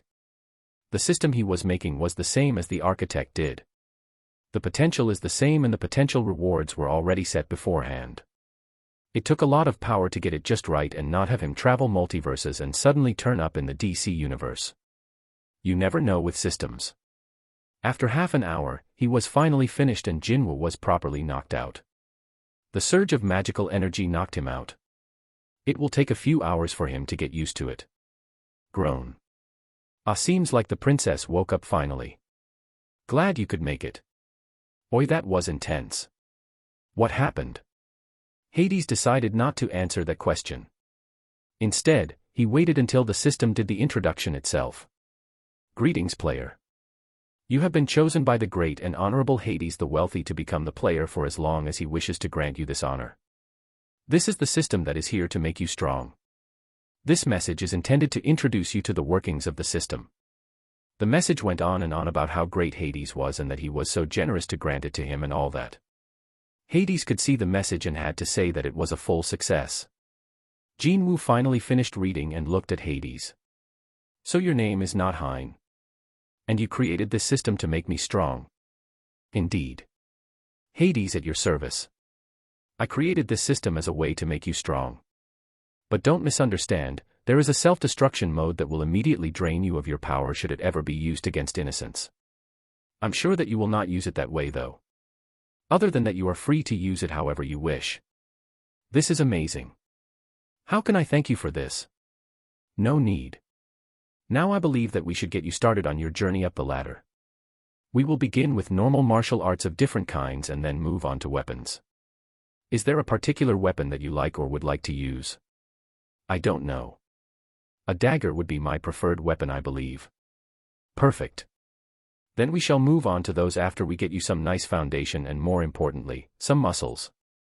Hades had a plan with Jin Woo. He wanted to use him to pass the time until the Jeju Island raid began and he would leave the world. He had genuine fun doing it though. He can only imagine how he will one day, maybe teach his children how to fight. Who knows what the future will bring? He is excited and will pave his way. He won't take any shit from the other gods or anyone. He will continue his climb on the ladder and grow more and more powerful. Throughout the next couple of weeks, Hades lets Jin Woo do his daily workout and then trains him for a couple of hours. After 1 week, Hades let Jin Woo do his first dungeon. It was an E-ranked dungeon. It was an important step for the aspiring protector of the earth. He needed confidence. And then after E-ranked dungeons followed more and harder ones. The higher his level rose, the stronger he became and the higher he could climb. D ranks, C ranks and even B-ranked dungeons fell under Jin Woo's strength and progress. It took 4 weeks for Jin Woo to rise to level 71. A marvelous progress. And it was good that way as it was time for the Jeju Island raid. Hades had gotten a call from Jinchul that told him the Japanese Hunters Association and the Korean one had just agreed on a deal that said they would collaborate to destroy all the ants on Jeju Island. That is good news, Chief Inspector. I will make sure to be there when the S-rankers show off their powers. Can I take someone with me to this meeting? Someone. I think that is no problem, as long as this person is not going to be in the way or cause trouble. Oh no, don't worry about that. He'll just come to watch just as I will. Now that I am thinking about it, I wanted to ask whether it is possible to take him with us to Jeju Island. Who is this person, Hein? Is he a hunter as well? Yes. I took a disciple a few weeks ago and am training him. He has a lot of promise and will become powerful in the future. I just want to take him to gain some experience. If you think he is powerful enough to stand amongst other S-ranked hunters, Hein, then I have no problem. I will however tell the chairman about it. That's fine. Tell him that I will personally watch out that nothing happens. That's good then. Chapter 26, Another Meeting. Jin Woo, are you up? I am now. After you woke up the entire neighborhood with your shouting and banging on the door. Well, that's good then. Are you ready? We can go and meet all those S-ranked hunters today. Are you excited? Sure. But after spending so much time with you, I don't think there is anything that can impress me anymore. Oh, I'm flattered. But don't kid yourself, you have seen nothing yet. Now let's go see all those arrogant and extravagant characters. They got to the big gym that the Hunters Association had prepared for the hunters. It was supposed to be used to get to know each other. But it was more of finding out weaknesses and assessing each other. Japan was pulling a dirty one. But that wouldn't matter anyway. When this was done, Japan would be humiliated and have lost many S-ranked hunters. Besides, Hades needed to do something soon, otherwise he would go insane. It was just not for him anymore. He needed a good fight or something to do. He was now certain. This would be the last dungeon for him. He will fight this and use that chance to help Jin Woo get stronger, and then he would dip after collecting the monarchs. Hades and Jin Woo arrived and entered the building. Jin Woo felt the powers that clashed inside and was amazed. His senses had gotten much better and he was more sensitive to things. An amazing leap in strength since he first started. He took Hades and Jin Woo and they talked with each other. Are you excited, Hein? Not really. I am excited to get to Jeju Island and remove this plague for good, but I am not very excited to meet a bunch of S-ranked hunters that think of themselves as more than what they are. Ho, then what are they? Well, they are simply S-ranked hunters. There are many of those around the world and they don't need to be so arrogant about it. And what about the captain of their guild? Goto Ruji. I guess he is stronger than the rest. But his belief that he will rise to become a national-level hunter will never happen. He is too weak for that. But I don't think I have to tell you that, do I? Overall, the sparring the Korean hunters did with the Japanese was boring for Hades. He simply wanted to get it over with and not watch them wrestle on the ground. When Goto Ruji recommended a group battle, I was tempted to let Jin Woo participate but decided against it as he would get into the limelight soon enough. No need to have other countries find out about him yet. Hades refused to participate and simply watched them. You are not going to fight, Hein? Asked Go-Gun-hee. No. I would not fit into this group. I have the feeling that this is more than just a spar. They are checking us out. Or at least the Korean hunters. You are correct, I also believe that. Do you think they are planning something? Whatever it is, I'll be there to stop it should it happen. After the fight of a 4v4, Goto Ruji approached me and started to ask me whether I would be open for a spar. Gojo-san asked whether I understood him. No, I am not interested in fighting you. You speak Japanese? Do I have to answer that? You just did. This conversation's over. Hades turned around and walked away. Wait. What is it? I wanted to ask why you are not interested in sparring with me. Why do I need to explain myself to you? You don't Correct, no, if you would excuse me. Come Jin Woo, there are still some dungeons we can hit before it's time to leave. Another week passed during which Hades had Jin Woo do more dungeons. He was getting stronger constantly. Hades loved to see it.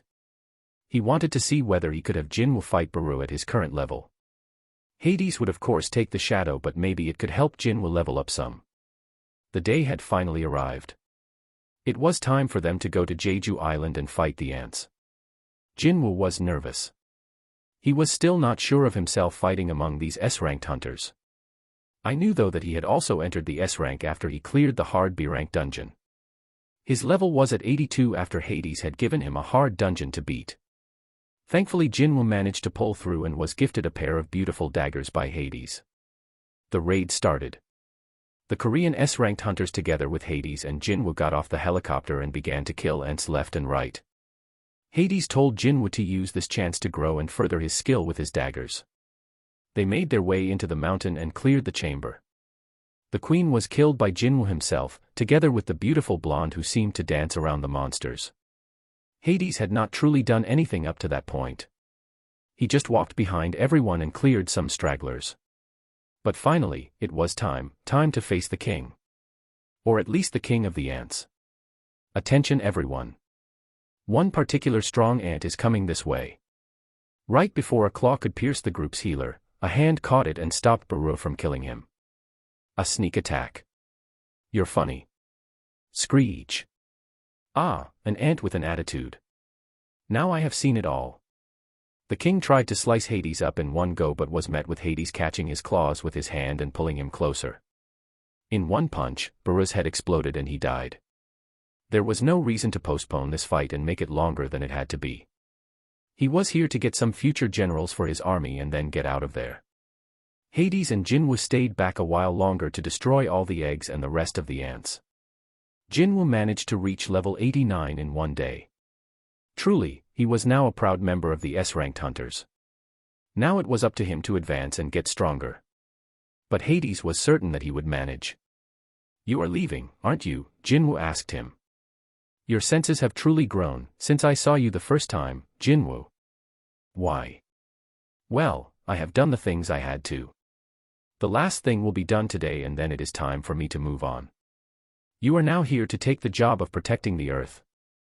And I know you'll do a splendid job. I have left something for you when you reach level 100. What is it? It is mostly information on the history of this universe as well as something you will be able to use for a special someone. Jin Woo was very emotional and it was hard for him to say goodbye. Goodbye, Jin Woo. Take care of your family for me and make sure to stay the way you are. Goodbye, Hades. Maybe we'll see each other again. Maybe Jin Woo, maybe. And then Hades left. He had something to get for himself first before he killed the monarchs. And that was the rest of the shadow army of Ashbourne. Those were at least 100,000 soldiers that he could use. Finally you're here. I have been waiting here, you know. You could have come sooner. But I guess no one likes to come to their death soon, Hades said to the two people who had just arrived out of another dimension. Oh. A human. And you have not yet passed out. Fascinating, the elf said. I am neither a human nor would such weak pressure make me pass out. And who might you be then? I am entropy, I am death, I am Hades. Today you will die and I will go and kill all of your armies and then to the other monarchs and kill them too. All for the glorious purpose of having you serve me. Can you think of a more fulfilling job? The two monarchs got tense. When Hades started to speak, he released some of his mana and the two monarchs understood who this was. Shadow Monarch. Indeed. So are we going to stand here all day, or, hey, where are you going? The Beast Monarch had used this chance to get away. He was not interested in fighting the Shadow Monarch this way. That was unexpected. Are you also going to run away? Hades asked the Frost Monarch. We will see each other again, Shadow Monarch, I promise you the ****. Hades stood in the same position but with something in his hands. The Frost Monarch looked at it and saw that it was his heart. Hades had ripped out his heart and he hadn't even noticed him move. Don't think of getting away. You are dying today and that is absolute. Needless to say, the Frost Monarch died that day. Once again Hades used his powers over boundaries to create a shadow soldier out of the Frost Monarch. It was amazing to just go against what was believed to be possible. The hunt was on and Hades was impatient to play with his game. The second monarch to fall was the Beast Monarch.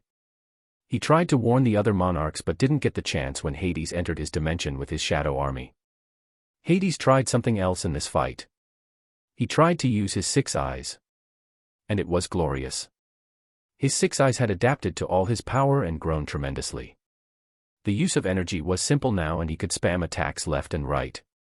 He could do that before but now he was essentially not using more energy than he was generating.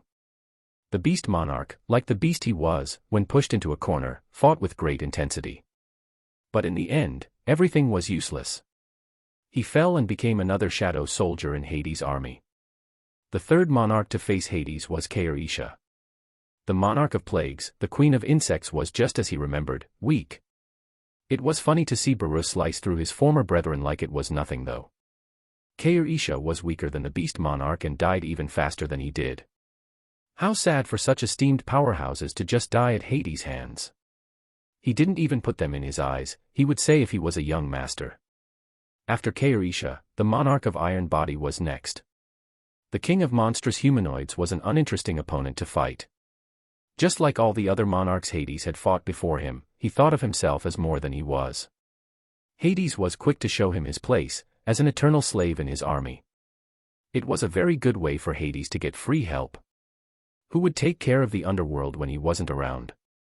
They were perfect for that job and Hades would use them wisely. Yogimunt, the monarch of transfiguration, the king of demonic specters, and Legia, the monarch of the beginning, the king of giants, were the last two before the final boss came. Hades had to travel into a dimension that was protected by the rulers to get to Legia, as he was already captured and chained. That made the hunt very boring, but at this stage, Hades didn't care anymore. He just wanted to be done with this and go back home. Chapter 27, So Many Meetings. In a dark dimension where the sky is never blue and the air never clean and healthy, we find our last obstacle that stops Hades from going back home. The rocks form a platform on which we find a throne. On this throne sits a handsome middle-aged man with long red hair, a neatly trimmed red beard and glowing red eyes. He also wore silver-red armor with a high collar and a reddish-brown tailcoat. This was the last of all the monarchs. The monarch of destruction, the king of dragons. He was sitting on his throne in this dimension that they had fled to after Hades had attacked the last time.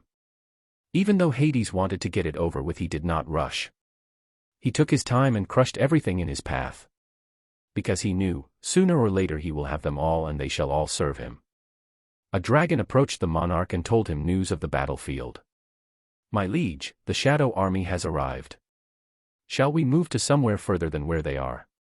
"No. I am tired of running away." True.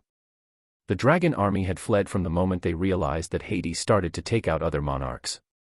And while the monarch of destruction was the strongest monarch, on par with the shadow monarch, he did not underestimate the sheer number of shadow soldiers that were a part of Hades' army.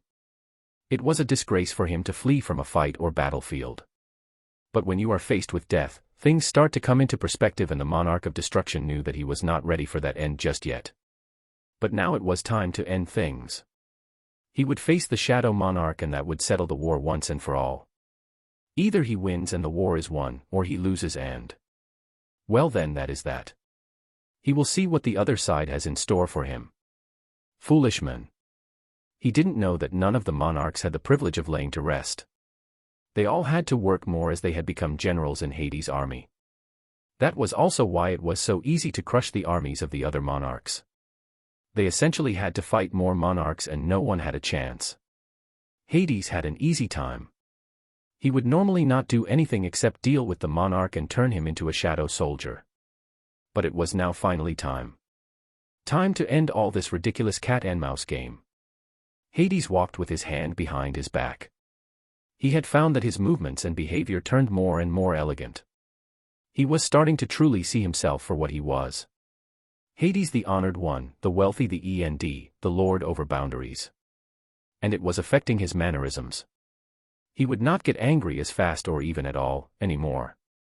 There were still things that made him angry, but it was not something he experienced in the world of solo leveling. He could not get angry at the humans, for they did what was expected of their race. He understood them as he was once one of them. That would come to be an important fact in the future. But we'll see that later. His mind has started to grow again since he had taken over again. When he was in the Jujutsu Kaisen world, he had sealed almost 100% of his powers, and that was why they didn't grow.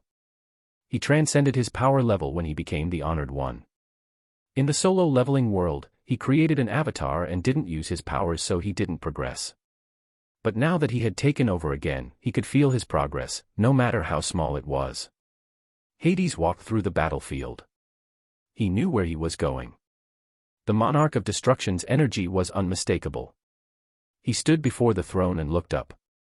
No need to be uncivilized. So you've come. I have. No more running. No more. We shall fight now and finish it. Fleeing serves no purpose. I'm glad you see it that way. What happened with Ashbourne? Gone. I see. Before we fight we shall exchange names. My name is Antares. That is the name I go by Hades. Let us not dwell on the past and focus on the present. I agree. Looking at each other for a moment, they felt the tension rise. For Antares that was Hades had already seen the outcome of this battle and was ready for the attack he knew would come. This made Hades have a flashback to the day of the job change quest when he fought Igris. He crushed his commander then. And this fight, even though the opponent was far stronger, would be easier. Antares took out a long red sword from his palm and attacked Hades with it. Hades ducked the swing. Antares attacked again with a swing from the left, trying to slice Hades in two. However, that didn't work as Hades retreated from the sword's reach. The monarch gave chase and attacked Hades from all sides. The surroundings got cut and blown up by the intensity of their fight. Hades decided that it was enough disrespect now and took out his katana. He had begun to like it. But it was a bit short for his tastes. He preferred an odachi and he would try and find one in the future. Now that he thought about it, there is a place he will go to in the future that specializes in making all sorts of swords and variations of them. And it would be perfect for him as it will be truly his. Hades blocked a swing from the angry dragon. He was unhappy that Hades did not see him as a threat and was not even fully focused. Antares opened his mouth and fired a jet of flames that destroyed everything in its path. Hades dodged the flames as his katana would not hold against those. He swung his blade and created a slash that traveled towards Antares. The monarch managed to dodge the slash but was caught off guard when Hades punched him in the face. Antares lost his balance and in the attempt to regain it, he did a flip. Hades increased the intensity of their fight until Antares was sweating from the pressure he was feeling. Hades still had his expressionless face. He was not impressed with this performance. You are stronger than the other monarchs. Not strong enough. Obviously. Let us finish it in one final attack. As you wish. Hades put his katana away and took out a spear. He wanted to try a new move. He pulled the spear back as far as he could. Antares was gathering a big ball of destruction and flames in his mouth. They both unleashed their attacks at the same time. A monstrous amount of flames was shot towards Hades. He simply looked at the flames and thrust his spear forward. The flames were extinguished from the inside and dissolved into the air. The monarch of destruction and king of dragons looked down at his body and saw a basketball-sized hole in his thorax. He looked up at Hades and smiled. I lose. I can move on.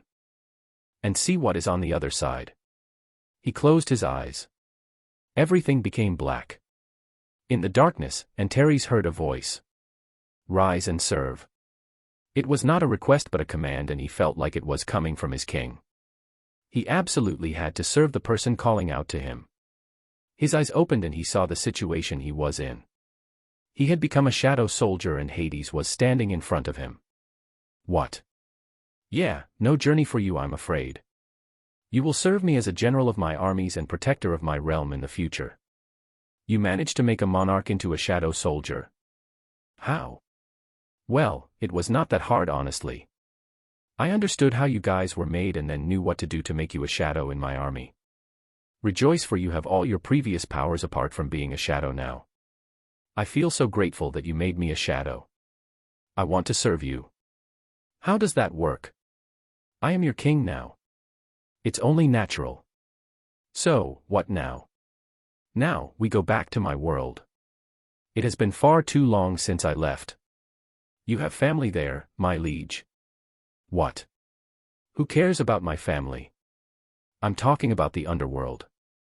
A dimension that belongs to me and that I will shape and form into something glorious and amazing. And now I can finally go back. It was fun traveling to other worlds and I will definitely do it again, but the next one will not be for a few years. Hades called all his shadows back into his shadow. It was truly convenient to be able to do that. He sat down and left the dimension. He appeared on Earth and looked at what happened to it since he had left to deal with the monarchs. It would seem that the rulers had not yet realized that he had killed all the monarchs. Maybe he should tell them. Nah. The longer the gates appear, the longer Jin Woo can level up and grow stronger. There are other threats in the universe except the monarchs. None of them are as powerful as they were, but there are still more. Hades focused and looked for Jin Woo. He saw him with his family in their apartment. It seemed like he had reached level 100 and had unlocked his gift. Hades gifted Jin Woo a batch of holy water of life to wake up his mother from her eternal slumber. Their father had not yet returned and was probably still, oh would you look at that. Still not going back. You are the one that gave my son that power. Was that a question? You made him strong. Was that another question? Why? Because I wanted to. You are the Shadow Monarch. I have been tasked with stopping you from merging with a body, by the rulers. And how's that going for you? Not well, it would seem. Do me a favor. Don't tell them just yet. Let them use all the gates they have. It will make Jin Woo stronger and he will be able to protect the earth in the future. And when all the gates have been cleared, tell Jin Woo to use the last part of my present to change it all back 10 years. I'll leave now. Take care of your family, Il-Wan. And with that said, Hades left the world of solo leveling for good. Chapter 28, Ideas. Chapter 29, Back Home. Finally. I'm back. Hades floated in the air and looked down on the earth. Not different from the way he had just looked at the earth in the solo leveling. He was happy to be back now. It was time he got to work on the underworld. He had postponed it far too long. Hades stopped for a moment. He could feel the weight in the air. The heavy feeling, the smell of death. It was all around. It seemed like they were having trouble with the war. Interesting. Just as he said they would. But that was not his problem. He was here to claim what was rightfully his, the underworld. And so he made his way to where he could feel the opening to the underworld was at. He wanted to get started right away. Hades made his way to the right spot and felt something. A pull. A feeling that was calling out to him and telling him to come. That had to be the underworld. So without thinking, he entered, and as soon as he entered the gateway to the underworld, he could feel how he had passed a barrier. He was the god of boundaries. So it was natural for him to feel something like that. He knew that he had left the dimension called Earth and had entered a new one. The pull got stronger and it seemed like the dimension was happy. Well, it made sense. He was the intended ruler of this dimension. It belonged to him, naturally it would be happy that he was here. The surroundings were harsh, to say the least. The air reeked of acid, poison, and death. There was pain and anguish that were all around and permeated the dimension. Due to the fact that it had been unclaimed all these years, the underworld was a chaotic place that seemed to be influenced by Tartarus. The feelings and energies that came from Tartarus were seeping through the connection that the two dimensions shared. But that didn't matter all that much. It was fine for Hades and he would deal with it soon. But for now, he had to get to the center and claim this place as his own. Hades walked and walked. It felt like an endless distance that he had to cross to get to the center of the dimensional. But that was not true. It only seemed that way because that was the defense mechanism. Those who were not welcome would forever wander and never reach the center. Hades would have to take the center of the dimension and do something special with it to protect it. But that was in the future. Hades stopped for a moment and took off his eye patch. He wanted to have a look at his dimension in its truest form. His 6 eyes were activated and he could see everything. Unlike what you saw when you used normal eyes, Hades could see all the energies and intricacies that were the underworld. And he only had one thing to say about it. It is beautiful. He was biased. But it was truly a beauty. The energies that made up the underworld, while in a chaotic state right now, were truly marvelous. There were so many different types as well. And all of these energies, death, pain, chaos, suffering, reward, and many more, came together and formed the trademark energy signature of the dimension. But Hades knew that it wasn't complete yet. It would change once he connected to it and truly made it his. And no better time than the present to make it so. Following his senses, he could see the center of the dimension and approached it. Without thinking, he grabbed it. His vision turned black and he saw everything in the underworld at once. He could see everything and feel everything as well. It was truly gorgeous. After a moment, Hades stopped and smiled. It was perfect. I, Hades, the god of death, the underworld, wealth and boundaries, the honored one, declare this dimension as mine and hereby claim ownership. Hades said this out loud for all of reality to hear. He had taken control of the underworld. It was now his and his alone. No one will be able to take it from him. Hades just stood there for a moment, letting this new feeling wash over him. He could feel the changes that had just occurred in the underworld settling. His divinity of boundaries truly changed the meta. The underworld would be nothing like in the stories or mythologies. It would be truly indestructible and unbreachable. The possibilities that he had now were endless. He had so many ideas on how to change it and what to add, and he was giddy to begin. As he already stated, his inner Minecrafter was acting up and desperate for some terraforming. But first, plans had to be made and his ideas had to be finalized. He had to make sure that all his ideas and wishes didn't conflict with one another. But there was little chance of that happening. Normally, if you are a young god and you claim a dimension, it takes time to integrate fully and have all the changes you want be done. Another thing that has to be thought of is that the space inside most dimensions was finite. They could be ginormous, but they were finite. Now the underworld was also finite. At least it was until Hades had just claimed it and his divinities of boundaries had taken effect here. Hades knew that whenever he wanted to increase the size it would work. No matter what, everything and anything could be achieved here, and it was all a blank canvas for him to paint on. What were some plans that Hades absolutely wanted in the underworld? Well, to start off, Hades wanted to create something that would welcome a lot of inhabitants if they wanted to live here. He was in no way against staying here alone for eternity. Something this gracious was supposed to be shared, or at least envied. But Hades was not a charity. He was the god of the underworld, and those who wanted to stay here and passed his requirements would be allowed to stay here. Of course, they had to contribute something to that. Now let's talk about the first order of business. The landscape. Hades will create several biomes, each with its own respective features and climates. He will make some of those biomes so big that they will appear to be entire worlds. Some of those biomes will serve as a housing biome where most people, gods, and maybe demigods will stay and live. There will be different types of habitable biomes. Some of them will have a Japanese lifestyle and others will be futuristic with technology that makes everything easier. It is allowed for gods to have multiple housings. The base form of the underworld will be similar to the Nether from Minecraft. It will have the same feel to it. Only it will be much more dangerous. This Nether will be everywhere except the places he puts different biomes, like the housing biomes he just talked about. At every entrance of a biome, Hades will build portals that are connected to a subdimension. This subdimension will be called the highway, as it will function as a highway. No matter where you want to go, with the highway you can get anywhere in the underworld. When you enter such a portal you will arrive in the highway dimension, and from there you will find an assortment of vehicles and transportation of all kinds that take you wherever you wish. Hades has many ideas on how to make this highway better and more efficient, as well as more enjoyable for everyone. Apart from housing in the highway, there will also be biomes that vary from lush magical forests to serene meadows to towering mountains and underwater realms. All of these biomes will not look like their siblings on Earth, each will have their trademark underworld feeling to it and make them unique.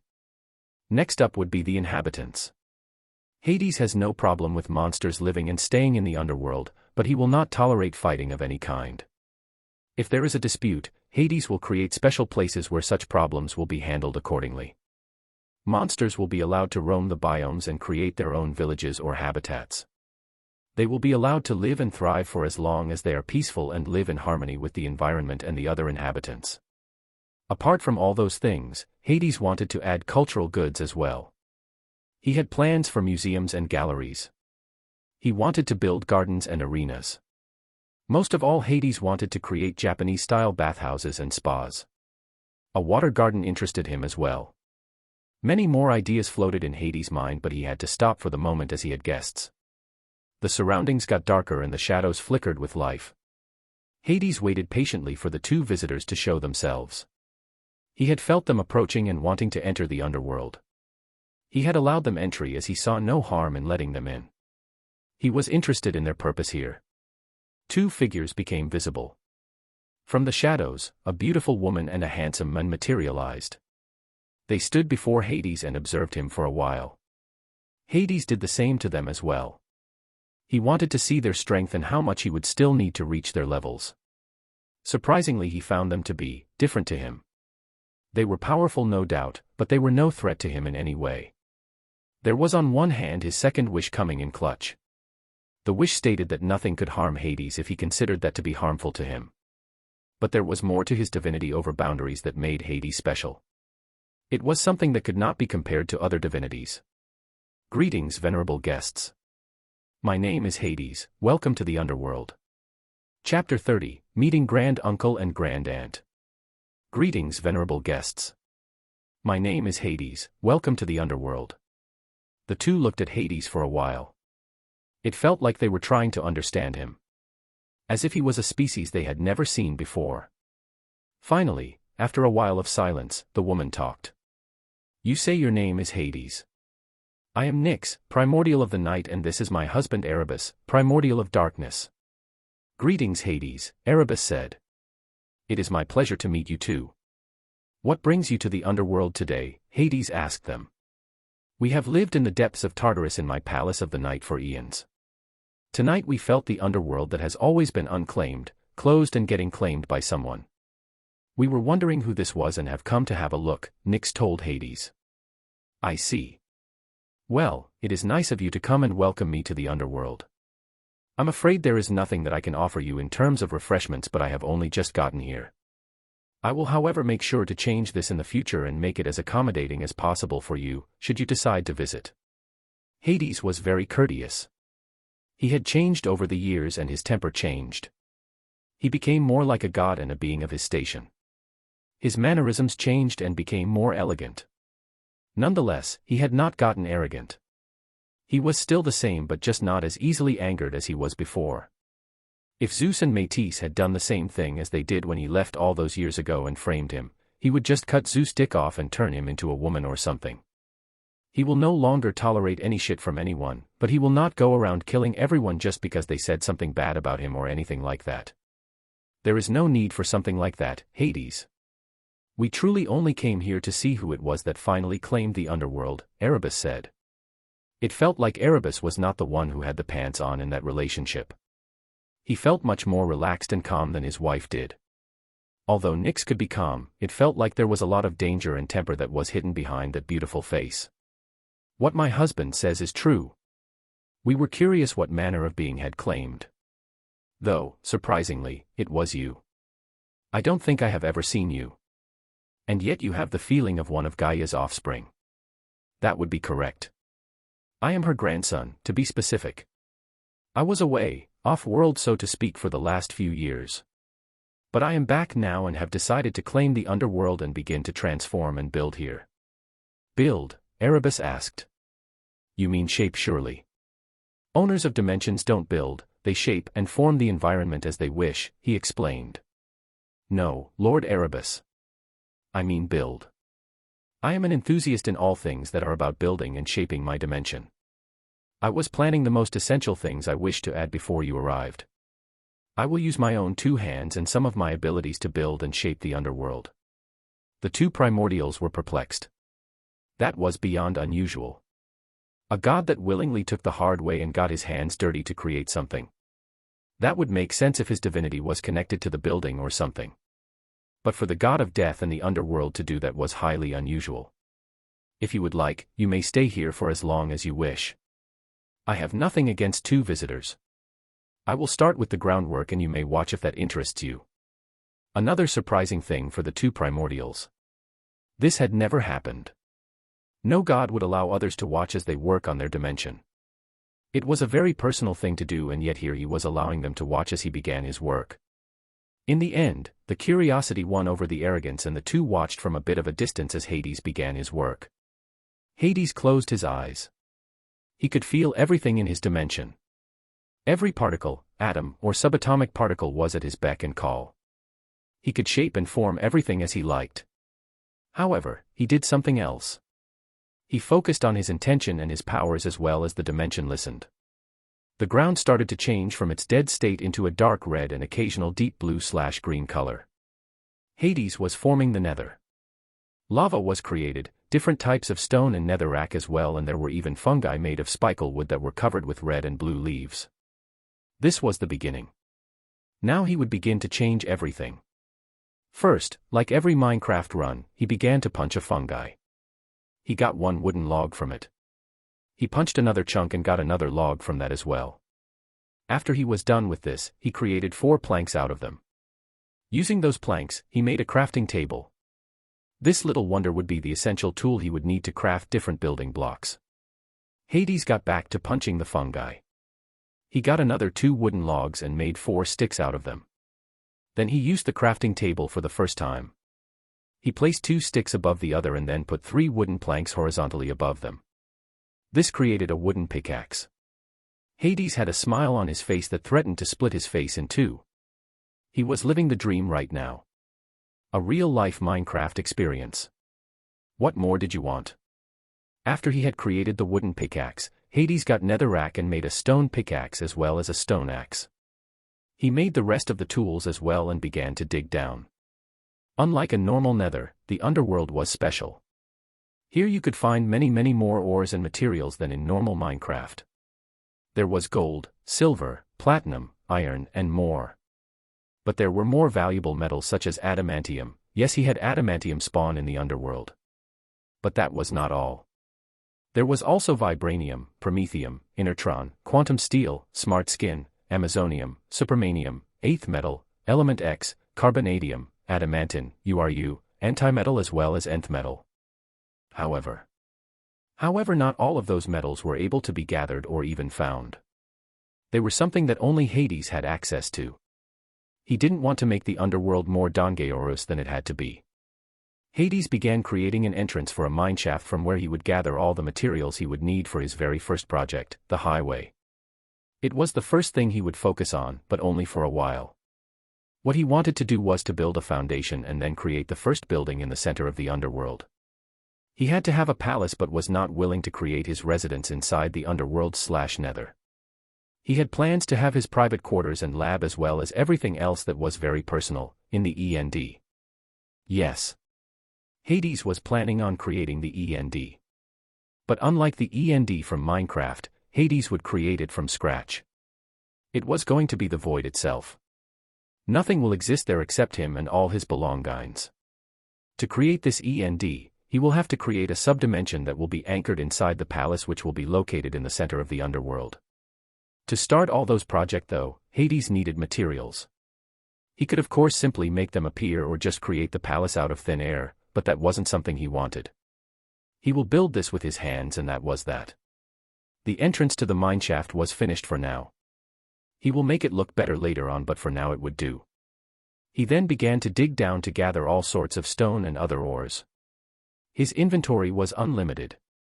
That was something that he thought was important as he did not want to travel back and forth too many times.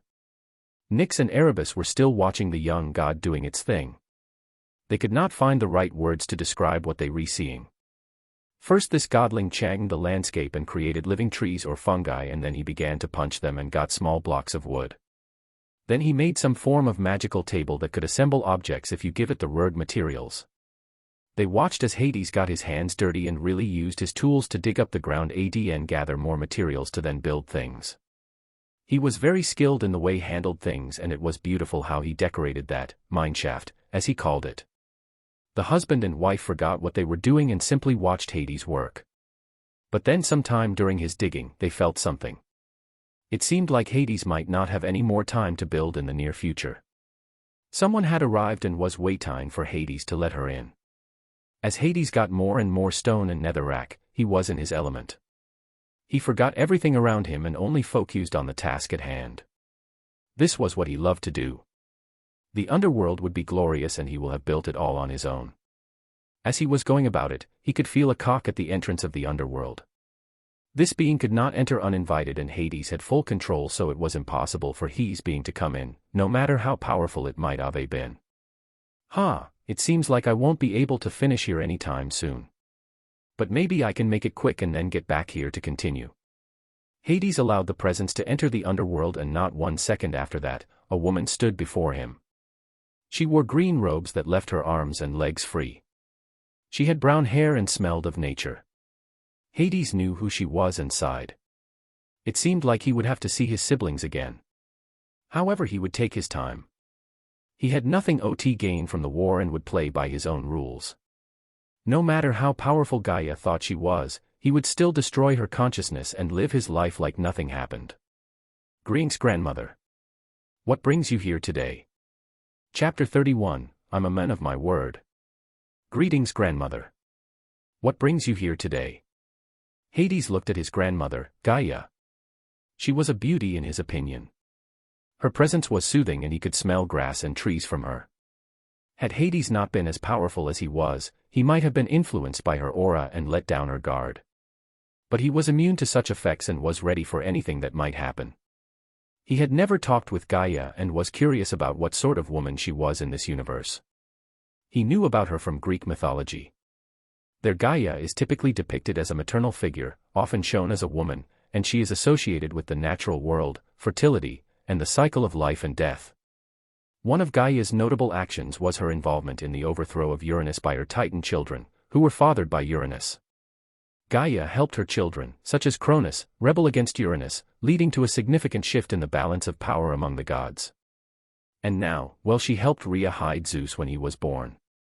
This had to mean that she was interested in having Kronos taken from the throne. No. He did know that Gaia was not happy about the imprisonment of most of her children by the Olympians. Hades didn't particularly care about the Titans and he would leave them be if it was up to him. But Kronos had to be removed from the throne. Where he went after that. You are one of my grandchildren. Children of Rhea and Kronos. Is that a question? No. I was merely stating a fact. I see. Well, you are correct. Hades, you have claimed the underworld as your domain, it would seem. Why are you not fighting in the Titanomachy? Where have you been all this time? I was traveling, if you will. Gaia narrowed her eyes and looked at Hades less calmly. What? Traveling. I went to see other worlds, to gather experience and good memories. So you let your siblings and allies fight in the Titanomachy on their own, because what? You didn't feel like helping. Gaia was no longer speaking calmly. She was not yet screaming, but her voice had gotten louder. There is no reason to shout, grandmother. We can talk in a normal way. No. Don't patronize me, boy. It is your responsibility to help your siblings in this war. The Titanomachy has to be won, and all these years it went abysmal. What's more, it is getting worse and worse.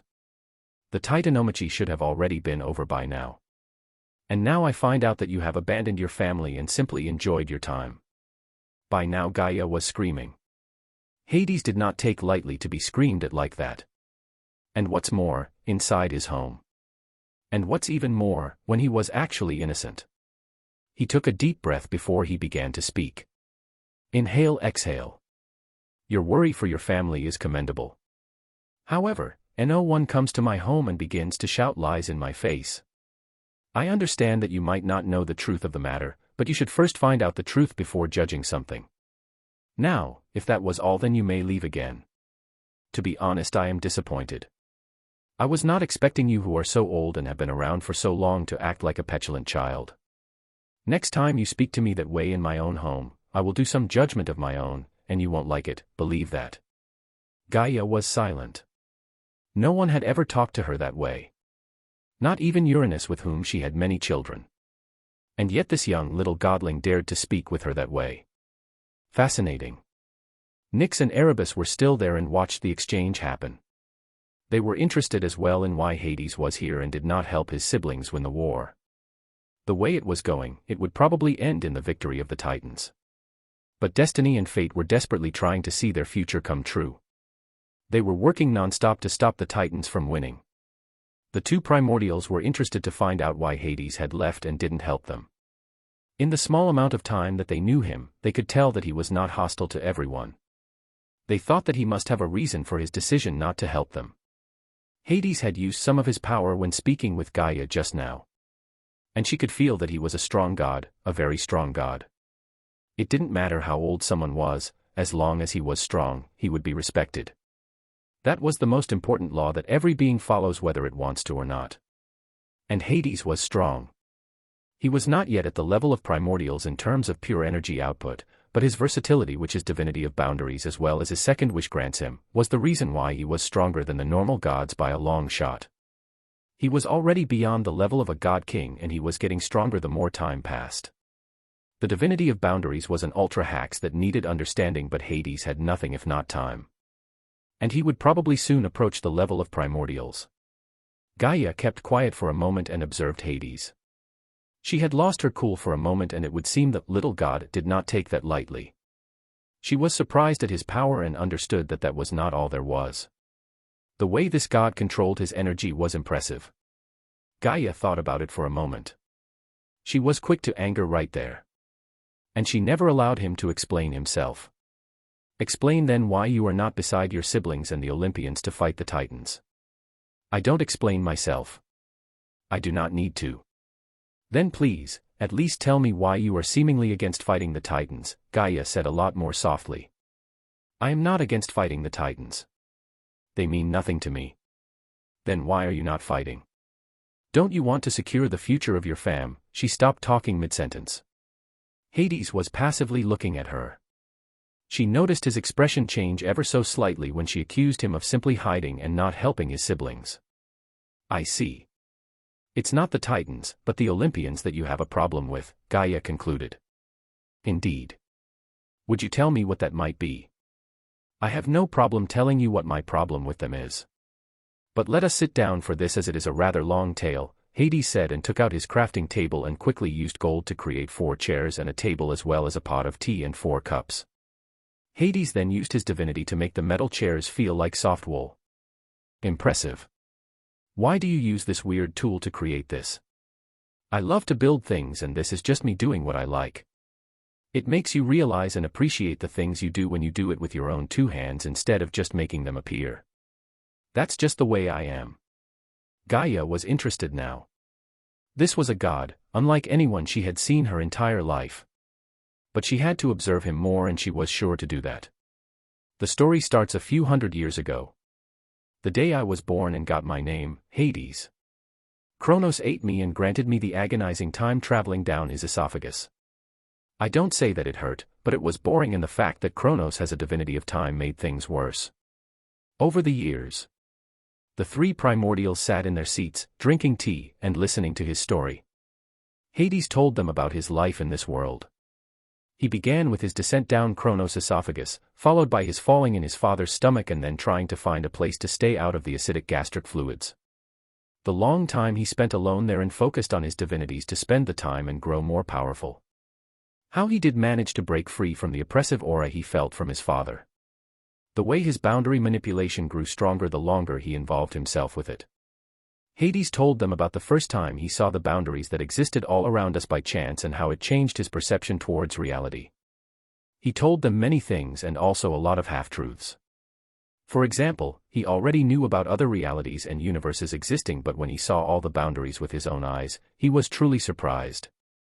So a half-truth. Hades then continued to tell them how Hestia had arrived and he felt her power trying to bond with him. He told them about his fear of such bonds, that he might not get out of them and that they might be used against him.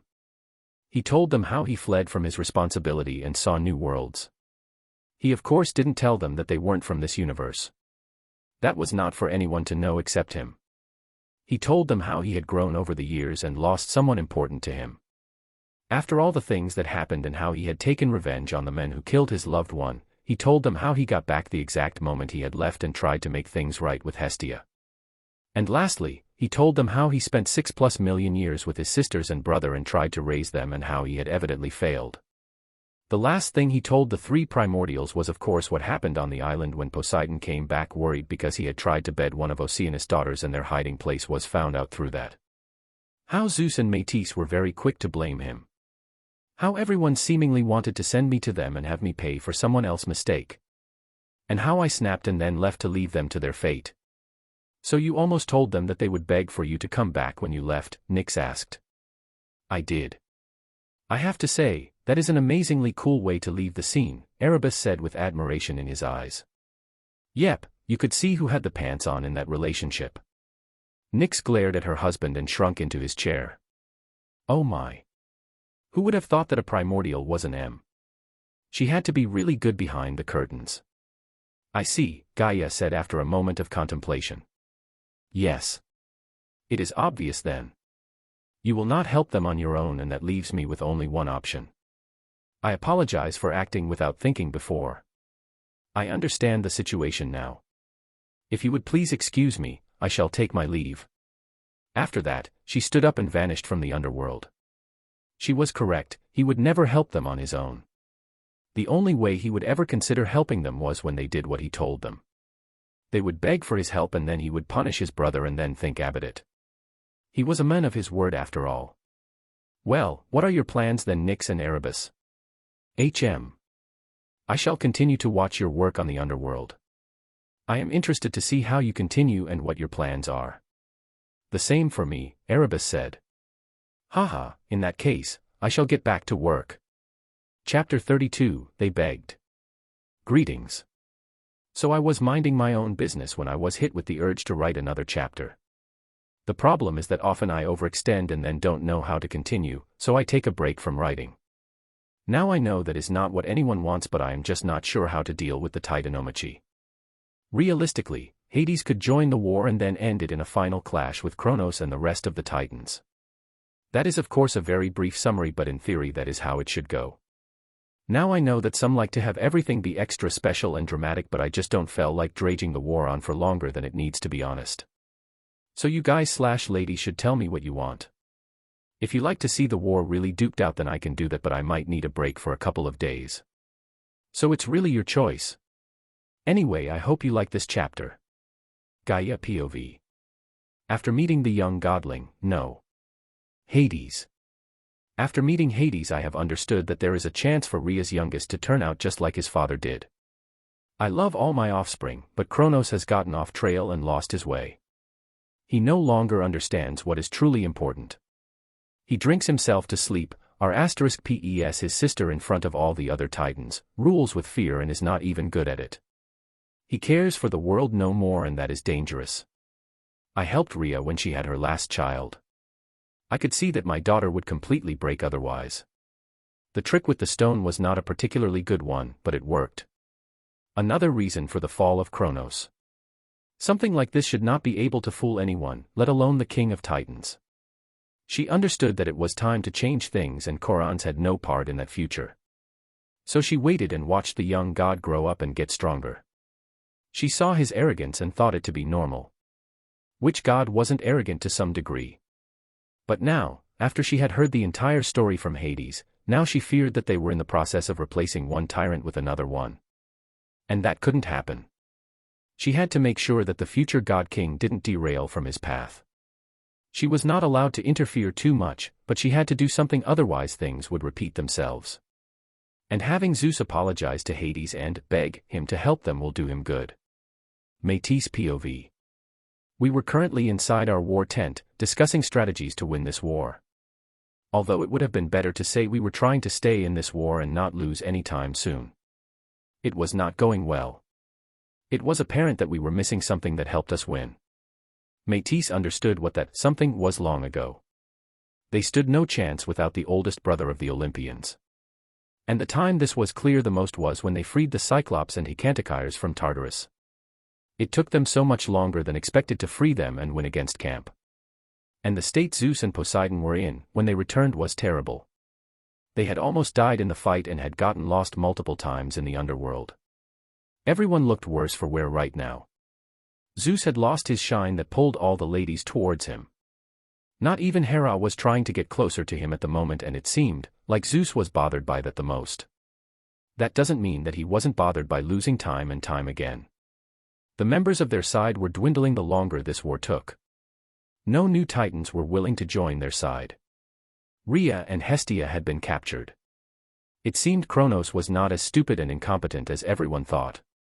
He had removed 2 threats from the board, and those were important pieces. Both Rhea and Hestia had divinities that could help the family and boost morale. But now that they were no longer there to cheer the others up. This is getting frustrating, said Poseidon. I agree. What are we going to do now? Demeter asked. Zeus slammed his hand on the armrest of his chair. He was angry. He was ridiculed by his father and other titans whenever they saw him on the battlefield. We shall strike them where it hurts the most. We will take them out one by one. And how are we going to do that? We need a lot of manpower to free your mother and sister, I added. Zeus had a remarkable mind for fighting and his instincts were very good. But in terms of logic, I was still the one doing the plans. We stop trying to save both of them and begin really trying to win, Zeus said. What? They are suffering. I'm sure that they need our help as Sudash. Enough. That doesn't matter now. I will kill Kronos and end this war. We must act quickly now. No one dared to say anything. Zeus was their leader, so to speak, and while Métis would have been happy about that any other day, right now, they needed someone to tell him that such an act was cruel and unnecessary. But maybe, this was good. Maybe they could hit Kronos with something that he didn't expect and therefore catch him off guard. The tent flung open and someone entered. The air changed suddenly and I looked towards the person that had entered. And when I saw who it was, I immediately bent my knee. My lady. Welcome to our camp. What brings you here today? Standing before them was Mother Earth herself, Gaia. The fact that she came here could only mean bad things. I have come today because things must start to change right now or you will lose this war. As I feared, it was bad news for them. But what to do? Lady Gaia, what can we do? Are you capable of lending us any help? No. That is not possible. I cannot interfere directly. But there is something that has come to my attention just today. What is that, Lady Gaia? I asked her. Was it good news? Was there a loophole that let her help us? I found the underworld to be claimed just yesterday. Interested who this might be, I went to see and imagine my surprise to find a young god there. Please don't be who I think it is. Please don't be who I think it is. Please don't be who I think it is. He goes by the name Hades, Gaia continued. F***CK. And he told me an interesting tale about attempted R***PE and accusations that were entirely false. Do you have anything to say about that? Zeus? Poseidon. Gulp. The pressure was breathtaking, literally. No one could breathe right now. It was clear that Gaia was angry and not for no reason. They had messed up back then. And now it was biting them in the ass. You have killed and almost lost the war with your foolish actions, and for what? For pride. Because of your arrogance and fear. You will right this wrong and pray that he will be lenient enough to help your side. Because otherwise, you will lose this war and Kronos will make you all slaves to be tormented inside Tartarus forever. After saying that, Gaia finally left, leaving them all alone in the tent. I think she is right, Zeus. We have to apologize to Hades and then hope he comes back and helps us with the war. We could use his help, Poseidon said. And what could one more god do? We are not losing on numbers, at least before we didn't. We can't use a coward such as Hades that just leaves us behind. He fled because he is scared, Zeus said. That's not true. Hades is not scared. He left because you blamed him for something he didn't do, Demeter said. She had regrets about how things went back then. She should have stood up for her brother, but she didn't. Besides, Hades is strong. You don't know because you weren't there, but Hades is powerful and he even trained Demeter and Hestia back when we were inside Kronos' stomach. It was Hera who surprisingly said that. But she still remembered how she felt when Hades was in the stomach. His dangerous vibe and powerful aura made her want to flee behind someone. And how she wished he helped them carry this burden now. I refuse. There is no way I will ever beg that guy to help us. I'd rather die than do that. We will die if you don't do that. We did not think things through back then, and I will also apologize to Hades, I said. It was also partially my fault. Yes, only partially. After all, who did he think he was trying to be king? Zeus was the rightful king and nothing would change that. The meeting was postponed for the moment and everyone returned to their tents to get some sleep and get some energy back. I was sitting on the bed next to Zeus. It was time to tell him some things. I won't do it, Zeus said. This time it was spoken silently. He was not as arrogant in my presence. We still had not had intercourse yet. We were trying to wait until after the war. It was hard in the beginning as Zeus is an unbelievably attractive god and his allure is out of this world. But we had less and less energy when going to bed over the years. The war took a lot out of us. I understand why you don't want to do it. But no one said that you have to mean it. What? Think about it.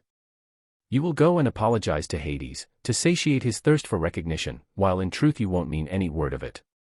You will prepare for the final strike and then win the war and become the king of gods. Zeus understood what she was talking about and his eyes brightened up. It seems he liked the idea. Yes, we will let him have his arrogance and then deal the blow and take away the throne afterwards. And then we shall finally marry. Yes. Author POV.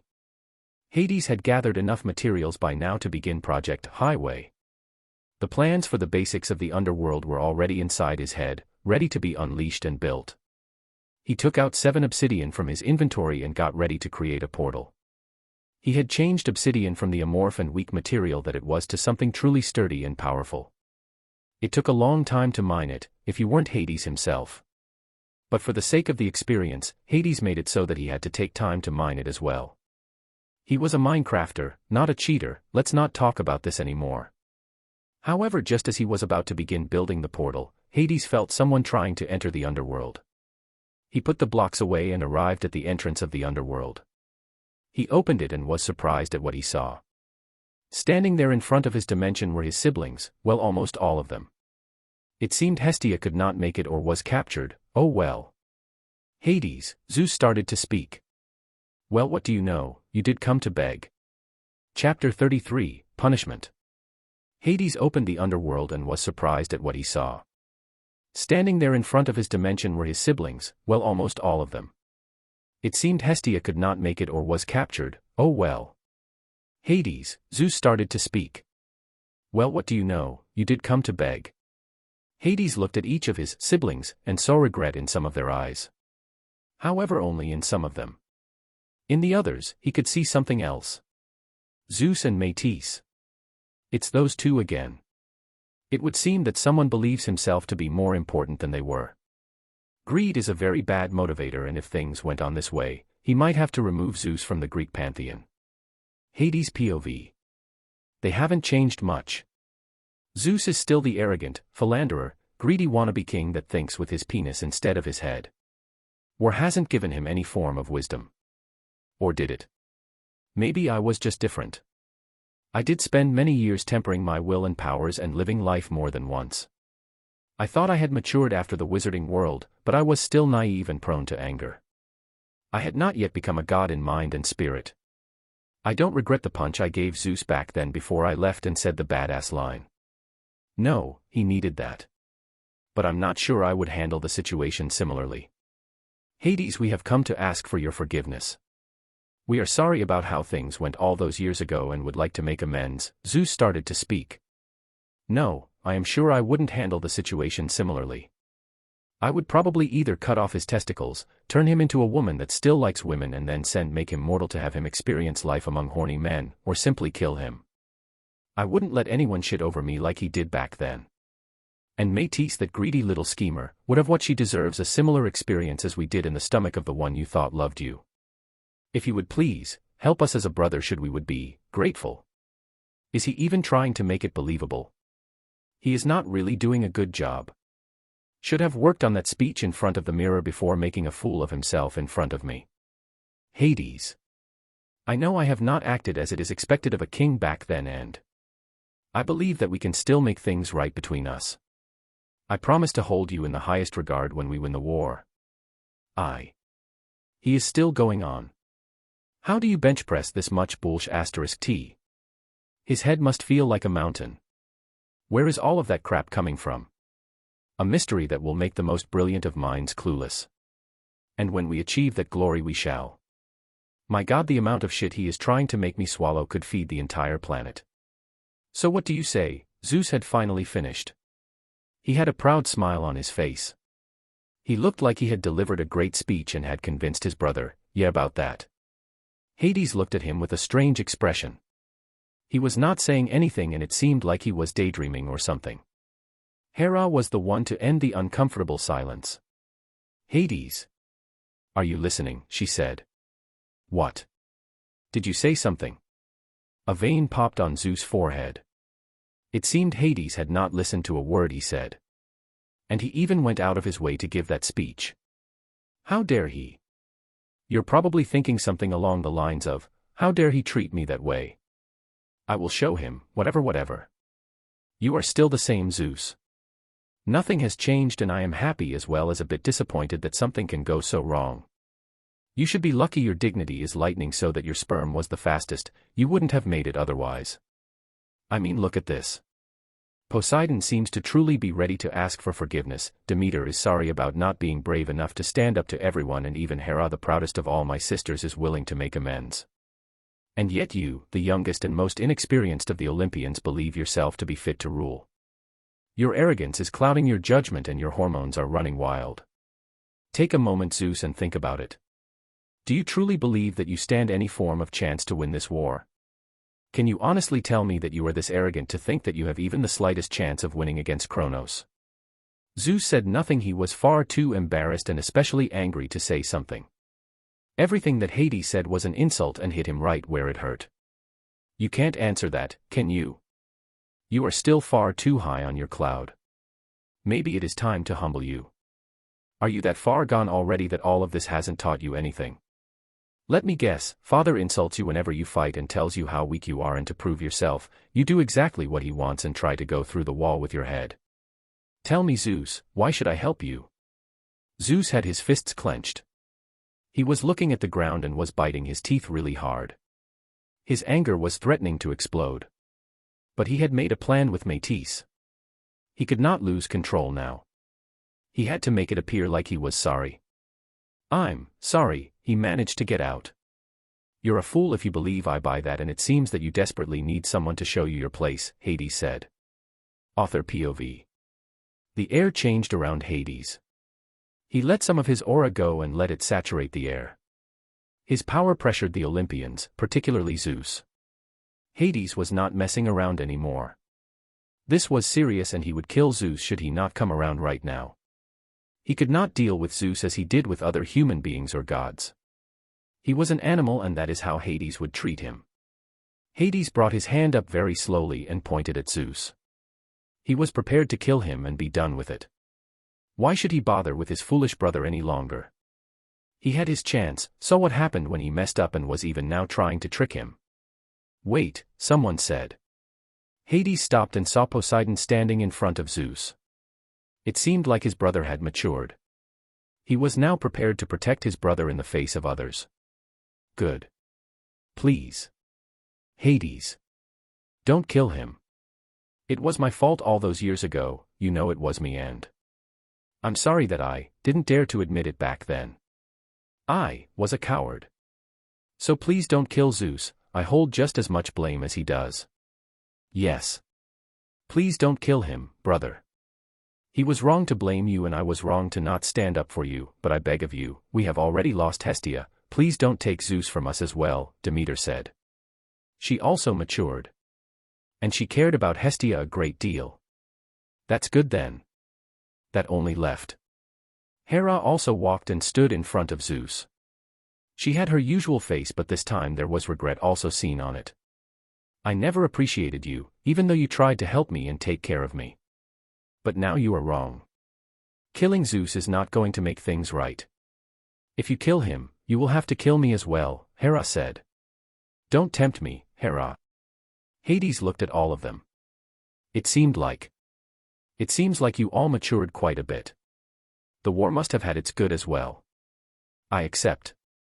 I won't kill you, Zeus, Hades said and slowly lowered his arm. The others sighed a sigh of relief.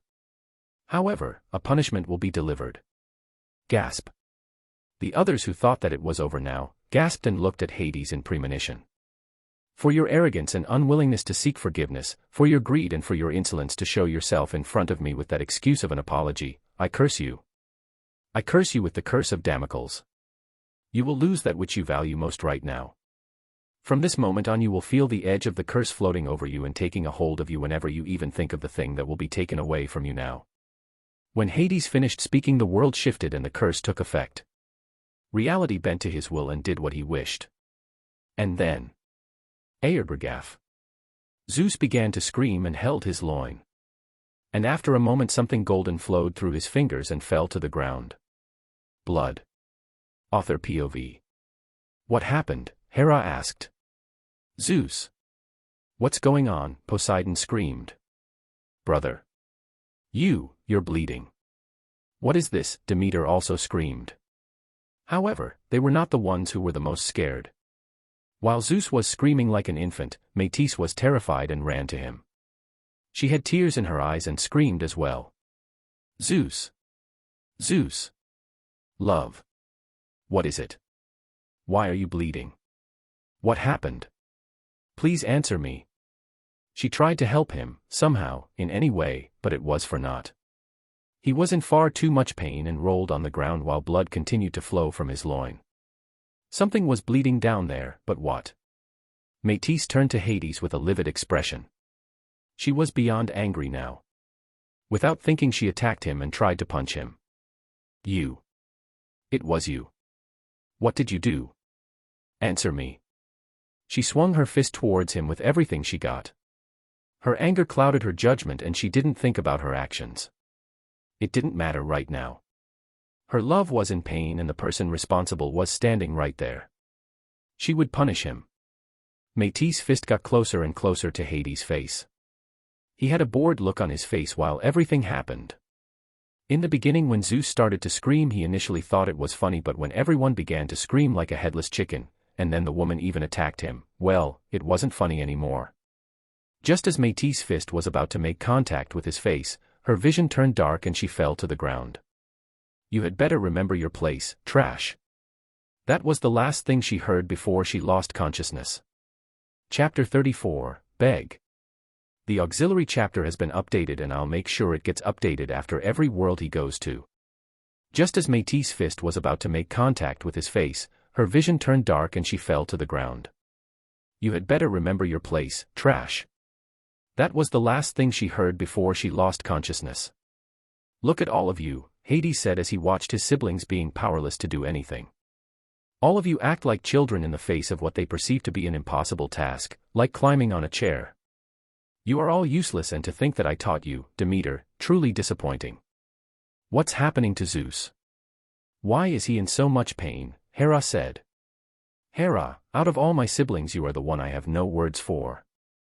You could bleed out right in front of me, and I would walk by like nothing happened. And now that you saw what I could do, now that you got a glimpse of what you could have achieved had you put your useless fear aside and let me train you, now you come to me and ask me what happened. It should be perfectly obvious what happened. You all were present. Hades looked at his siblings. He had nothing but disgust on his face. Unlike the ghost of the Uchiha, Hades was not disgusted by weakness, he was disgusted by someone who stayed weak even after all this time. None of his siblings had truly gotten strong. You are all weak, even after all this time, you are embarrassing yourselves here, Hades said. Poseidon was getting angry. He started to shout at Hades with tears in his eyes. We're not weak.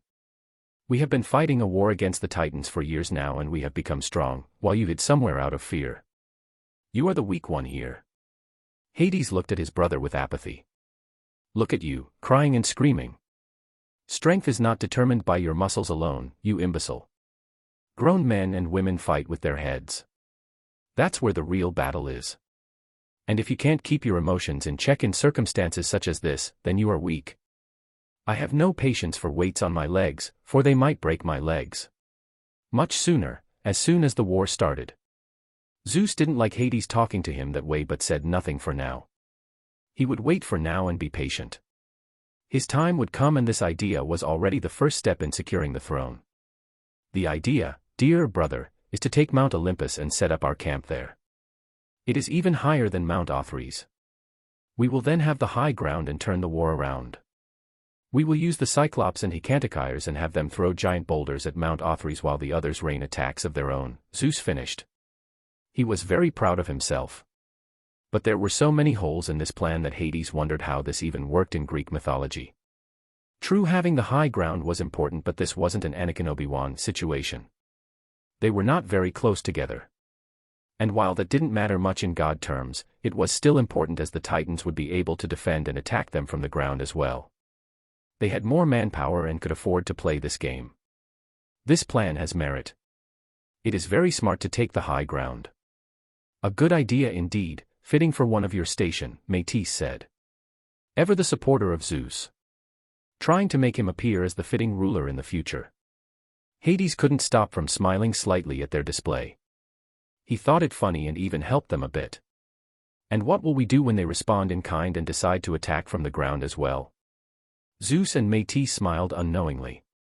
They thought Hades had just unknowingly helped them and put himself in a worse position. How foolish. Ah, good point, Hades. But that is where you and Poseidon come in. Poseidon will use the sea to pressure Mount Othrys from the south by sending storms and tsunamis their way. Then they will be attacked from the air from the north by me and the others on Mount Olympus and by Poseidon and some others from the south. Hades knew where this was going and he was amused. So he lent them a helping hand. That leaves me. What am I going to do during all this? Yes. You will have an important role. As you said, the Titans could still decide to send ground troops to the north and pressure us. So you will have the important position to hold them back as much as you can, to stop them from coming north to Mount Olympus. You can use some of those tricky curses you showed us to bother the Titans. What do you say? Zeus added the last part with a smile on his face. So much honey, haha. All right, I'm game. Let us commence in your marvelous plan to finally turn this war around and grant us victory over our oppressive father and his goons. Or something like that. Hades was bored and just wanted to get this over with. He could walk up to Mount Othrys and take the Titans one by one or even together and add them to his ever-growing army. That would end this pathetic conflict and finally give Earth some rest. But no, he had to at least give Zeus a chance. And participating in a war like this had more use than one might think. Imagine Hades walking up to Mount Othrys.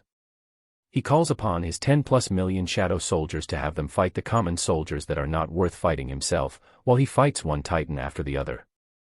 His army would grow tremendously and he would also gain Titans as powerful fighters, a perfect win for everyone. No. No. That would not be good. What would be the point? The war would be over but no one would be sure of what happened. There might be rumors about Hades killing everyone, but nothing to be sure about. And to top it all off, he would have a very angry primordial on his ass. It wasn't that it bothered him much, he could deal with Gaia, but it would be a drag. He had no time to invest in a dumb primordial whining about her children. He had much better things to do. The underworld wasn't going to build itself, you know. The last bad thing about Hades simply soloing the war was the missing merit. He was using this time for two things. 1. He wanted to increase his shadow army. That was always a good idea. There was no such thing as too many shadow soldiers. He had a place to stow them away, they didn't use much space. The perfect army. And 2, he was going to increase his merit in this war. His name shall strike fear in the hearts of his enemies, and those who think of double-crossing him will live in fear, not knowing whether their shadow holds a soldier of Hades. He was creating an image of a powerful and merciless god that kills you and won't even let you rest after you die. You will serve him for eternity and there is nothing you can do anything about it. For he will have the last say. He is the END. Hades walked out of the tent. The meeting had been adjourned. Everyone was getting ready for the plan, except Hades. He had nothing to prepare. His attire was not elegant, something he would have to change in the future, because he had been working in the mines before they came. He would have to find a seamstress in the future to make him some clothes. But for now, these clothes would have to do. When Hades walked through the camp and looked at everything, someone called his name. Lord Hades, a feminine voice said. Hades turned around and saw a woman walking towards him. She was tall and walked with slow, calculated steps. She wore black, and together with her black hair, you could think of her as a goth girl, but that was not the case. It made her seem elegant. Hades could see the glint in her eyes and knew what sort of woman he was dealing with. She was going to be an enjoyable person to talk to, he hoped. Hecate POV. I could feel his eyes on me. But it wasn't the kind of look filled with lust like the ones I usually got from the Titans and also gods. No, it was different. I felt a shiver run down my back. He wasn't just looking at me, he was judging my worth. He was looking right through me. That was usually the look I gave others, and now I was on the receiving end. How intriguing. The air around this god was different, just as I foresaw. Lord Hades, I wish to speak to you. Aha, was all the god said. He did not seem interested in the slightest. Please allow me to introduce myself. My name is Hecate, I am the Titaness of magic, crossroads, and necromancy. I see. I wanted to say that I am glad you are fighting with your siblings. I always thought that they were missing something to win. And I am happy that they found it now. Good to know. I also wanted to say that you really helped Lord Zeus explain his plan back there. I am impressed at your quick thinking. Thank you. Is that all? He didn't seem to be surprised or getting the hint. Why was he acting this way? Was he not interested? I had to change my tactics. Maybe he was one of those dense ones. But she had never seen such a god. Was that the reason why he wasn't interested in women? No, that could not be it. She was sure that he was interested in women and not men. How should she go about this then? I wanted to remark how similar our divinities are. Quite peculiar, don't you think? Not really. No. Don't we both have a divinity of necromancy? I can feel it from you. We are quite alike, I said, dropping a very obvious hint. Are you also the goddess of riddles? What? No, why do you ask that? I was confused. How did he get to such? Because you are talking in riddles and for some reason try to hide your intentions. You're probably one of the smartest in the room, but why don't you stop with the useless waste of air and speak about what you want? Chapter 36, War 2, Patrol Unit. It seems my poor cliffhanger was not well received. Fine then, have another chapter, you hyenas. Are you also the goddess of riddles? What? No, why do you ask that? I was confused. How did he get to such? Because you are talking in riddles and for some reason try to hide your intentions. You're probably one of the smartest in the room, but why don't you stop with the useless waste of air and speak about what you want? Third person POV. I see. It seems you saw right through me, Hecate said with a sad smile. Her ploy to get Hades to do what she wanted had failed. I'm guessing you were trying to get me to offer something or give you something, and then it would look good because I would be the one who had offered it to you. You are smart, but I find it appalling that you try to manipulate me in the first talk we have. Quite a foolish gamble on your part. You should have thought about what it meant if it failed. After all, first impressions matter. Hades then walked away. What did he care about her? She was none of his concern. When he heard that she had switched sides before he had joined them, he was suspicious. He thought that she must have seen something with her magic. She probably had minor clairvoyant abilities through her divinity of magic. So he didn't say anything. And even if she was a spy, sent by Kronos to tell him all their secret plans, he didn't care. Zeus' plan was solid and he would get to fight and increase his army. What more could he want? Although he was not overly excited, of course. He had been to the solo leveling world a few weeks ago and had fought enough there.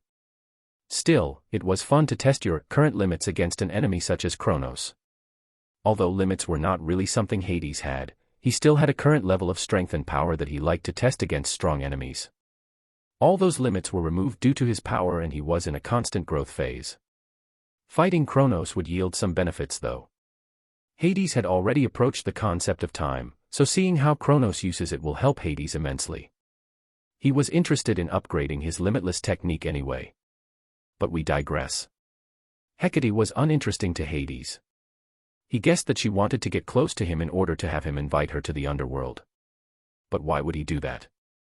He was not interested in being a king. He was the god of the underworld and more, his goal was not as shallow as becoming king.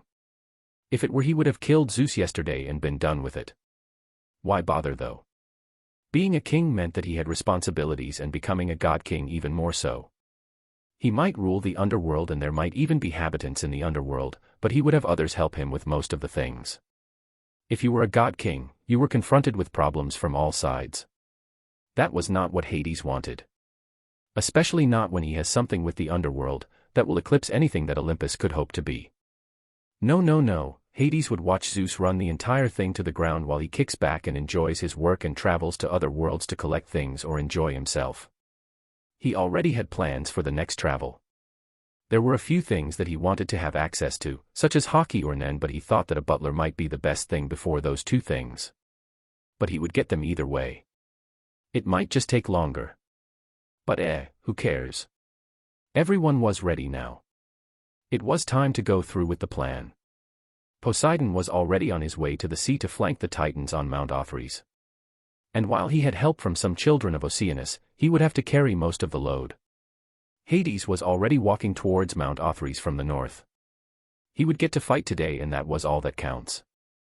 His mind was not in the game though. He was thinking about the underworld and some of the things he would add. Something this time desperately lacks is entertainment. That will be changed. He will create an entertainment district, or city. Why not an entertainment biome? Yes, go big or go home. Apart from entertainment, there was also the opposite, relaxation to think about. Hades had something in mind that was built by humans, in the future. The Hanging Gardens of Babylon. He was going to rebuild it and make it grander.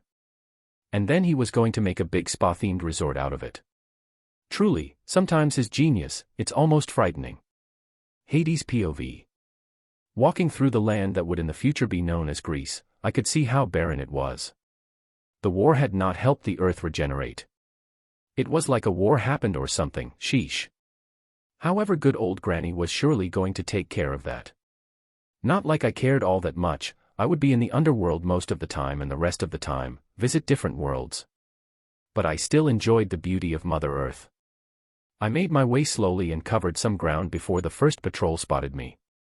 Due to me never participating in the war, I was unknown and the patrol would surely question me first to find out my motives for coming so close to Mount Othrys. And that would be their downfall. The group consisted of monsters such as minotaurs, hellhounds, and even a chimera. Kronos wasn't sparing any resources. But the fact that a hellhound was present here surprised me somewhat. He should have felt the underworld being claimed and should have gone to have a look. So either he was a weak one who did not feel anything, or Kronos had a very strong grip over all these monsters. Nevertheless, I was going to reap some lives today. Would this jumpstart an alarm? Whatever. Halt. You are stepping on territory belonging to His Majesty Lord Kronos. What is your purpose for coming here? One of the minotaurs spoke. Look at that, a talking cow. Now I've seen everything. You. Me. Why do so many people say this? I mean, it is pretty obvious that it was me, so why say it? Must be the idiots who couldn't come up with an insult. The minotaur whom I just insulted attacked me like the animal he was. Oh, you meat. Did no one tell you that the butcher was coming today? Oh well. The minotaur had a big sword in his hand, but the fact that I was insulting him seemed to short-fry his brain and he just attacked me like a bull and tried to pierce me with his horns. Oh my. Such anger over a simple statement. Third-person POV. Hades tried something that he always wanted to but just recently came up with. He focused slightly on his divinity of boundaries. As the minotaur approached, Hades swung his arm from top to bottom in front of him. The bull stormed towards him and before he reached Hades, his body split in two and both sides of the minotaur's body ran past him. And then blood gushed out and both halves fell to the ground. It was like the blood in the monster's body had forgotten what it had to do because it was also surprised. Ah, this is a cool way to flex. I should use this more. Maybe I can combine this with Limitless. Food for thought, Hades said. What he did there was simple. He concentrated the power of boundaries on his fingers and then swiped in front of him. He willed the boundary between two particular areas of space in front of him to have no boundary between them, effectively splitting that area in two. And since the poor minotaur was inside that space, he got spliced in two as well. I really should go and visit One Piece because I am feeling like Trafalgar D. Waterloo right now. Truly I just might after things are taken care of here. And I have finished my project, the Underworld. Hades was not taking this fight seriously and the other monsters did not take that lightly. Had they been smarter, they would have trusted that what they had seen wasn't something they could handle. And if they were dumber, they would have trusted their instincts more and fled. But it seemed they were at the worst spot in the intelligence department. So they attacked together. At least, you all attack together. Otherwise, I would feel like Jackie Chan who fights against a horde of enemies, but they attack him one by one. Hades swiped the air a few more times and all the monsters split in two and died. No wonder Sukuna enjoys this so much. It is really fun to do. Hades' clothes weren't blood-stained, thanks to Infinity. He had been keeping it active to stop all that blood from falling on him. Hades looked at the bodies and then said, "Rise and serve." But what Hades had not expected was resistance. He felt resistance when he called the souls of the monsters. It seemed that Tartarus felt him taking away his children's souls and didn't like it. However, who was Hades? He was the god of boundaries, death, and now also shadows. There was nothing that Tartarus could do here. Hades cut off the connection that Tartarus had to these monsters and then called them again. "Rise and serve." The shadows began to flicker and the monsters stood in front of him as shadows. Those that could, began to kneel and greeted him as their king. "Do you feel a connection to Tartarus?" he asked them. "Not anymore. The moment you freed us from Tartarus' control, you were able to summon us and we could come forth to serve you," the Minotaur said. "I see. That's good then. I know what to do in the future. Well then let us continue with our journey to Mount Othries." Hades' POV. Well, wasn't that something? I remembered that all monsters spawned in Tartarus, but that he had such control and connection to them, that wasn't something I was expecting. His interest in me must have risen just now. He might help Gaia in the future to make a Gigante for me. I have no doubt that I would get on Gaia's kill list when I turn Titans into his shadows. That's why I have a plan. I have this theory that good Granny Gaia is playing favorites. Otherwise, why would she have given Kronos the scythe and not one of his elder brothers? Exactly, Kronos was her favorite and his divinity of time set him apart. This gave me a small chance to do what I wanted though. I was not truly interested in the Titans. There are other strong gods that would interest me more to have as shadow soldiers. I am interested in one of Kronos' elder brothers, Ceus or Koius. He was the Titan of Farsight and intelligence. He would make a great addition to the underworld as someone who manages some biomes for me. If I couldn't have him as a volunteer, I would get him as a shadow soldier. It was that easy. But now I should begin culling the herd. I can already hear the thunder striking. Zeus must have launched their first attack. Together with the Cyclops and Hecantokyres, they will cause a lot of damage. Better see that I don't fall behind. Chapter 37, War 3, Hades vs. Atlas. Thunderstruck and multiple explosions could be heard from Mount Othries.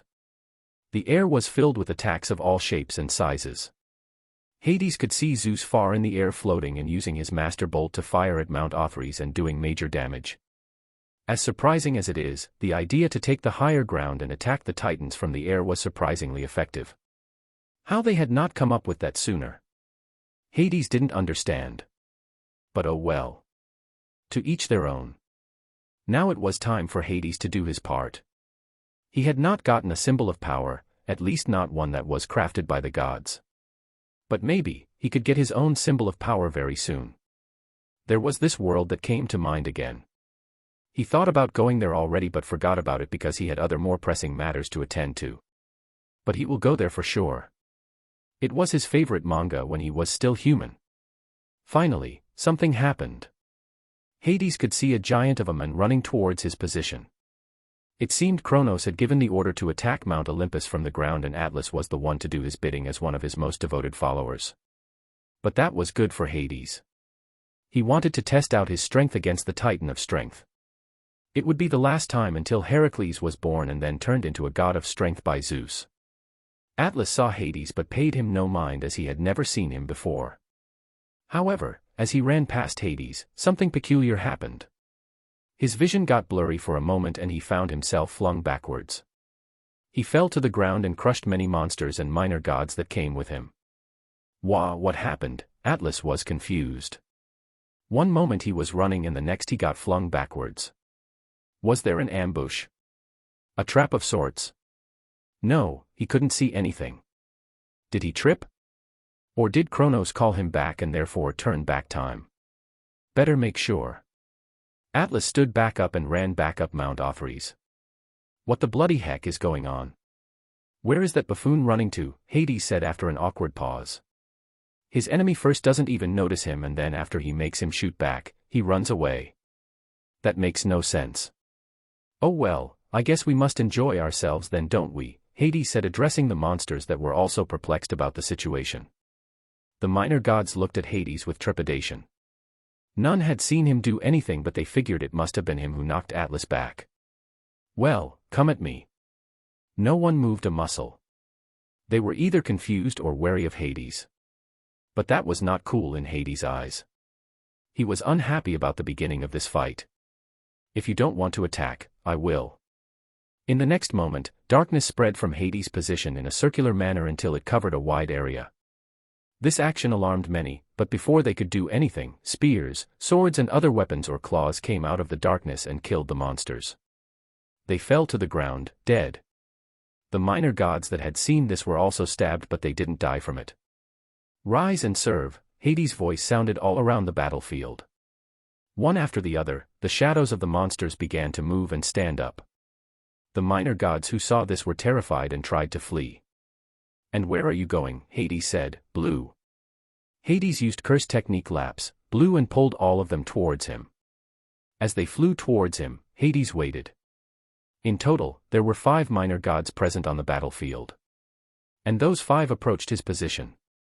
Before they crashed into him, multiple attacks came out of the shadows of his body. His shadows used the small shadows that his clothes made and attacked the bodies from there. It was well choreographed. No communication was needed. That is a problem I haven't yet thought about. I can't truly kill you, can I? You are immortal and are connected to your domains. This means that as long as your domain exists, you won't ever truly die. Hades was thinking out loud as the bodies of the gods were impaled or bitten or just lay on the ground around him. He was unconcerned with them listening to his rambling. He had to find a way to kill them. And if you guys don't truly die, I can't make shadows out of you. So how shall we do that? I mean, it's not like the world will fall into chaos when you no longer exist. So does it truly matter? Hades contemplated for a moment. He did go against the natural order of things. But death was natural, and if they die then, it would be natural, or not. While he contemplated this, Atlas had arrived back on Mount Othries. He didn't understand what was happening. It hadn't been Kronos who pulled him back, but then who was it? Atlas made his way back down. He had a lot of time going back up. Now he had to make haste. Kronos was unsure about the outcome of this battle, and he had never seen his brother like that. When he descended from the mountain, he didn't see any of the monsters or gods waiting for him. They must have gone ahead. Good, at least some thought ahead. This would save him a lot of time. He accelerated and put a lot of force into his legs. He shot forward, and then something happened. The same thing as before, Atlas was halted and pulled back again. His organs hit the front of his body and he felt some blood run down his mouth. You know, if this happens again, I might get the impression you don't even want to fight me. I am deeply hurt, you know. I had an entire speech planned that villains and heroes exchange. Thou shalt not pass, and then you go, you can't stop me. And then back to me, it's not too late to change, and then you'll never win, and then me again, evil will never prevail, and then you, weakness disgusts him dash, oh wait no, that would be one of my lines. Atlas.exe has stopped working. Well, it's still a work in progress. We don't have to use these exact words, we can dash. Enough. Sheesh, no need to shout. I'm standing right here. Who are you? Name's Hades, Lord of the Dead. Hi, how you doin'? Hades offered Atlas a hand. Hades, you're one of Kronos' brats. But I haven't seen you all those years. What happened? Were you scared? Not really. I mean, while it is indeed scary to fight in a war, I am usually the scary one. Hades had taken to a lower, more threatening tone. No more games. This was going to be a fight to the no longer able to fight. Ha ha ha ha, you are funny. So you hide for over a decade and then decide to face me as your first opponent. You truly are a strange one. But oh well, if I bring Lord Kronos your head, he'll be more than pleased. Oh. You are very confident in yourself. That is good, I hope you stay that confident. Hades was no longer in any mood to joke. He had taken to his usual stoic face. Atlas was a good opportunity to test himself. He hadn't fought a good battle since he challenged his brother Satoru. And now, he was much stronger than back then. Hades POV. Atlas attacked. It was nothing special, the attack had a good technique, and it became apparent to me that Atlas had fought a lot of battles before, but there were no martial arts used. Atlas had a wide grin on his face. It seems he was happy about killing me and bringing my head to Kronos. He will be disappointed though, as this is not even slightly close to making my try. The Titan bent his knee, pulled his right arm back and punched with great force. Once again a fist was nearing my face in the span of 2 days. How do these people think that he is an easy opponent? Is there something on my forehead that said so? I bent my head to the side and the arm shot right past me. The momentum was too much though, and Atlas lost his balance. I of course used this chance and brought my knee up and hit him in the chin. While normally the fight would be over now, this was not the Titan of strength for nothing. Even though his brain was rattled, he managed to stop himself from falling unconscious. Atlas narrowed his eyes and looked at me. It seems that surprised him. And I must say I am also surprised at his tenacity. Now the fight can start for real. Atlas once again attacked. This time he was prepared for counterattacks. I dodge his fist once again and attack with my own fist to his solar plexus. He blocks my punch and tries to grab me with the other hand. I duck and bend my knees to build momentum. I put some strength into my legs and try to uppercut the Titan. He narrowly dodges backwards, sets his left foot back and raises his right one. He does a frontal kick with the right foot and stops my advance. He has very good battle instincts. I don't think his brain can keep up with all of this. He does it all on instinct. But it matters little. No matter how much of an experienced brawler you are, you will never win against someone who has mastered many martial arts. The fight continues. Atlas trying to gain enough space to use his monstrous strength and punch me, while I keep us close to each other to have him lose his rhythm and keep him from really delivering punches that contain his full power. He punches out with his left and I dodge to my left. I punch out with my own left, targeting his center. Atlas has no time to dodge and just takes it while trying to get me with his cross. My left fist digs into his stomach. I pull back very fast and deflect his cross with my retreating arm. This opens him up for another attack, which I promptly deliver. My right fist approaches his face and makes contact. This marks the fight's first hits. Atlas collects himself again and once again tries to hit me. He is a simple fighter and does not even use his legs very often. He likes to get close and personal. I have no problem with that and deflect or dodge all his attacks. I wait for the right chance and punch or kick him. He punches with the left, I duck under it, come around the right and use a right hook to hit him in the face. Atlas shakes it off, swiftly, and tries to elbow me. I retreat a step back and wait for his assault. Just as predicted, he uses his top speed and punches out as fast as he can, hoping to get a shot in. That, however, is a pipe dream. I am just as fast and simply deflect all attacks. Third-person POV. The fight gets more and more hectic as Atlas loses more and more ground. He turns into a beast that no longer cares for defense and only tries to hit Hades. Atlas punches with his left, and Hades blocks and punches him in the face. Atlas punches with his right, Hades deflects and punches him in the face. Atlas tried to tackle Hades. Hades put his palm forward with it facing the left. He has it in the perfect 1-inch punch position and then uses it. PFFFFFF. The air leaves Atlas and effectively stops his advancement. Hades grabs Atlas' head and brings it down to meet his knee. Their meeting doesn't go well and Atlas' head cracks. His head shoots back, making him look to the sky, and then Atlas falls to the ground. Hades stands there and looks at the beaten form of Atlas. That was a good workout. Well, I think we're done, he dash. A flash. Hades' eyes widen in surprise and then. Asterisk boom. Asterisk. Chapter 38, War 4, 2v1. Bang.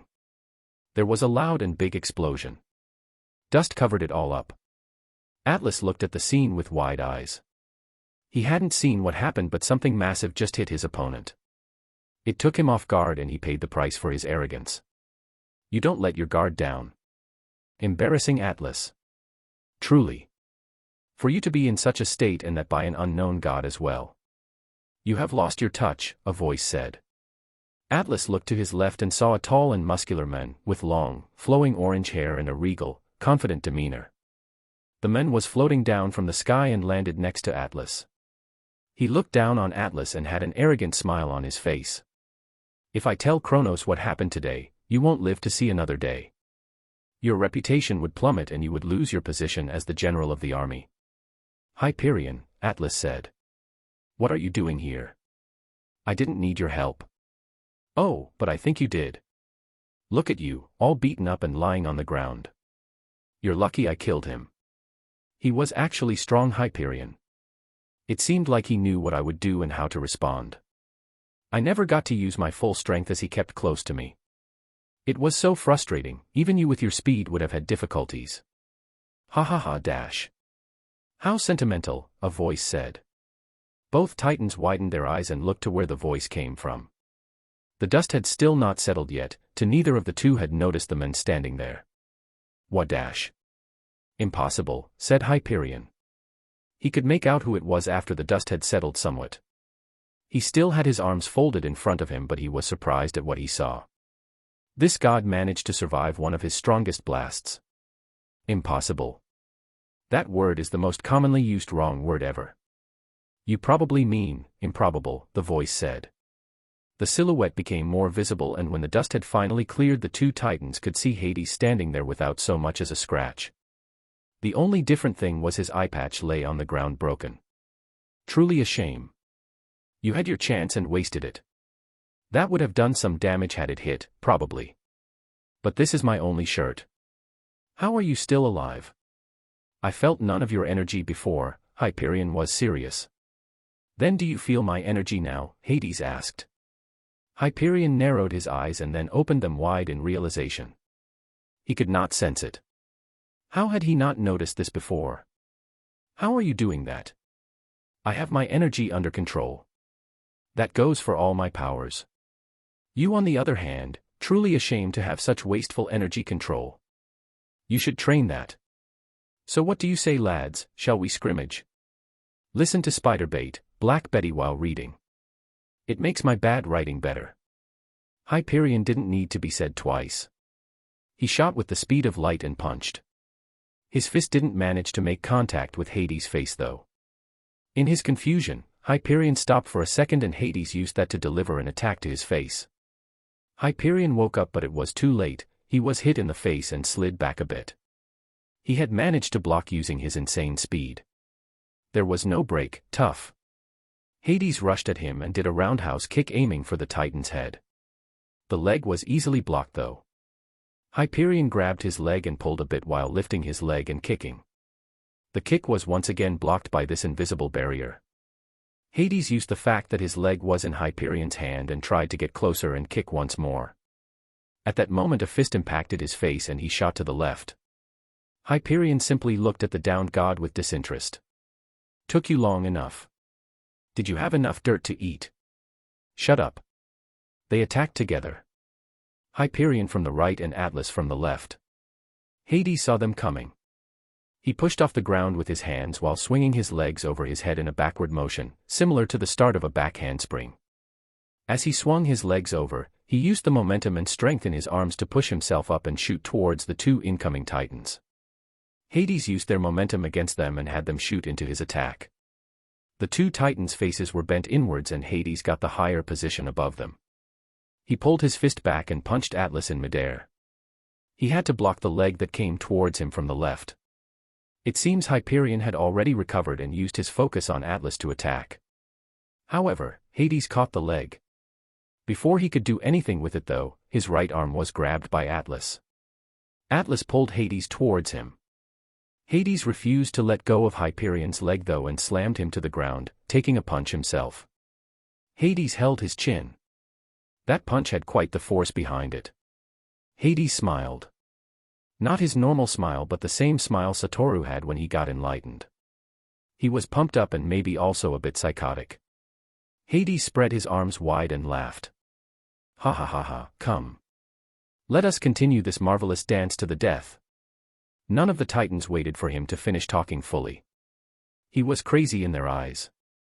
He was holding his own but there was no way he would win this fight. They shot towards him. Hyperion was faster, obviously, and was in front of Hades in a millisecond. Once again, just like at the very beginning of the fight, Hyperion was about to hit Hades at light speed. This time though he was not met with infinity. Red. Hyperion's vision turned red and he was met with the strongest hit he had ever received in his life. There was that one time when Atlas hit him with full power, but it was even stronger than that. Hyperion was not only met with reversal, red, but he was also traveling at near light speed. This multiplied the force by uncalculable margins. The force was so strong in fact, that Hyperion lost consciousness. His battered and bloodied form shot back into the mountain. Atlas watched this scene unfold with shock. He had not expected Hades to be capable of such power. He vaguely remembers Hades telling him that he was the god of the dead, but he had forgotten about it. He was a little shy on brains after all. Atlas looked back at Hades, who was still standing there with a big smile on his face. He seemed to be in a euphoria. And Hades truly was. The fact that he was experiencing something like this fight was heaven for him. The Gojo blood had influenced him more than he thought. And since his powers were not stopping it from influencing him, he didn't think it was harmful. On the contrary, he loved it. Atlas used the time when Hades was in this state and attacked again. He was more careful though. He had to look out for this attack, red or something. Atlas lunged forward, his massive fist aimed at Hades' head. Hades ducked, narrowly avoiding the blow, and retaliated with a swift kick to Atlas' midsection. Atlas staggered backwards, cursing. He attacked again. Atlas, despite not being the deity of light, was fast, and he attempted a series of quick jabs and hooks, aiming to wear Hades down. Hades, however, was not impressed. He dodged and weaved, using his agility to avoid Atlas' attacks. He saw an opening and delivered a powerful roundhouse kick to Atlas' face, sending him sprawling to the ground. Now seething with rage, Atlas charged again. Seeing no point in this useless exchange, Hades planned to finish this. Blue. Hades swiped his hand from the front to the back. Atlas' body flew towards him. And then. Red. Pointing two fingers at Atlas' approaching figure, a red sphere was formed. And the same oppressive force hit ATL. Bang. Just as Atlas was about to get hit, yellow beams of light hit Hades and pierced him, sending him flying backwards. Infinity was not active right then because he was building reversal, red. Hades was not actively making himself weaker, but he just enjoyed the fight too much and dragged it out. And now he was punished for it. His body flung back. There was no blood flowing out of his wounds as the intense heat from the beams of light cauterized the wounds. Hades stood back up and looked at the figure of Hyperion that was breathing heavily. It seems he had hit him good back then and he was quite in a bad state. Ha, ha, ha. Are you all right, brother? Asked Atlas.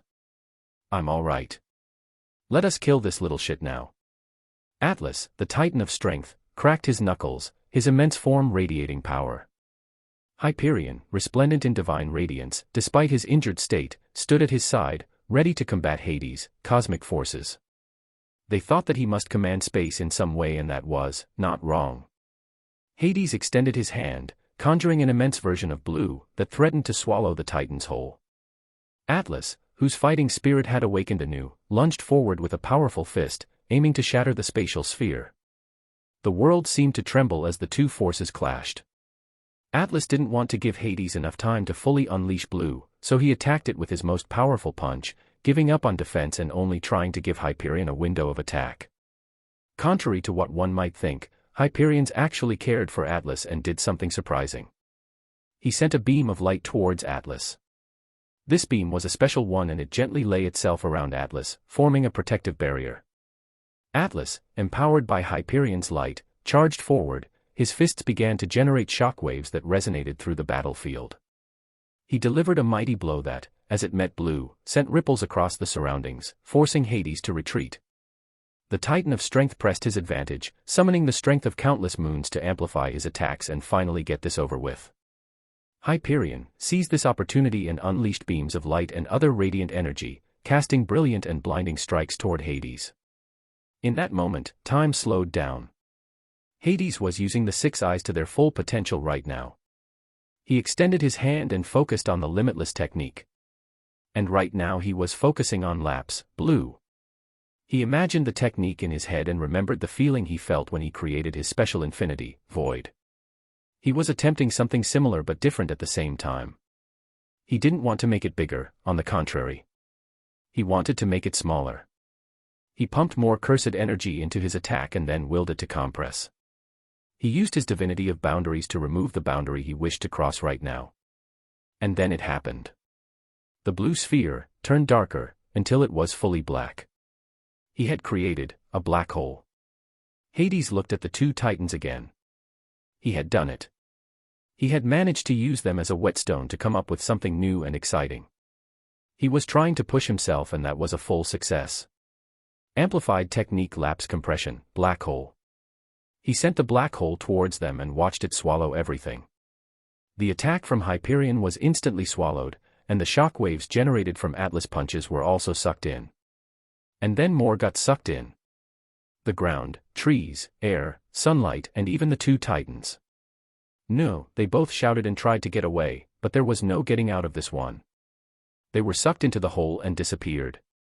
Hades began to slowly power the technique down, however, it was not over yet. Crack. Cracks were heard, and just when Hades stopped the technique, space seemingly broke like glass, and out of that hole in space, the titans shot with outstretched arms. Both of their fists reached Hades and cracked his skull, sending him flying backwards. Hyperion and Atlas were in abysmal states right now. Hyperion, in the desperate attempt to stop both of them from dying at the bottom of the black hole, had used his life force to go supernova, so to speak. He had literally exploded and pushed Atlas out. Had Hades not stopped the technique so soon, and had the technique not been the first time he used it, it would not have worked and both of them would have died. But now Atlas at least survived and managed to punch Hades with his and Hyperion's combined 110% of power. Atlas looked at the charred form of Hyperion. Hi, Perry, on, ha. Ha ha ha ha ha ha ha. That was amazing. Atlas turned around again as slowly as he could with his injuries. He saw Hades without a shirt, golden ichor all over his body, walking towards them. He cracked his head and was looking unperturbed. What was he? How are you still going with all those injuries? Atlas asked, bewildered. This had never happened. They had never been beaten to this extent, and what's more, by this young god. The labor we delight in physics pain. Truer words will never be spoken, Hades answered the titan, who looked pretty beat up right now. What? Asked Atlas. He was a little shy on brains after all. Oh my. You haven't heard that line before. You really ought to read more. Now then, Hades said. He pointed at Hyperion's charred stump. His arms, legs and part of his thorax were missing. Disgusting. Red. Boom. Hyperion's body exploded and turned to dust. Who knows when he might reform, and if he will at all. After all, Hades had plans. Hyperion. Noou. There it is again. That typical you. Why do people say that? Oh well. This has gone for long enough. Hollow technique, purple. Chapter 39, War v. The Climax. Third-person POV. The war was nearing its climax. Let us divide the battlefield and go over all parts of it. The three main battlefields are the air above Mount Othries, where Zeus is raining lightning down on the palace and the Titans living there. He is supported by the Cyclops and Hecantokyres, who are sending giant boulders at Mount Othries. The second battlefield is the land between Mount Olympus and Mount Othries. That is where our boy Hades has been fighting. There is not much field left of that battle, though. The third battlefield is located to the south of Mount Othries, particularly the sea. That is where Poseidon has been sending hurricanes, storms and earthquakes to keep the Titans' attention divided. Poseidon has had to stop, though, as he had been attacked by Oceanus some time before Hades had finished his battle. And they were still duking it out. The rest of the Olympians and their allies fought all over the land. Hecate was using spells to stop Iapetus from doing too much damage and killing their members. His divinity of mortality was dangerous in such a fight. He had already cost them most of their troops by making them mortal for a time and then killing them.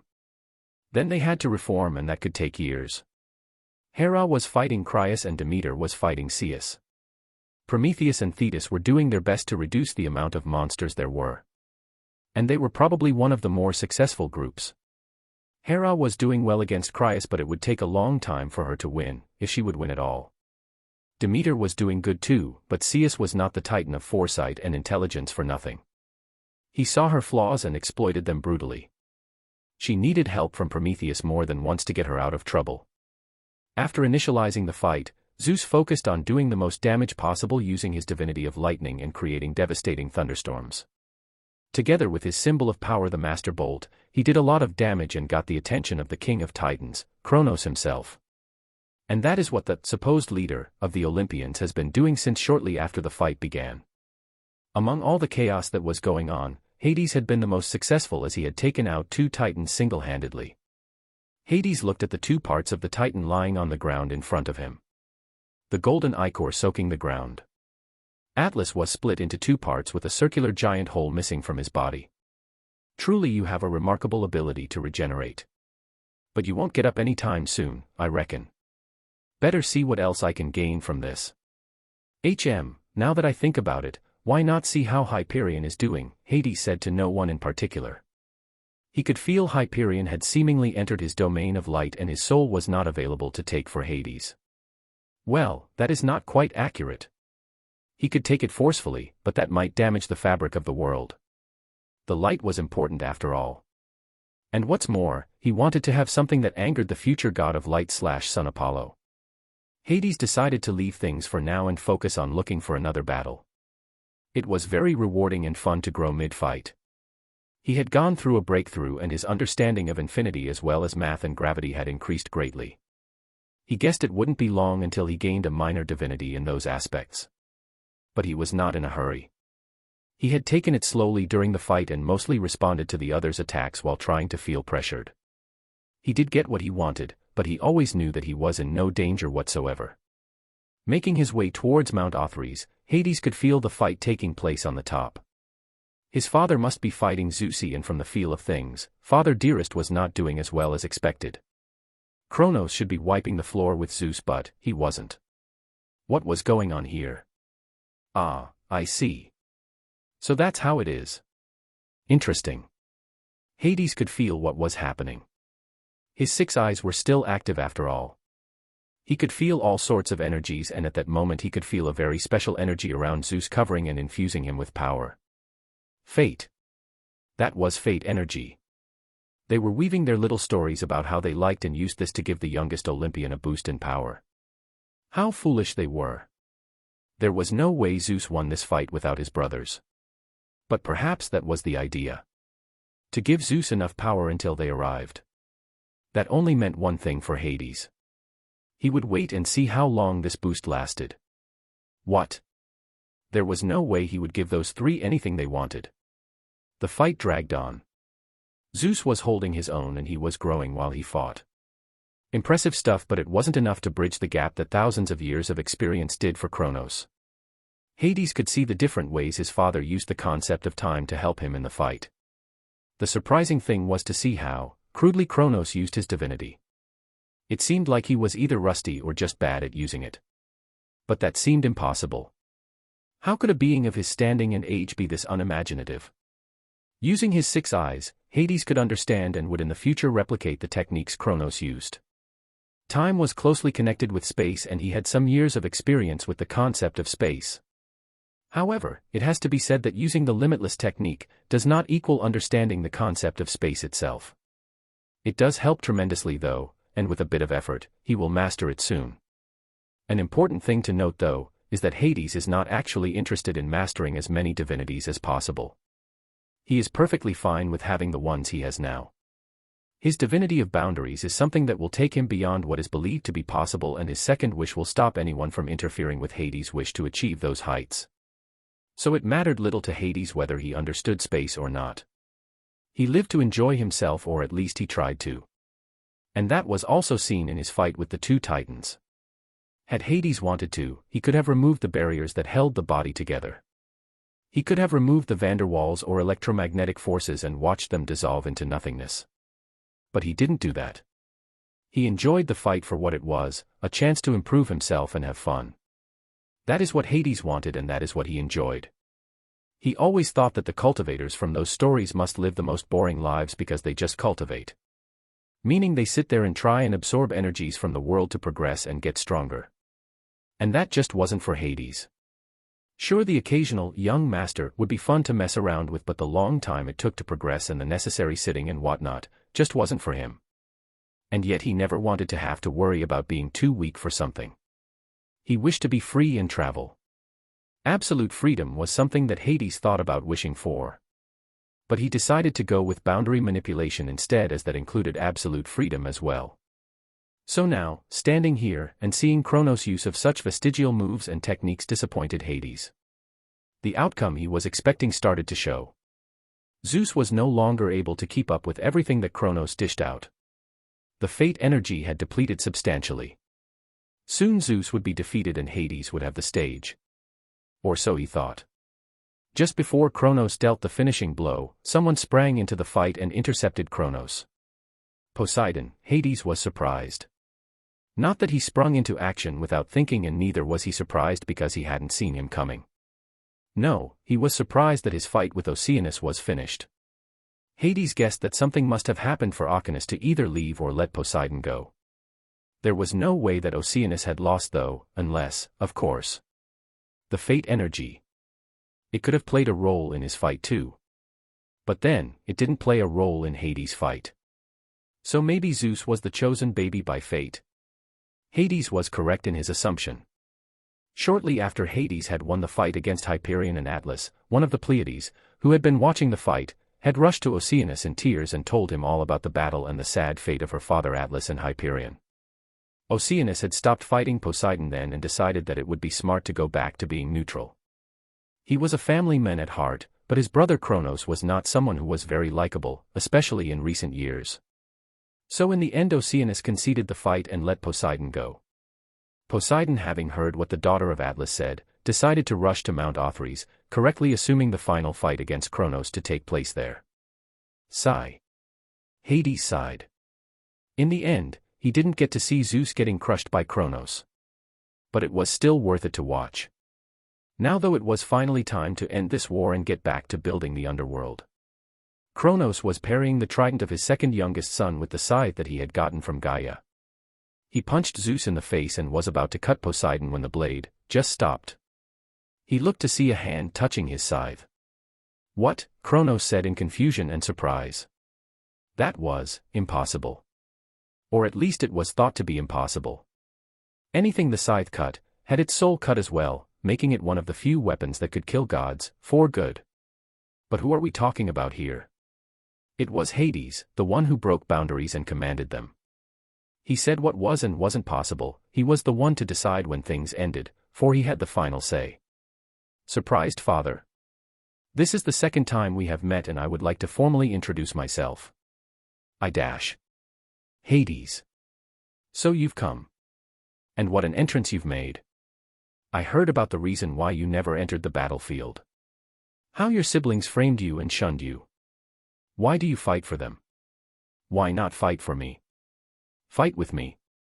I could use your help and I know that you are not fond of them. I am surprised. I thought you were a buffoon that used his strength and power as well as his dick to decide everything. And now I must find out that you're actually really cunning. I understand now why you were the king of the Titans. You have my respect for finding out the only thing that you could have said that might have made me change my mind about the war. However, I have decided. I am here for one thing only, and that is your scythe.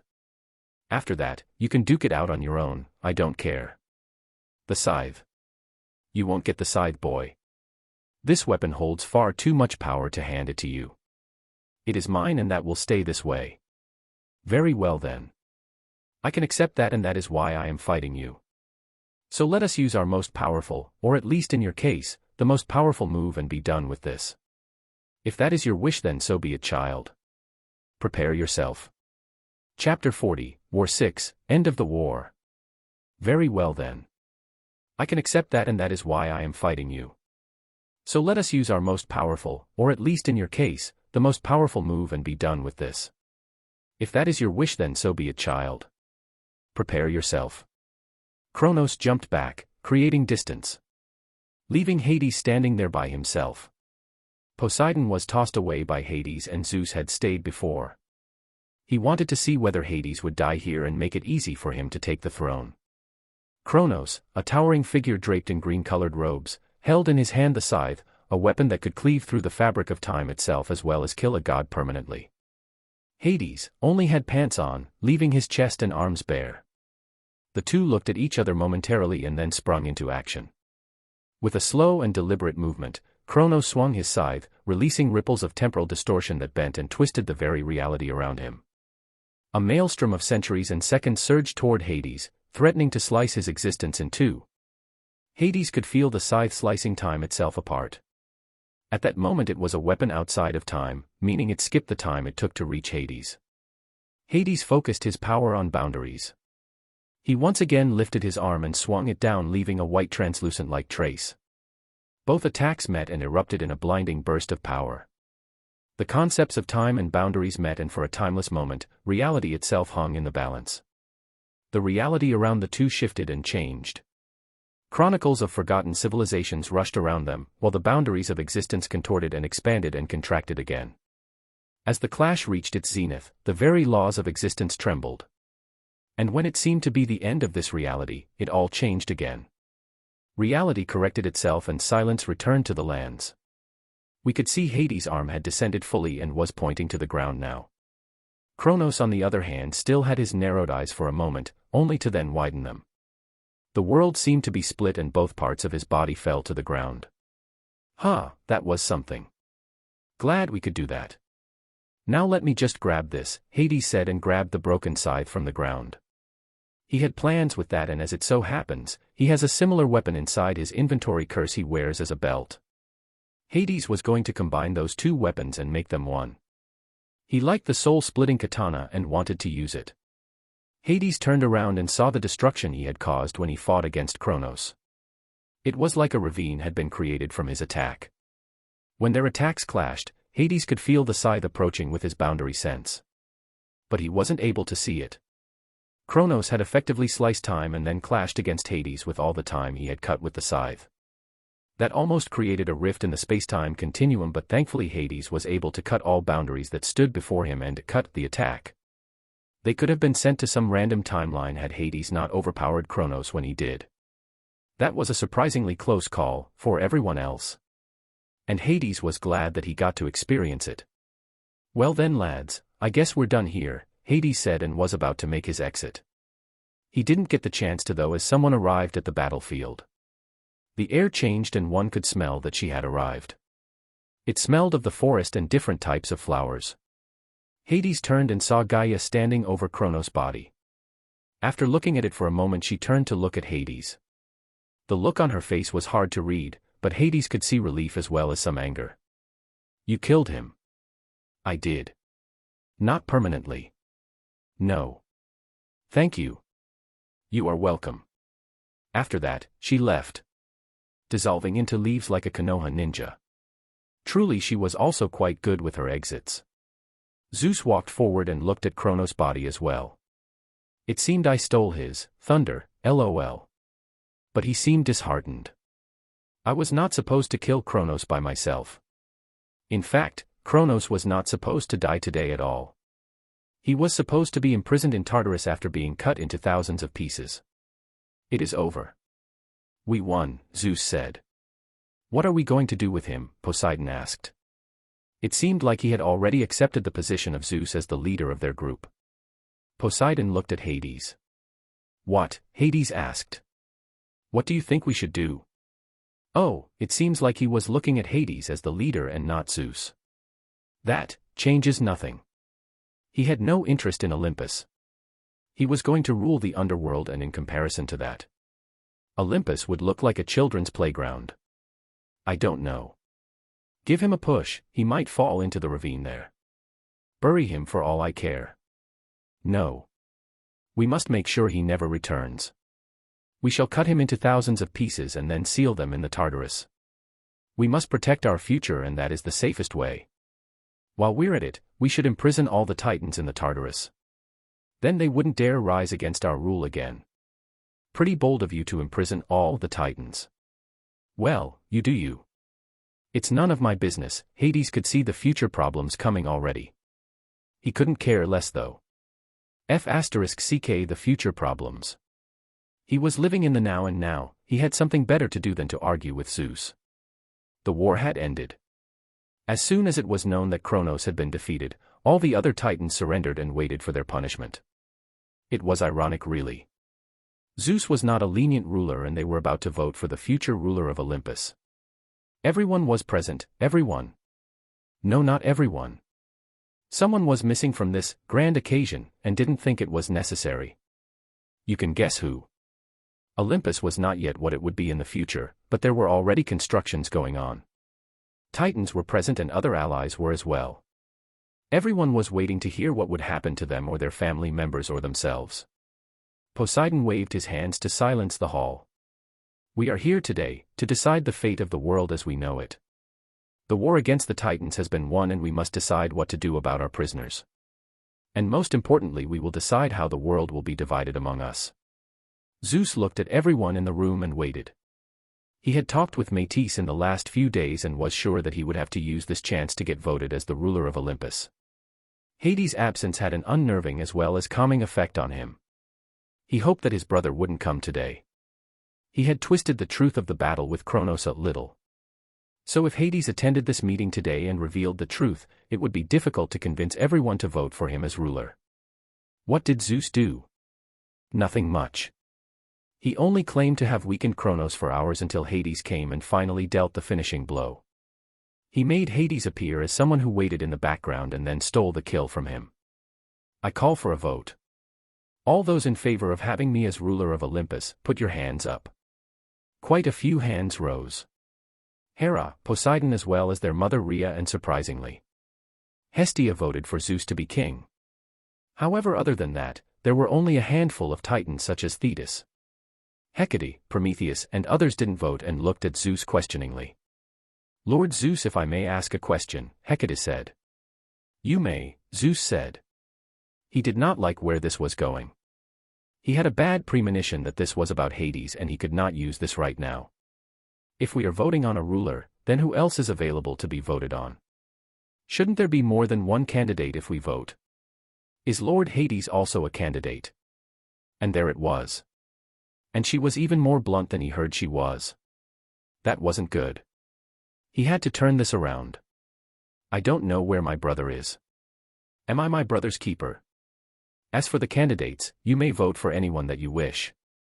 If you wish to vote for Hades, then you are free to do so. However, he is not here now. He knew today would be a vote to decide who would rule Olympus, yet he has not shown. If that doesn't tell you enough about his character, then I don't know what will. Zeus was going off rails here. He tried to make Hades appear as someone who wasn't interested in the throne, although he was sure that he was. Zeus and Métis were always aware that Hades were the biggest obstacle in his ascent to the throne. But now he will take it from him and then he will make the rules. Hades will have to obey him as his king and he will use that. I call for a vote now. If you don't wish to vote for me, then don't vote, Zeus finished. The vote was once again counted and it turned out that almost all of those present voted for Zeus as ruler. There were only two who didn't want to have Zeus as their ruler. Those two were Hecate and Nemesis. Hecate was a smart woman and she was powerful. She understood that there was more to the story than Zeus told everyone. After all, Hades had defeated and even killed one of the two Titans he faced. Nemesis on the other hand knew that Zeus was lying. She saw through his lies and was unhappy with it. She also felt more in tune with what Hades represented. She along with Hecate would visit Hades soon to ask for asylum in the underworld. Good. From this moment on, Zeus is the ruler and king of Olympus. All hail King Zeus. All hail King Zeus. All hail King Zeus. All hail King Zeus. All hail King Zeus. Now as the first act of my rule as king, I decree that the Titans will be imprisoned in Tartarus. There they will serve a sentence for life to pay for their sins of going against us. Let this be a warning to all that want to go against us in the future. Ha ha ha ha ha, Atlas was laughing in the back where the Titans were held prisoners. What's so funny, Atlas? Asked Zeus. You truly think you can just imprison the Titans in Tartarus? The sky would fall to the ground if you imprison them. You are not very smart, are you? Oh, but I have a solution to this problem, my dear Atlas. Aha. And what would that be, oh great Zeus? You will hold the sky up yourself. That is your punishment.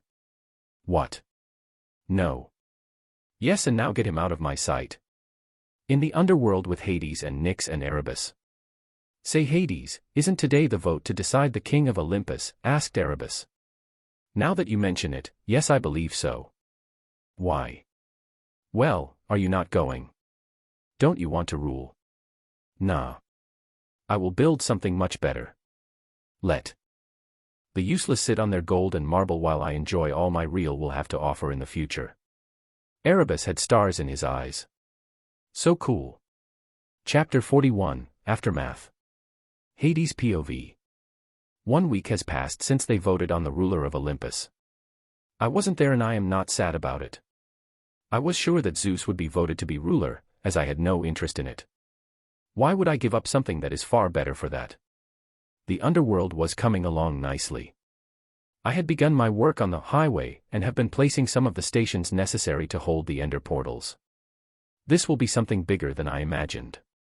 At first, I thought I was just going to build some ender portals, connect them with nice roads and then be done with it. But it had undergone changes inside my head. The highway was now a subdimension, or it will be in the future. Yes, that's how massive the proportions are to create the highway. But there is more to it than just transportation. We shall talk about that when I have finished the underworld. Nyx and Erebus are spending a lot of time watching me build. I don't know why they do that, but I can imagine they are a bit bored after living inside the Night Palace for millennials. They invited me to dinner once and I must say, it is a grand palace. Fitting for 2 primordials. But not for me. I preferred my buildings to have rooms with normal heights. The rooms in the Night Palace were so tall that you probably could turn into your true form and still have space to play volleyball. The food was good though. I enjoyed our time and even met their children Hypnos and Thanatos. Thanatos was instantly interested in me and wanted to get to know me and all the plans I had for the underworld. He wished to be a part of it and I said that I had nothing against that. Charon's position in the underworld has already been established. Hades planned to change his usual path across the river Styx. He will have to row the boat across a special river that Hades will produce in the future. A meeting with Styx herself will also be happening soon. Shortly after Zeus had been voted as ruler of Olympus and decided on the Titan's punishment, Hades got another visit from Gaia. She was not happy. Flashback. Hades was working on the underworld when he felt a heavy knock on the underworld. He was startled and focused to see who that was. When he saw his grandmother Gaia standing there, he thought about simply not letting her in. He knew why she was here. She was probably unhappy about the fate of her children. Well, what did he care? He was not there to watch over his siblings. He didn't even care about them. He planned to not hear about them for the next few years as he enjoys building his home. In the end, he opened the underworld to let Gaia in. She came storming in and appeared in front of him. For a moment she looked him over and then at the 2 other primordials who were enjoying tea and cookies on the side. Grandmother. Nice to see you again. Is something the matter? Hades broke the ice. Gaia was a weird character. It felt like she never had any true relationship. Her social skills were abysmal and he was the one who had to face the music and take care of the awkwardness. I heard that Zeus had been voted ruler of Olympus. Yes, I heard that as well. I hope you are making fun because you cannot be serious. No, I am not joking in the slightest. Why would I be joking in the matter? Gaia looked at Hades with narrowed eyes. She must truly think he was joking about that. But why? You are not joking. No. Then how did it come to that? Why would you allow Zeus to become the ruler of Olympus? You are far stronger than he is. You should have been able to become king. Aha, so that's what you mean. I never showed up to that meeting. I have no interest in ruling Olympus. Putting up with the rest of Kronos' offspring was hard enough as it is, and I don't wish to prolong it any further. Besides, I am the god of the underworld. Why would I settle for something lesser than I will build myself? Gaia's expression didn't lighten up in the slightest. She still looked at Hades with narrowed eyes. Ha. I don't believe that is the true reason for your visit, is it, grandmother? Hades didn't want to talk about it. However, he understood that she would probably not leave before they did. No. I came here because I wanted to know why my children were imprisoned. In Tartarus no less. I demand to know how you could have let this happen. Why would you do something like that to them? Once again they found themselves in the position where Mother Earth was shouting and blaming Hades for something that he hadn't committed. And he had warned her what would happen if she did that again. Hades' expression hardened. It seemed like Gaia would not learn. You did that once already. Coming into my realm and starting to blame me for something I had not done. I told you what would happen should this happen again. Oh. A little godling thinks he can dash. You are not in your realm. This is the underworld. And as such you have no say in here. So shut your bloody mouth before I bash it in. All those present were surprised and didn't speak. Gaia was the most surprised. She had judged Hades as someone who did not get angry and shout. And yet here he was. The audacity. I warned you. I warned you that you won't like what happens should you do that again. And now you have. I declare this, I, Hades Gojo, the honored one, ruler of the underworld, god of death, wealth, the underworld and boundaries, declare you Gaia as unwelcome in this realm. You are hereby banished and not allowed to enter for the next millennia. Now leave. The world around them bent to Hades' will. His declaration was heard all around the underworld and the world trembled. Gaia was forcefully expelled from the underworld as its ruler had declared it. Before she left though, Hades left her with some parting words. Next time, go and ask Zeus about his decisions. He is the black sheep in my opinion. And with that, she was gone. For the next 1,000 years, she would not be allowed to enter the underworld. He hoped that gave him some time to relax and not bother with the rest of Kronos' offspring. Hades turned around and looked at the two primordials. Erebus had his mouth hanging open and even Nyx had a surprised expression. That was awesome, Erebus said. And this time, Nyx did not bash his head or reprimand him. She was still surprised and was looking at Hades. It was necessary. I warned her. I decided not to punch her in the face. This seemed like the best option. You don't understand. You have just forcefully banished a primordial from your dimension. That is most impressive. However, Gaia will not forget that, Nyx explained. Good then. That is what I wanted. I am not interested in having her here and then screaming her lungs out at me because of something Zeus did. And I predict this will happen often in the future. My youngest brother is not the smartest tool in the shed. But we shall see. Flashback end. Right now, Hades was on his way to see Styx. She was an important river that flowed through the underworld and he wanted to speak with her. While he allowed her to exist and stay in the underworld and wished to have a good relationship, he would not take any crap from her. She would do what he wanted and that is that. He could always create another river. True, Styx acted as a boundary between the world of the living and the dead. But Hades could create another boundary as easily as snapping his fingers. Hades arrived at the place where he felt Styx's consciousness to be right now. He waited for her to materialize and show herself. If she would do that, this would be a good sign. As he hoped, the water stirred and from it, a woman materialized. She was an elegant woman with long dark hair that seemed to be in a flowing state. She wore a dark blue, almost blackish dress. You must be Hades. The one who claimed the underworld as his own, she said. Indeed. It is a pleasure to meet you. The pleasure is all mine. What can I help you with today? I wish to talk with you about the future of the underworld.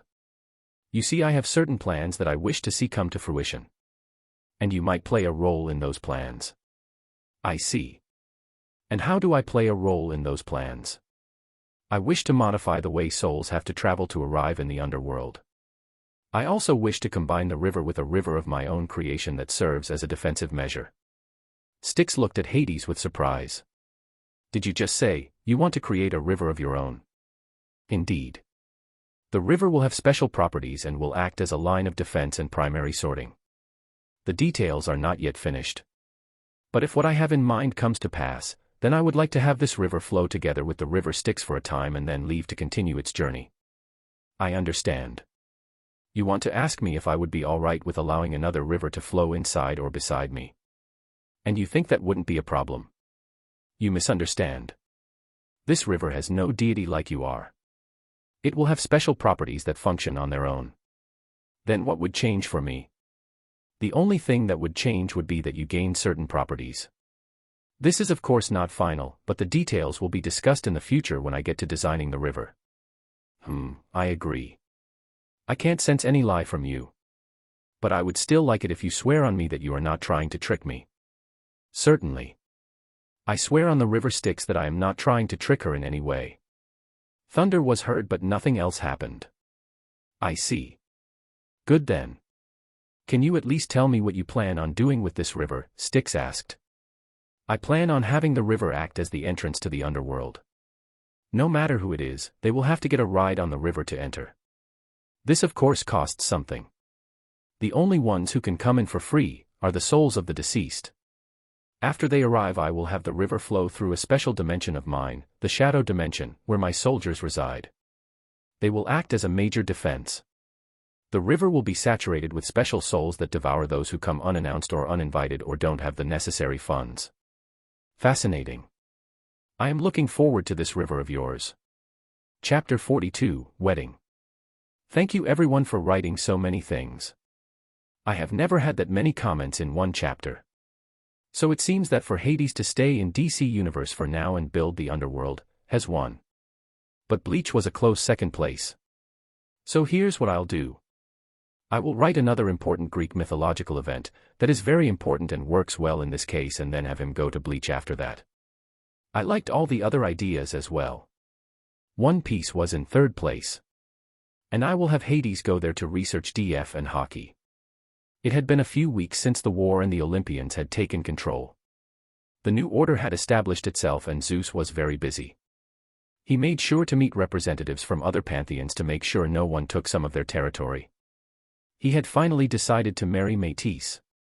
A grand celebration was to be held, and lo and behold, Hades was invited as well. And you might imagine he would never go there, right? Wrong. There was no chance Hades would miss this. It would be the last time he would probably see Métis, so he had to go and see her for one final time.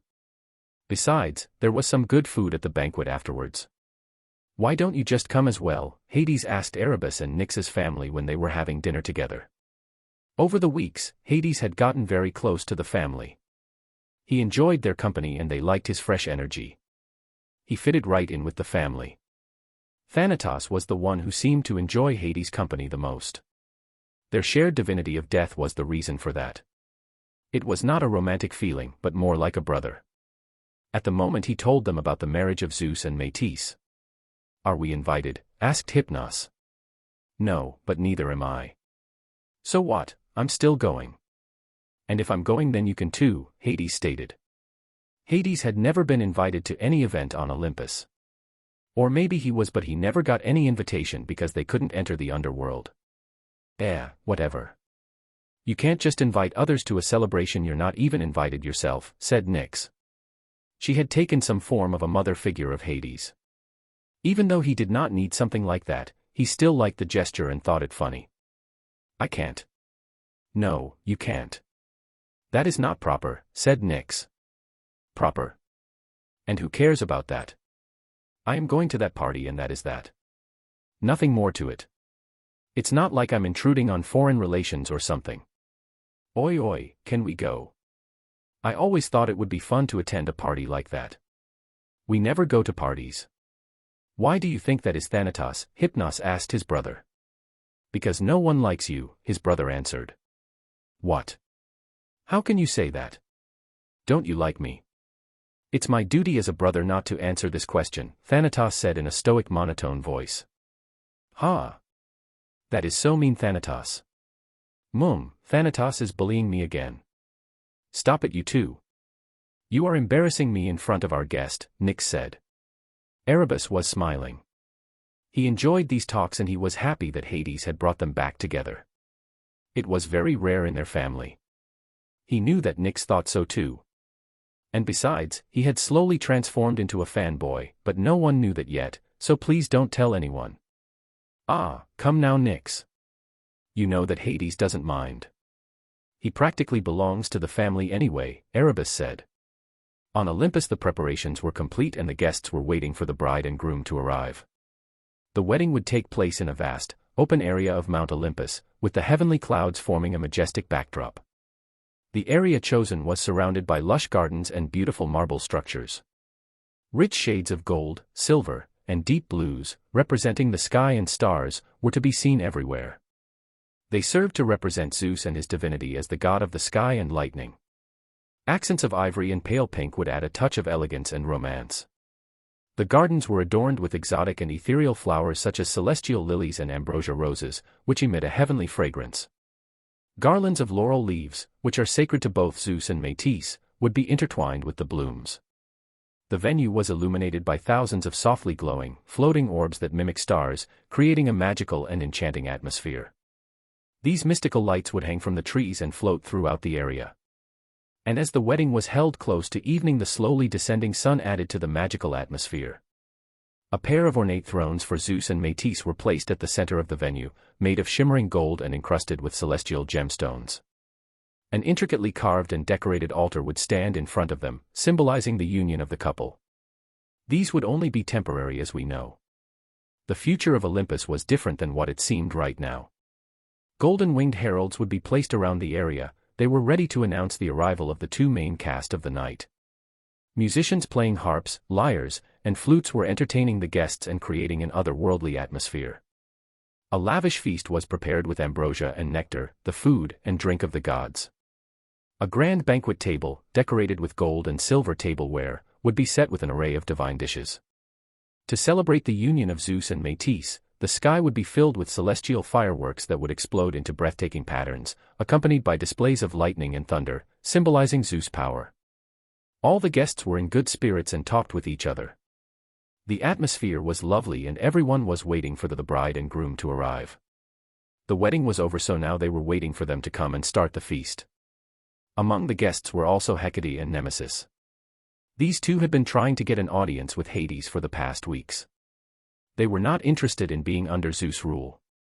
Hecate could already see the signs of a bad ruler and it hadn't even been a month. But what was she supposed to do? Neither she nor Nemesis could enter the underworld. They hoped to find him attending the wedding at least, but so far they were unlucky. So did Nyx manage to convince Hades that it was not right to barge in a wedding celebration unannounced and uninvited? No, of course not.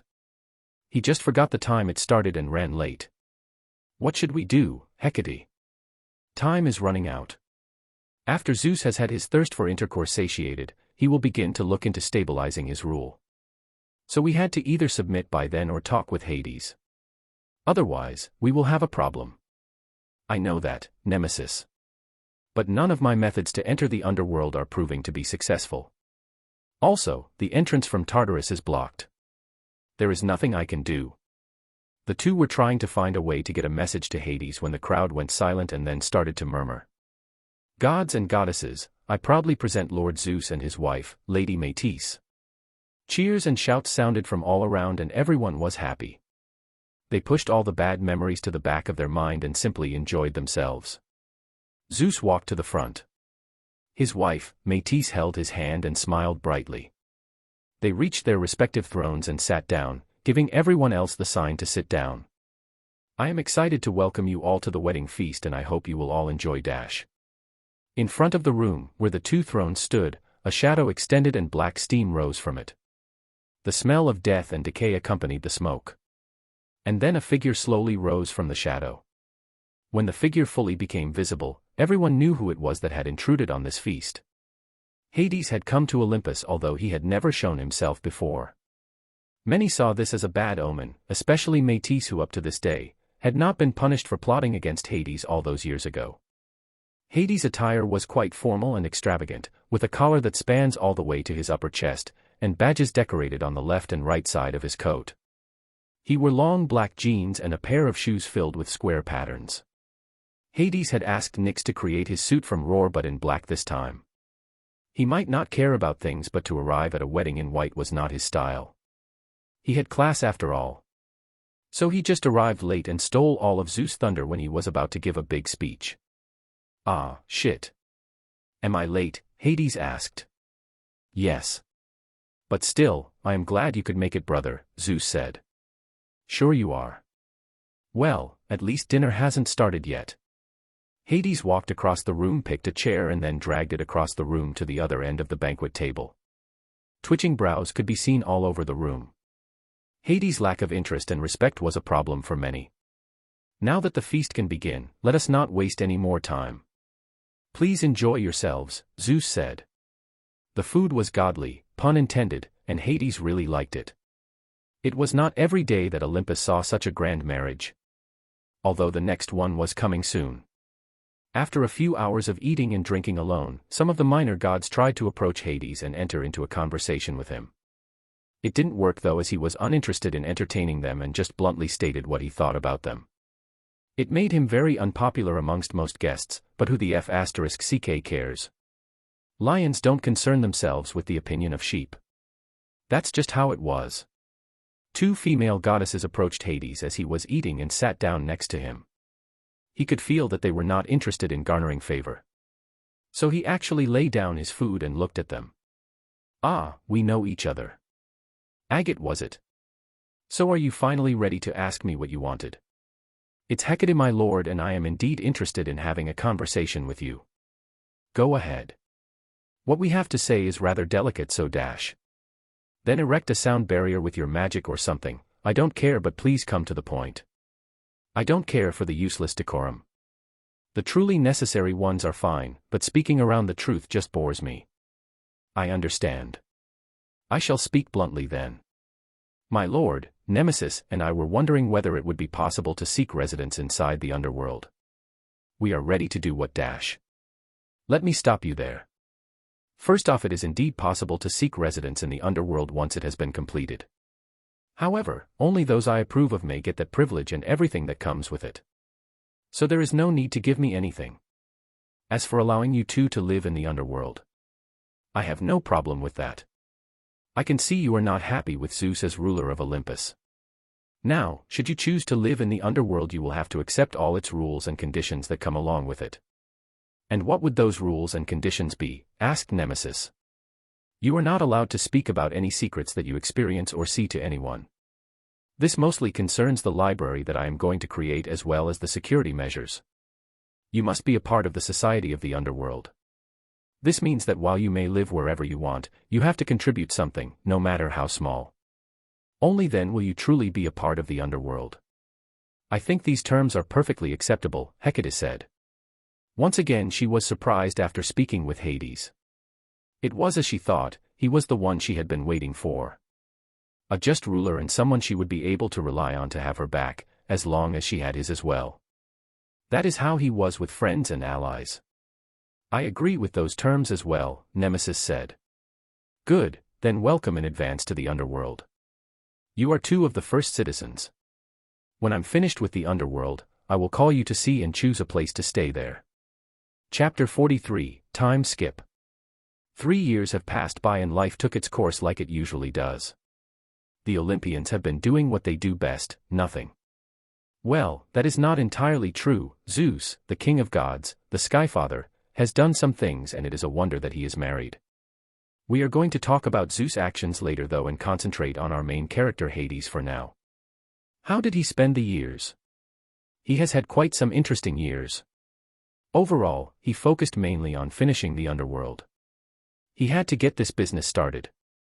He had multiple requests to live with him when he was finished. Not many, mind you. 2 were Hecate and Nemesis. Hades had checked to make sure they were not planning anything.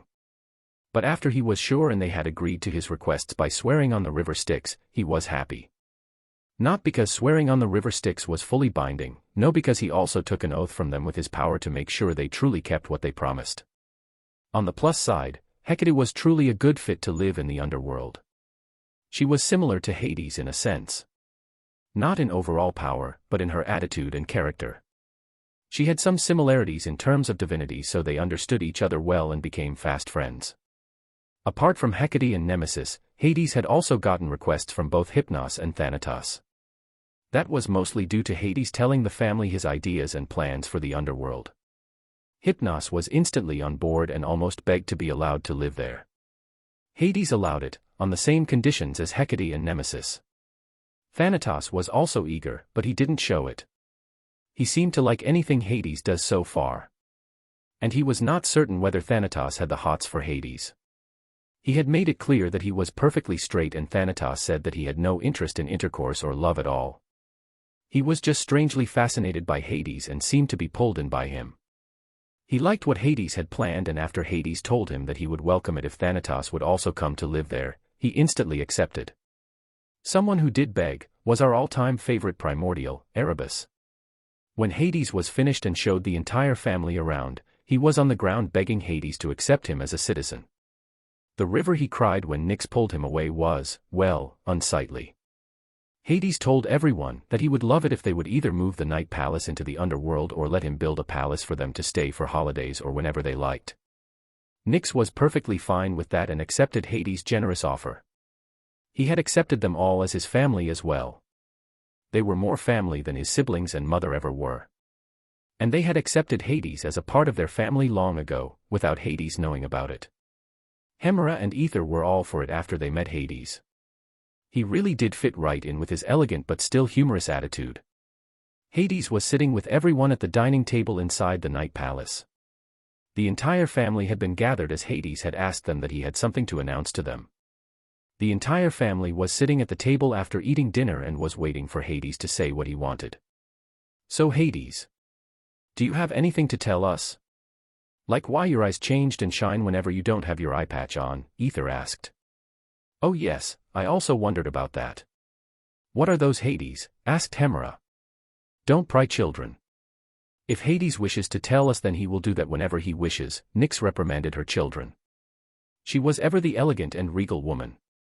No, I also want to know. Is it similar to your 6 eyes? Hypnos asked. Why would they be similar? That would make them redundant, Thanatos said with his monotone voice. Ha ha ha ha. I will tell you all. No problem. It is nothing special really. I took some time off in between building the underworld to practice with my divinities. My divinities of boundaries and death are my most distinctive ones. After practicing with them for a while, I found out that I should be able to take my perception to the next level. I thought about life and death and how connected they were. The only thing that separated them was essentially a barrier. Now I thought something that was so interconnected, there had to be something that showed that they were connected. After searching and getting closer, I finally found it just last month. Death is indeed visible in all things. There are what I call lines of death and points of death. Death emerges to the surface of anything that exists as lines of death, and cutting along them will result in death, regardless of the constitution or properties of the object. Now points of death are from where all lines of death seem to flow, resembling blood vessels. There can be a number of them on an object, and, whereas the lines are where things die easily, the points are death itself. These new eyes seem to be the result of my wish to see death and be able to affect it. And let me tell you, they are truly marvelous if you understand what they can do. What Hades was describing were the mystic eyes of death perception. When he took a break from building the underworld, he tried to advance in both his divinity of death and boundaries. So he came up with the theory that he could replicate, and even surpass these eyes from the Type Moon anime. It was a long journey, but he did manage to create them for himself. He was so very proud of himself. But this is not what I was trying to tell you today, Hades continued. I come bringing you good news. The underworld is completed. What? Wait, you're serious? That's amazing, Hades. Can we see it? How did it turn out? Calm down, calm down. I wanted you all to come, not just to tell you this. I wanted to show you all around the underworld. You will be the first to see it. What do you say? And so they began their tour all around the underworld. And to tell everyone how it looks, we are also going on the tour. Let us get started with the highway. The idea behind the highway was to create a subdimension that acted as a way of travel. You entered an ender portal in your vicinity and then arrived at a station located in the highway dimension. This station, however it was named, would then offer any form of transportation that you wish to get from one point in the highway to another. What were some of the transportation methods then? There was the chance to simply take another portal to another station that would then lead you to the respective ender portal, which in turn would take you back to the biome you wanted to in the underworld. This was the fastest way to travel and might be the preferred way in the future. But the longer you use something, the more likely you are to wish for something else. And that was possible in the highway. If you were not in a hurry to arrive at the other biome, you could either travel fast or take it slow. A slow method was a stagecoach, for example. Stations offered stagecoaches that you could use by yourself, if you knew how to, or you could have a driver that took you to the right station. Another method was horse riding or riding any form of animal or monster that was available. And there was a wide assortment of mounts to choose from. There were horses, as mentioned, lions, tigers, bears, ostriches, mythological creatures like some Pokemon and many, many more. A fast option to travel included but was not limited to a variety of cars, buses, motorbikes, speed boats, or even planes. Yes, the highway was not limited to transportation that was on the ground. And what's more, there were also scooters, bicycles, sailing boats, and if you wanted you could also walk. Now, how was all of that possible? Was there not a monstrous traffic jam inside the highway dimension? The answer to that is no. The highway is not like the highways that humans use in modern times. It is also not like in the Star Wars universe where there are multiple lanes atop one another. The highway was a subdimension, which meant that it was big. And when he said big, Hades meant very big. There were forests should you choose to go hiking or drive a bicycle, there were giant rivers and seas for boats and wide skies for planes. Noise was non-existent in the highway dimension. Sound could still be heard but noise could not. This made it a nice place to stay, however, it was not allowed to begin living on the highway. You could take your time, but to just settle was not allowed. And it was not necessary. The underworld offered much more than what could be found on the highway.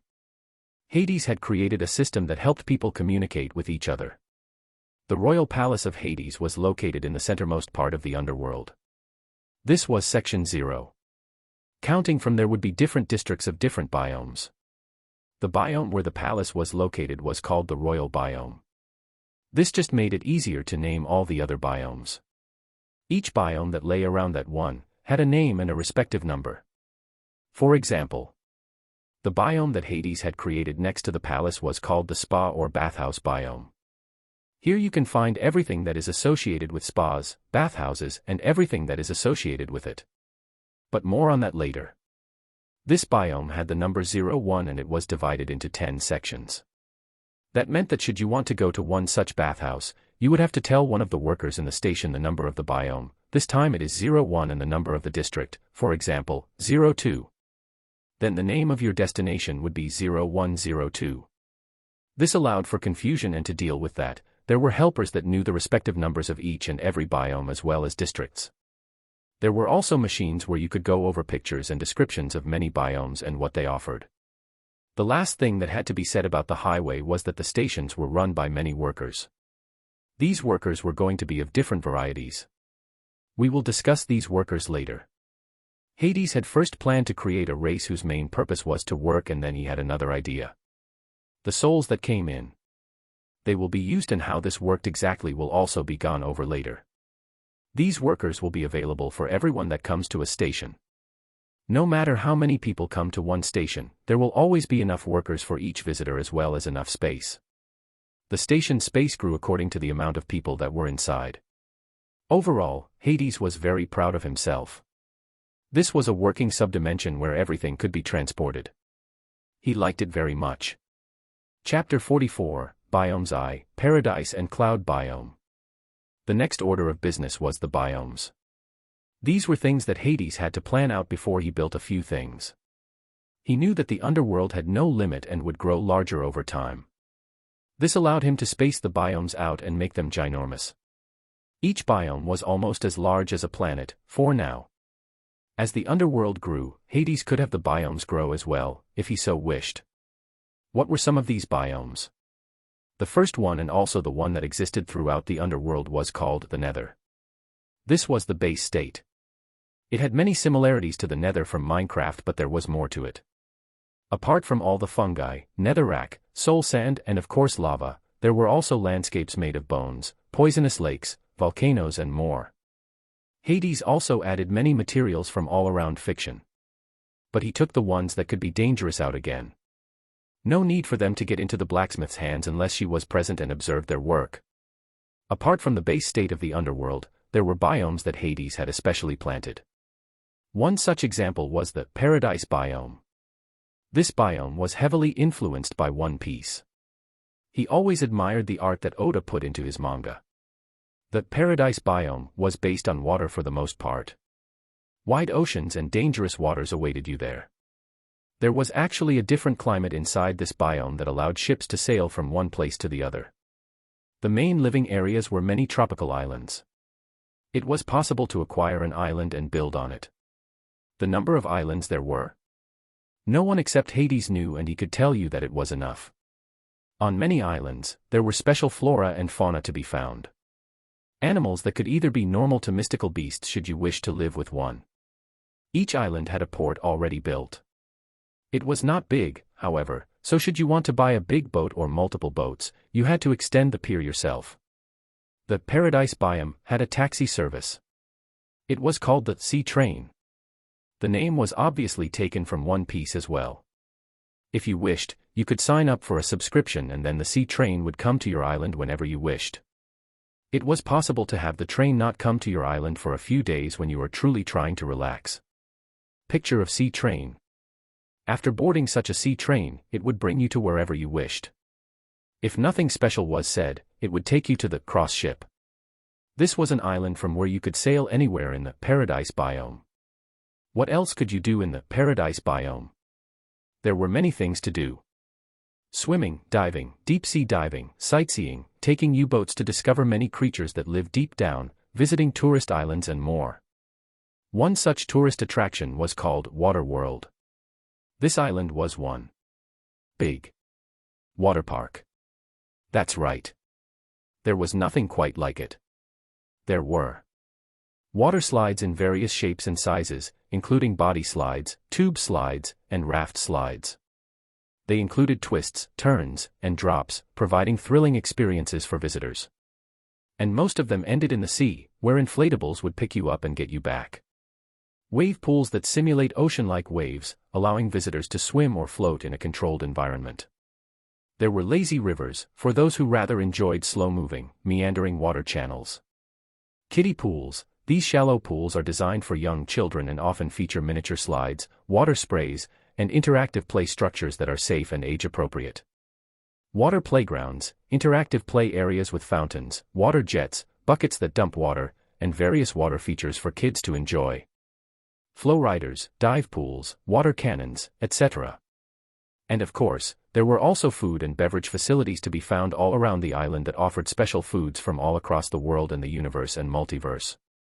Cabanas and lounge areas could be found to allow parents to sunbathe and relax should they wish to take a break. And then there were also locker rooms that were more like hotel rooms. They were that large and visitors got keys for the rooms to go back anytime they wished. Let us leave Water World and talk about the last thing that was important in the Paradise biome. It was an island called Water Dining. This special island was mostly a restaurant that also had a hotel. It was a place that offered couples a good time. The food was divine and fish-themed. You could get every fish there was on the island. No matter what, if it was a fish dish, you could order it. Apart from that, there were also alcoholic non-alcoholic drinks. This was Hades creating a drink that tasted like the alcoholic variant but didn't have alcohol inside. He didn't like it, but you never know. The island of Water Dining was made up of 8 giant pillars. Inside those pillars, the hotel, Paradise Hotel, is located. To get to the reception of the hotel and also to the restaurant, you must first arrive by boat on the welcome land that was the only actual land of Water Dining. From there you would descend by elevators that take you to the entrance hall of Paradise Hotel. Guests of the hotel will find their breakfast buffet on this floor. The walls are made of see-through diamonds. Hades put some work into creating this special material. It was diamond glass. A material that allowed guests to watch the sea life as they ate. The hotel rooms were all located inside the pillars. All the rooms looked the same as they were top quality. Apart from rooms, there were also gyms and spas to be found in the towers. Everything was made to give guests the best time. If you take the elevator and press the 300th floor, which is the top floor, you arrive at the entrance to the restaurant for which Water Dining is famous for. It only serves lunch and dinner. A small path takes you to the center atop the island from where you have marvelous views and can enjoy the best food that Paradise Biome has to offer. Picture of Paradise Hotel. Let us talk about the next biome. This biome was called the Cloud Biome. And just as the name would suggest, it was a biome that was situated above the clouds.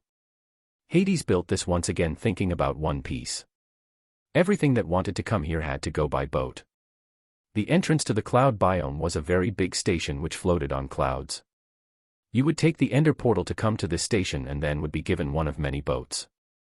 This time it was not possible to use any sort of motor vehicle. No trains, motor boats, planes, or anything like that. The top priority in the cloud biome was peace and quiet. This did not mean that you couldn't have fun, it just meant that usually the cloud biome was a place of healing. After getting a sailing boat, you would begin the journey towards the gate that protected the cloud biome. Every biome has such a gate, but the cloud biome has a very notable one. It was called Heaven's Gate and looked just like the one from One Piece. Picture. After passing the Heaven's Gate, there lay the different districts before you. One of the notable districts was the Health District. As the name would suggest, this district has everything that can help your health. It is an ironic district to have inside the underworld, but Hades liked it this way and so it shall be. The Health District had hospitals, clinics, and more. Here you could have anything treated. From a broken arm or being sick up to cancer or missing limbs. Nothing was impossible here. Psychiatries could be found with psychiatrists who were interested in seeing your problems solved and not in ripping you off. Picture of Health District. It was possible to live in the Health District, but only if you were a patient in any of the available facilities. Health increase was guaranteed 100% and you would leave happier and healthier than ever before. A special place for children was created, with what was called the Cloud Castle. This was every parent's dream playground. Why was it the dream for the parents, you ask? Because everything was made out of clouds. There was no chance of hurting yourself there. Did you fall off the top of the castle? Don't worry, a cloud will wait for you on the ground. It was ingenious. Another district in the cloud biome was of course the living arrangements. There were many such places available and also a hotel for the tourists or visitors that came from another biome. These houses and hotels were located in Lovely Street. Once again stealing from Akiro Oda and using his creation for himself. But did Hades care? No. He was an evil man through and through. All clouds inside the cloud biome had calming effects on people. It had soothing effects to just lie down on one of those clouds and take your mind off things. A truly evil god he was indeed. Picture of Lovely Street. And as it is custom for all of the biomes, there was also a restaurant/hotel to be found in the cloud dimension. It was lazily called Sky Hotel and Restaurant. Similar to the Paradise Hotel in the Paradise Biome, the Sky Hotel had everything you could want of a hotel situated in many domes. These domes were situated around a larger dome that spawned a big tree on top of it. This center dome was the restaurant, and after every dinner, it was possible to climb on top of the tree and watch the Chinese lanterns that could be bought and sent into the sky, illuminating it and granting a nice spectacle. Picture of Sky Hotel. Chapter 45, Biomes 2, Waterland and Entertainment. Now we will cover the next biome that is really the last biome that Hades has created up to this point. It is called the Wonderland. This biome is for children and has pretty much everything children could dream of. Hades was unsure of how to treat the souls of children that came to the underworld. Going by logic, he would have to sort them into Elysium. However, he saw that as not quite right. The Elysium was indeed for good people, but it was mainly designed for grown-ups. Therefore Hades decided to designate an entire biome to children. This meant that children, no matter where they came from, could live there for as long as they wished. The idea was to make this biome for deceased children only, but this changed very quickly. Hades expected children of habitants of the underworld to also be interested in this biome, so he changed the rules a bit. The souls of deceased children would arrive in the underworld on the same river as all the other souls, but their path would derail and they would be brought to the clothing area. This clothing area gave each and every child a physical body with which it could interact. Therefore Hades could make rules that allowed for others to get to the Wonderland biome as well. Now what could be found in Wonderland? Think of anything that a child would want and you will find it. Toys. Toys are a classic choice for children of all ages. They might want action figures, dolls, building blocks, board games, video games, or other toys that align with their interests. And there was an almost unlimited amount of toys to be found in the play district. There were, however, limitations to certain things. Hades was unhappy with small children spending their time gaming the entire day. So he took video games into a separate place that was for children who were older and had already lived a certain amount of years in Wonderland. Playgrounds. Children often want time to play and have fun, whether it's at a playground, in the backyard, or indoors with friends and family. These playgrounds were top-notch and had great variations. To make everything safe, a platoon of spritzies and bellisums all around the Wonderland and the playgrounds especially. In case someone needs healing or care in general. Pictures of playgrounds. Orphanage/daycare. This was the center and most important part of Wonderland that Hades built. Children generally crave attention and quality time with their parents or caregivers. They want to feel valued and loved. Thinking about all the children who would not have a nice childhood or died early and never got to experience the most important thing there was in the world, that is care would get it in spades in Wonderland. Pictures of orphanage/daycare, from outside. Pictures from the inside. Caretakers were generally women who expressed a desire to take care of children. These women were also souls who had the choice to go to Elysium but decided to go to Wonderland instead. They had the freedom to go to Elysium whenever they wished, as long as there were enough caretakers in Wonderland. School. There was a school in the underworld that taught children of all ages up to college degrees. But this was not located inside Wonderland as it welcomed children who weren't native to Wonderland and otherwise lived with their families somewhere in the underworld. The school will be talked about at a later date as it has its own biome. Children would be teleported to school and also had the choice to sleep there should they wish. But most didn't want to go to school anyway in the first few centuries, and those were allowed to stay in Wonderland for as long as they wished until they were ready to advance. Pets. Wonderland was still a biome and therefore had its own flora and fauna. There were a handful of animals that were native in Wonderland. Among them were some Pokemon like Mareep, Lillipup, Jirachi, Shaman, Teddiursa, Skitty, Togepi, Eevee and Mew. Of course, there were also countless animals like bunnies, puppies, kittens, sea otters, pandas, red pandas, elephant shrews, quokkas, pikas, sea dragons, owls, bee hummingbirds and more. Needless to say, all these animals were not dangerous, their instincts that aimed at defense were turned off and they didn't need any food as they lived off of the energy inside Wonderland. Pictures of creatures living in Wonderland. No one grew older inside Wonderland. In the underworld in general it was possible to age if you were not dead somehow like gods and their offspring. Demigods were allowed to stay in the underworld and would still age normally. The next biome in the underworld is called the entertainment biome. Although it was called a biome and had a lot of space, it was more like a massive city where everything that could be found in there served entertainment purposes. Now when it says everything, it really means that. There were things from board games like chess to things like racing tracks or arenas to hold fights. And it would only grow in variety over the years. Space was never a problem for Hades. If something would need a lot of space, then he would simply extend the space inside the room or attach it to a subdimension. Let us go over some of the noteworthy things. The entire entertainment city was structured like a gigantic mall. It was an entire city after all, so it had to be very big. Entertainment City had 2 entrances that were as wide as 4 A380 planes. When you entered you were welcomed by workers who offered directions and introductions to Entertainment City.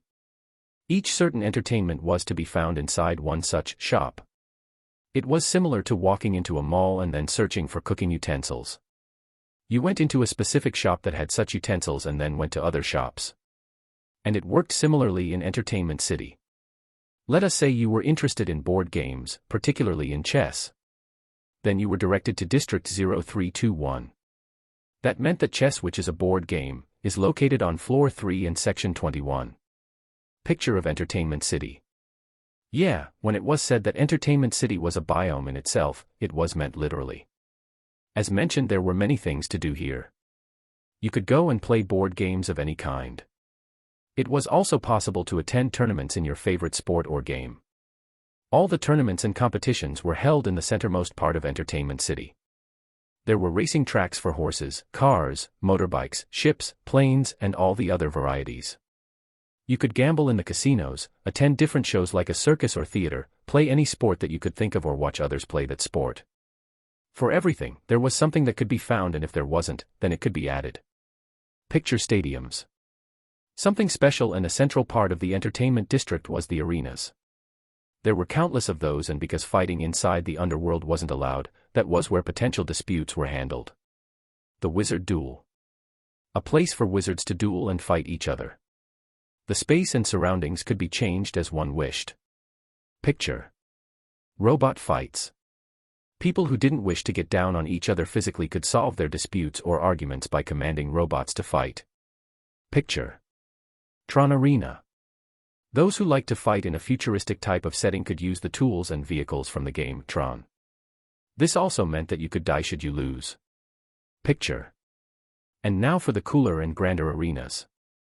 There were arenas where you could fight entire wars with someone or against a simulation.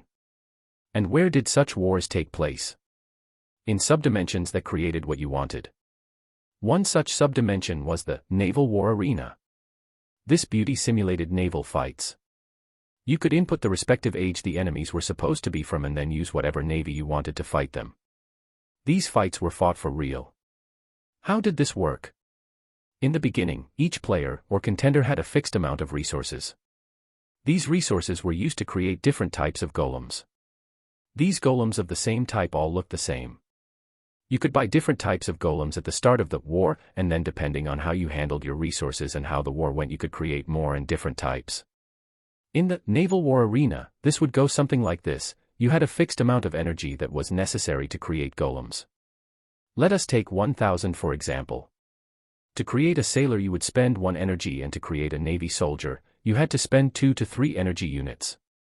If you wanted to buy a general you could spend up to 500 or more energy at a time, and then you also had to buy ships and weapons for yourself. That gave the war simulation a real feel to it and made it very diverse.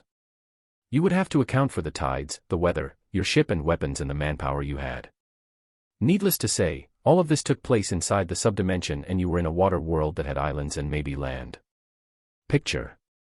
And the creme de la creme, and also one of Hades' favorites, was the Space Arena. This took every war simulation to space and added a ton of new resources and units as well as weapons and vehicles that were available. It was bonkers, and Hades was very proud of himself. Pictures. To round this biome up, we of course also have to talk about all the other things, such as hotels where visitors could spend the night, restaurants of all kinds, security that was taken care of by many shadows of Hades' army, and of course the last thing. The amphitheater. Hades made it similar to the one from Overlord. In the amphitheater, you could watch the stars as well as shows and more that were projected in the air right below the night sky. Picture. Chapter 46, Biomes 3, Desert and Spa Biome, Tree of Knowledge. Next up, the Desert Biome. This biome has something very important, the bank. We are not going to spend a lot of time talking about this bank and only cover the most important things. The bank is linked to the treasury of the underworld. That is where Hades stores most of his ever-growing wealth. Many dangerous metals and minerals could be found there, and of course all sorts of elixirs, potions, and other resources that one could think of. The bank was, as the name said, where people, but mainly gods, could store goods that were valuable to them. This could include special artifacts, gold, magical objects, and more. The bank was secure, and nothing in existence could enter the vaults unless Hades wanted to. It was also not limited to the Greek pantheon. Gods from all pantheons could deposit things here and have an account. This was one of the things that cost something to use, though. Most of the things in the underworld were free for those that Hades allowed to stay here, but the bank had to be paid for. Whenever something is to be stored, it is checked for any sort of tampering or funny business. And if they are considered safe and not an attempt to enter the treasury, they will be stored. Sorcerers and other mystical and powerful people can also have an account in the bank, of course, but to have an account can be expensive. It is the safest place in existence though, so it's worth it. Picture of the bank. What else could be found in the desert biome? The desert resort was the main thing that served as a hotel and place to eat and drink. It was built similar to the Hanging Gardens of Babylon but not exactly the same. It had the oasis in the desert theme. Overall there was not much to say about it. The restaurants where you could eat were located on wide balconies. You would feel like you were in some tropical jungle while you saw the dry desert just outside the resort. The resort also offered a variety of sports that you could do in the desert. Let us focus on something very special to Hades. The spa biome. Why was this special to Hades? Because he has recreated and improved upon one of the future 7 wonders of the world, the Hanging Gardens of Babylon. When he said that the desert resort was similar to the gardens, then this was the real deal and so much more. First of all, it was massive. Like close to Entertainment City massive. No matter what, if it had to do with water relaxation and spas, it could be found. Water was everywhere. You could go swimming in pools, rivers, or the canal. All over you could find gardens with exotic plants and small sitting or lying areas where you were served tea and other beverages as well as light food. If you were hungry though, worry not, as many little restaurants served you whatever you wished, but most of the dishes were green and healthy. You could of course also order fast food if that is something you crave. Apart from swimming, eating, and enjoying the scenery, you also had the chance to enjoy massages that were simply divine. You could visit steam rooms, saunas, or silent areas to sleep. As it is custom in almost all biomes, there is also a hotel that offers guests and other visitors the time of their lives. No matter what you wish to do, there was a good chance you could get it. However, the theme of the Hanging Gardens of Babylon was always maintained. This meant that you could not get a plane flight to see the sights, but you could get a nice enjoyable boat ride through the canals and into the waters all around the biome. Hades was very fond of this place and would probably be seen here many times. He needed time for himself, and that was the best way in his opinion to spend the time. And now finally we come to the second best creation that Hades has produced in the underworld. The Tree of Knowledge. Picture from the outside. The Tree of Knowledge was fascinating for many different reasons. For one, it was a monstrously tall tree that carried dimensions as branches. It was in general one giant library. The purpose of this library was to store any knowledge that entered the underworld. When souls enter the underworld through the river of souls, that is the entrance, their entire life and everything they experienced is copied.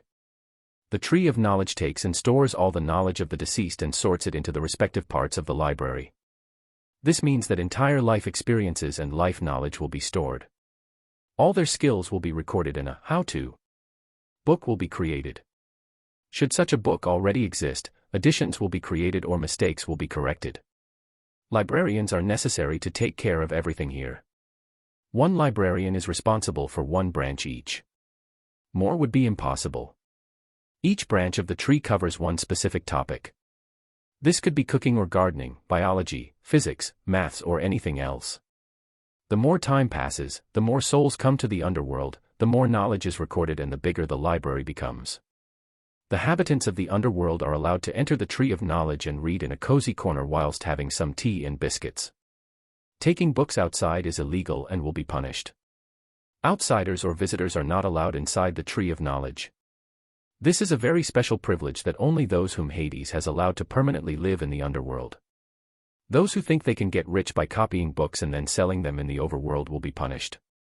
This is a major offense that is punishable by death if proven to be done purposefully. The reason for this harsh treatment is due to the fact of what you can find in the Tree of Knowledge. There is information about anything, also the happenings of the world. So secret business deals can be found, intrigues, history, plots, and all sorts of betrayal and lies naturally as well. So using this can lead to massive and maybe dangerous circumstances. Just imagine a president taking a look at the information that is available on all his competitors as well as enemies from other countries. That would make him a very dangerous man, and that is why only permanent residents are allowed to use the Tree of Knowledge. There might be special circumstances where someone or maybe many are allowed a peek at something very particular that could help them. This would have to be something very important for Hades to allow something like that. Should a book be taken from the library, the book will simply vanish and reappear in its intended place. Pictures of the inside. 2 branches of the Tree of Knowledge are special as they hold not a library per se, but schools. Both of those hold a subdimension in which a school is located. The first school is for children up to the college level. College and high school are located in the second subdimension. Picture of school. Picture of high school/college. The seasons change over the year and students have dorms inside the school. Taking many ideas from Hogwarts, Hades decided to make the schools alive. The school helps children either find their way to classes, stops any form of bullying, or helps them in other ways. We can find all sorts of activities to keep the students happy apart from learning. Doing sports like soccer, tennis, or lacrosse. Some playgrounds for the smaller children, Quidditch, yes, he introduced the sport, swimming, practice of magic or other powers, and more. It is impossible to add everything that the schools offer, but just know that they were the best of the best. On the very top of the tree of knowledge, a restricted section can be found where only Hades and those he allows have access to. This has knowledge of secrets that are important to the universe or the multiverse, powerful magic books, etc. Chapter 47, The River of Souls. Ha ha ha, surprise chapter. You never saw it coming. Finally, we leave the biomes and come to an important thing. The River of Souls. The River of Souls acts as the entrance to the underworld. Originally the underworld was surrounded by the river Styx. Hades talked with Styx and told her about his plans to create the River of Souls. And after discussing this they agreed on it. Hades made this river with many things in mind.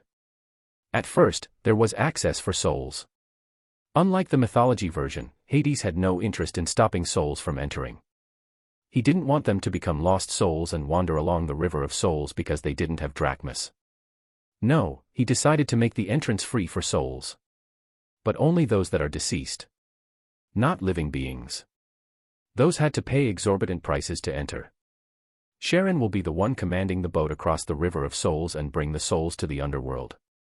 The river first flows around the entire underworld once, to collect all the souls that enter all over the place.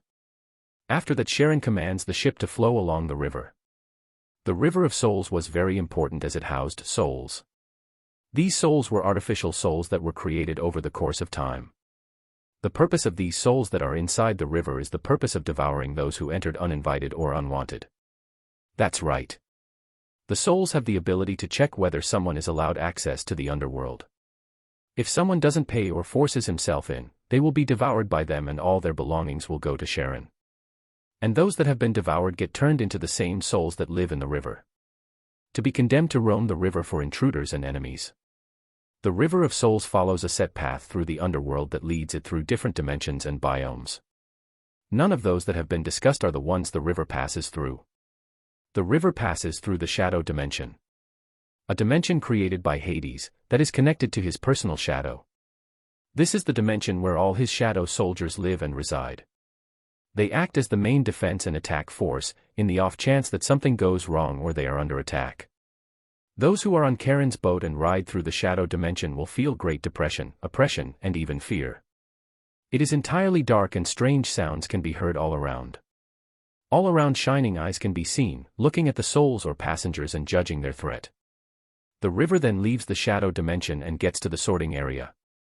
This area is a long part of the River of Souls. Its purpose is to sort the souls into either Elysium if they were good or the Field of Punishment if they were bad. The third option is for the children. They are transferred to Wonderland directly via teleportation. Those who wish to go to one of the districts or biomes stay on the boat with Sharon until they finally reach the arrival district. That is the place where you can choose where to go. It brings you directly to the highway from where you can go anywhere. Now let us talk about the Elysium and the Field of Punishment. Those are the two important areas in the underworld. Although they are not fields but subdimensions to the underworld. The Elysium is similar to what you might expect and therefore not very interesting. Those who have been good and tried to make an effort their entire life go there to spend eternity there. They have access to food, drinks, entertainment, and all the other things that you could hope for. There are activities to partake in, people to meet, places to see, and more. However, there are two options that those who go to Elysium can take. It is possible for them to work in the underworld if they so choose. Where they can work is up to their talents or interests. Elderly women or women in general are allowed to work in Wonderland if they wish. Others can choose to work in one of the many restaurants or hotels in different biomes. The choice is theirs, but the Elysium is the place where they can stay if they want. They are not allowed to choose whom or in what family. That is up to chance and they will have to make do with what they get. That is the general gist of things for those who go to Elysium. Now the Fields of Punishment. Hades took a long time to design this dimension. He knew that many humans would not get to go to Elysium. And since he was in the DC universe, he would have lots of souls come to the fields of punishment. Therefore he had to make the dimension very functional. This dimension is located inside the Tomb Citadel, an impregnable fortress that is guarded by Hades' divinity of boundary as well as thousands of shadow soldiers and others. Troops are also located around the entrance of the Tomb Citadel to make it even safer. Picture of Tomb Citadel. What could be found in the fields of punishments? There was nothing healthy or beautiful or remotely nice to be found. There were large areas of bones. Lava flowed everywhere and heated up the environment. The air is poisonous and gives the most pain when you breathe it in. Every breath you take feels like it kills you, and it is as if thousands of knives puncture you from the inside. Soul sand can be found almost everywhere. It spawns naturally in the field of punishment and has special properties. Soul sand has the effect that every step you take hurts the soul, and since you no longer have a body in the fields of punishment, it hurts even more. A special structure that can be found in the Maze of Regret. The maze is an endless, ever-shifting labyrinth filled with towering, thorn-covered walls. Souls condemned to this punishment must navigate its intricate passages. No matter where they go, they will wander the entire maze one way or the other. That adds to the punishment and has them experience everything the fields have to offer. But there is hope. The fields of punishment are called that because their purpose is to punish those who deserve it. However, that is not all they are doing. Just as the Maze of Regret, the fields of punishment also serve as a way to cleansing. To reach this cleansing, the souls must go through the entire maze. But the maze does not just torture the souls physically and spiritually. It also tortures them mentally. As souls wander through the maze, they encounter ethereal, glowing orbs. When touched, these orbs trigger holographic displays of their past misdeeds, allowing them to relive their actions from both the perspective of the victim and the perpetrator. These orbs appear until you have seen all the memories millions of times.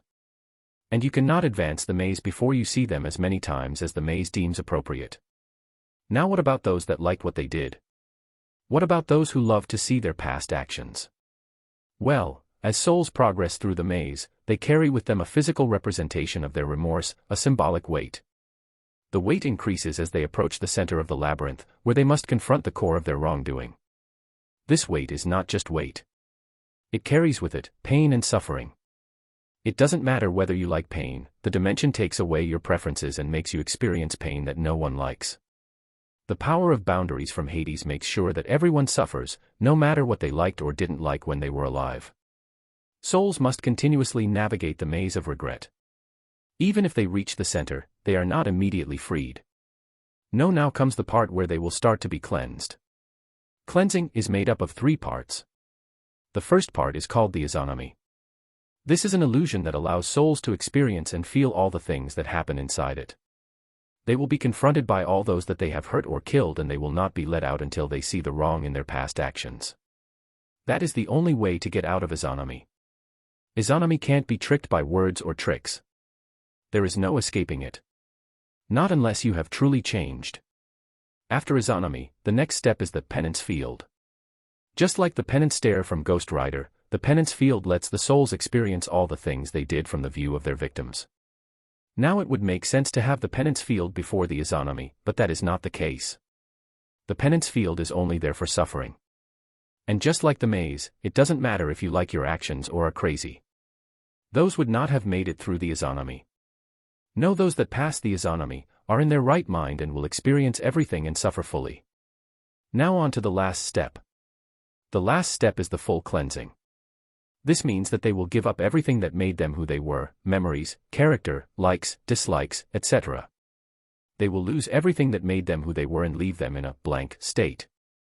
To undergo this cleansing, they will have to enter the washing machine of cleansing. The name tells you what it does.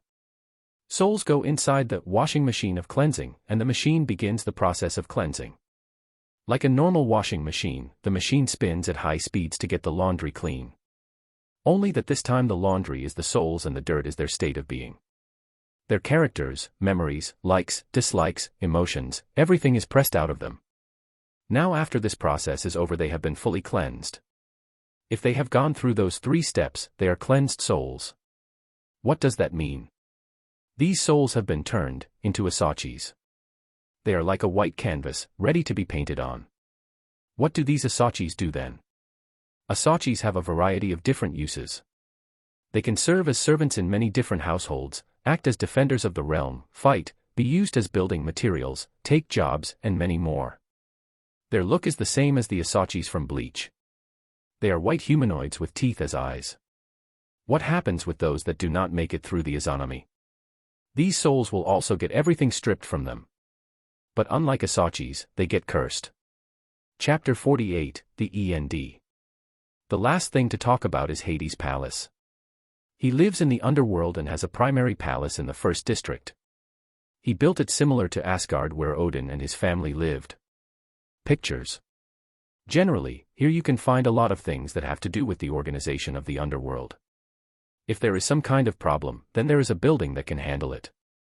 The palace holds a variety of things that are also open to the public, such as the conference room.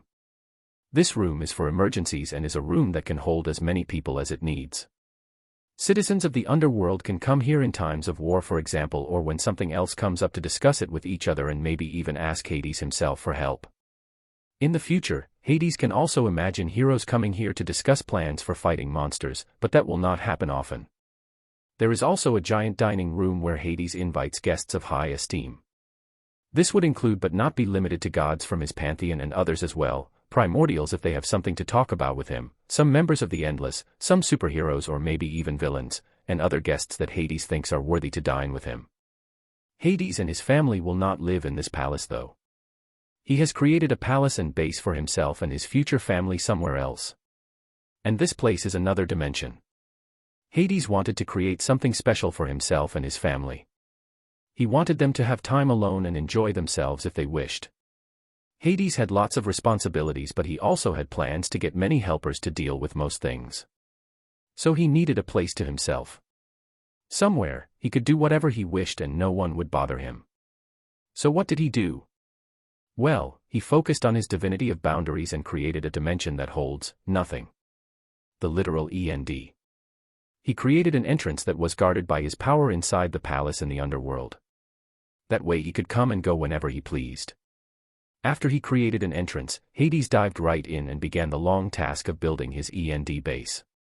He created a research area, a gym, a kitchen, a dining room, many bedrooms, a spa area with steam room, sauna, and the like, a small treasury, a library, and so much more. He really took his time with it and made it how he enjoyed it.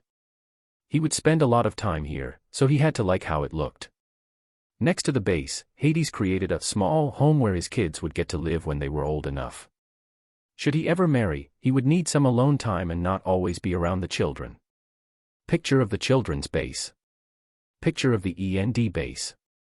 Back to Hades and the family of Nyx and Erebus.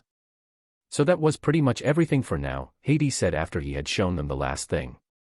He had been showing them around for the last couple of days and he had still left most parts out. It would simply take too long for him to show them everything. He didn't have that kind of time and patience. He wanted to show them all things but not go into too much detail. They will get to see everything by themselves. No one said anything. Their brains had long stopped working. The sheer number of biomes and activities that were available was breathtaking. And Hades hadn't even shown them everything. Erebus started. Breathtaking, Nyx finished. Yeah, the fact that you did all of this in only 3 years is unbelievable, Thanatos said. Wait, 3 years? This shouldn't take you this long. Why did it take you 3 years? Ether asked. He did not know about Hades building everything like a Minecrafter. Hades likes to build everything with his own hands, Hypnos explained to his brother. Yes. I enjoy looking at my work and then thinking about how I built it myself and with my own hands. It will hold memories for me that I will remember forever, Hades said. I understand. So, Hypnos started. Where will we live? You can choose to live wherever you wish.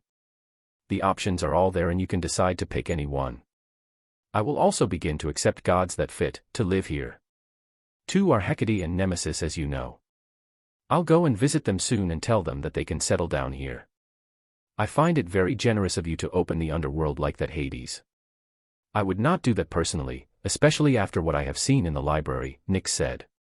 Oh, I don't just allow anyone to enter. I make sure that those that I allow fit and have no ulterior motives. And then there is also the contract that everyone must sign. The family then each looked for a place to stay, and Hades left the underworld to look for Hecate and Nemesis. He had promised them they would be allowed to live there and he would keep his promise. Hades remembered that something was being celebrated on Olympus today. He didn't remember what it was, but he might as well take a look. And who knows, he might find Hecate there as well. So Hades dressed himself and prepared to go to this event that they held on Olympus. He was not the least bit interested in what went on in Olympus, but he could use it to his advantage, so he would do that. With a thought, he dissolved into smoke.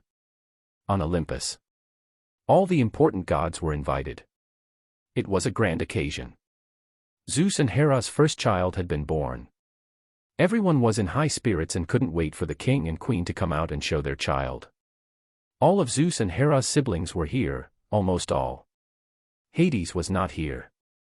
He had also missed during the wedding of Zeus and Hera. At first, they thought he was going to pull the same stunt as he did during Zeus and Métis' wedding. He never showed up. Zeus was relieved and then he got mad when he understood what it meant. Hades didn't care about his rule at all. Not even in the slightest, and Zeus was furious. He would not take this for much longer. The only thing that kept him from doing anything is the memory of Hades killing Kronos. That memory was still too fresh in his mind. The curse of Damocles had long been broken. Even before he had married Métis, the memories of the war were also starting to fade. Now Zeus only remembered the humiliation he suffered the day Hades made him beg for his help. And that was not forgotten. Finally, it was time. The two proud parents came and presented their child to everyone. Everyone. I proudly present to you, the youngest of the Olympians. Our son, Ares, Zeus announced proudly. All over, the congratulations came in and everyone seemed happy that finally someone was born who would also stand higher in the hierarchy than them. And you know this one would be spoilt. He was the first child of Zeus and Hera, the king and queen of Olympus. That one would not turn out right. How sentimental, a voice said from the back of the crowd. Hades had finally come and saw the occasion. It was strange to see this happen and he hadn't even planned to come here for it. But it gave him a great opportunity to give another Hades some recognition. You know, I haven't been this choked up since I got a hunk of moussaka caught in my throat. Unlike the Hades from Disney, here some dared to laugh. And one of them was the woman he had been looking for. Hecate. So this is an audience or a mosaic, Hades said to those that didn't laugh. He then walked up to Zeus and Hera and looked at the infant Ares. Hades was not impressed. While the baby was pretty, that was it. The eyes were already gray, the divinity of war seemed to have already manifested in him. Hades put up a creepy smile and then said to the baby. Hey, baby. I'm your Uncle Hades, sadly. Don't worry about me, I'm not as bad as they say. But you better stay out of my way before I put you over my knee, understood? Hades could feel the anger coming from Hera and Zeus both. He smirked and then walked away. In Chinese novels they called this, not putting someone in your eye, or something like that. And Hades had mastered the art of not putting someone in his eyes. As they looked at Hades' retreating form, Hera spoke to Zeus. He doesn't respect us at all. We'll have to do something soon. Before his head gets any bigger. His time will come. Believe it. What they didn't see was Hades smirking. Oh Zeus. I am so far ahead of you, it's not even funny. You make your plans. We'll see how that goes for you. The party drew on and Hecate walked towards Hades. He was enjoying the food and drinks while listening to others chatter and exchange rumors. Lord Hades. Hecate, good, I wanted to talk to you. Good thing this was going on today, right? Hee, indeed. What did you want to talk about? It's finished. I beg your pardon. It's finished. The underworld is done. I came to tell you that you and Nemesis can settle down whenever you like. That's amazing. I was looking forward to that. I can't wait to see what you have been working on all these years. Well, it's only been 3 so far, so it wasn't that long. No, you're right, of course. But I am still very interested. Understandable. What is your plan now, if you don't mind me asking? I don't mind. To be honest with you, I don't know. I might start to travel a bit. I am still in need of a butler. And besides that, I want to get a weapon for myself. And then there are some other things that also interest me. Weapon. But don't you have the broken scythe from Kronos? Sure, but I'm not going to use that piece as my weapon. I combined it with a weapon I have and made it stronger, but what I am looking for is something like the symbols of power. My go-to weapon that I carry around all the time. I understand. And where will you look for that? I'm sure the Cyclops would love to make one for you. Nah, they already made me a helmet. A helmet? Hecate asked, confused. Yeah. Shortly after the war ended, they came to the underworld and gave it to me. They called it the Helm of Darkness.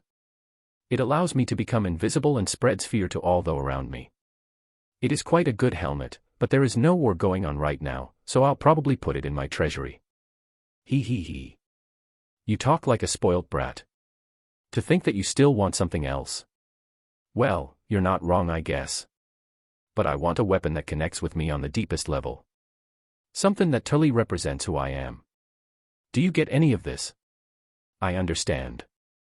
And where are you planning on getting that? Well, I know of a place that might have one for me to grab. But I'm not sure what to do first. Butler or weapon? I might have to do butler first. How would I leave the underworld in the future otherwise? A butler would probably be the correct choice. But you're not going to do that. We'll see.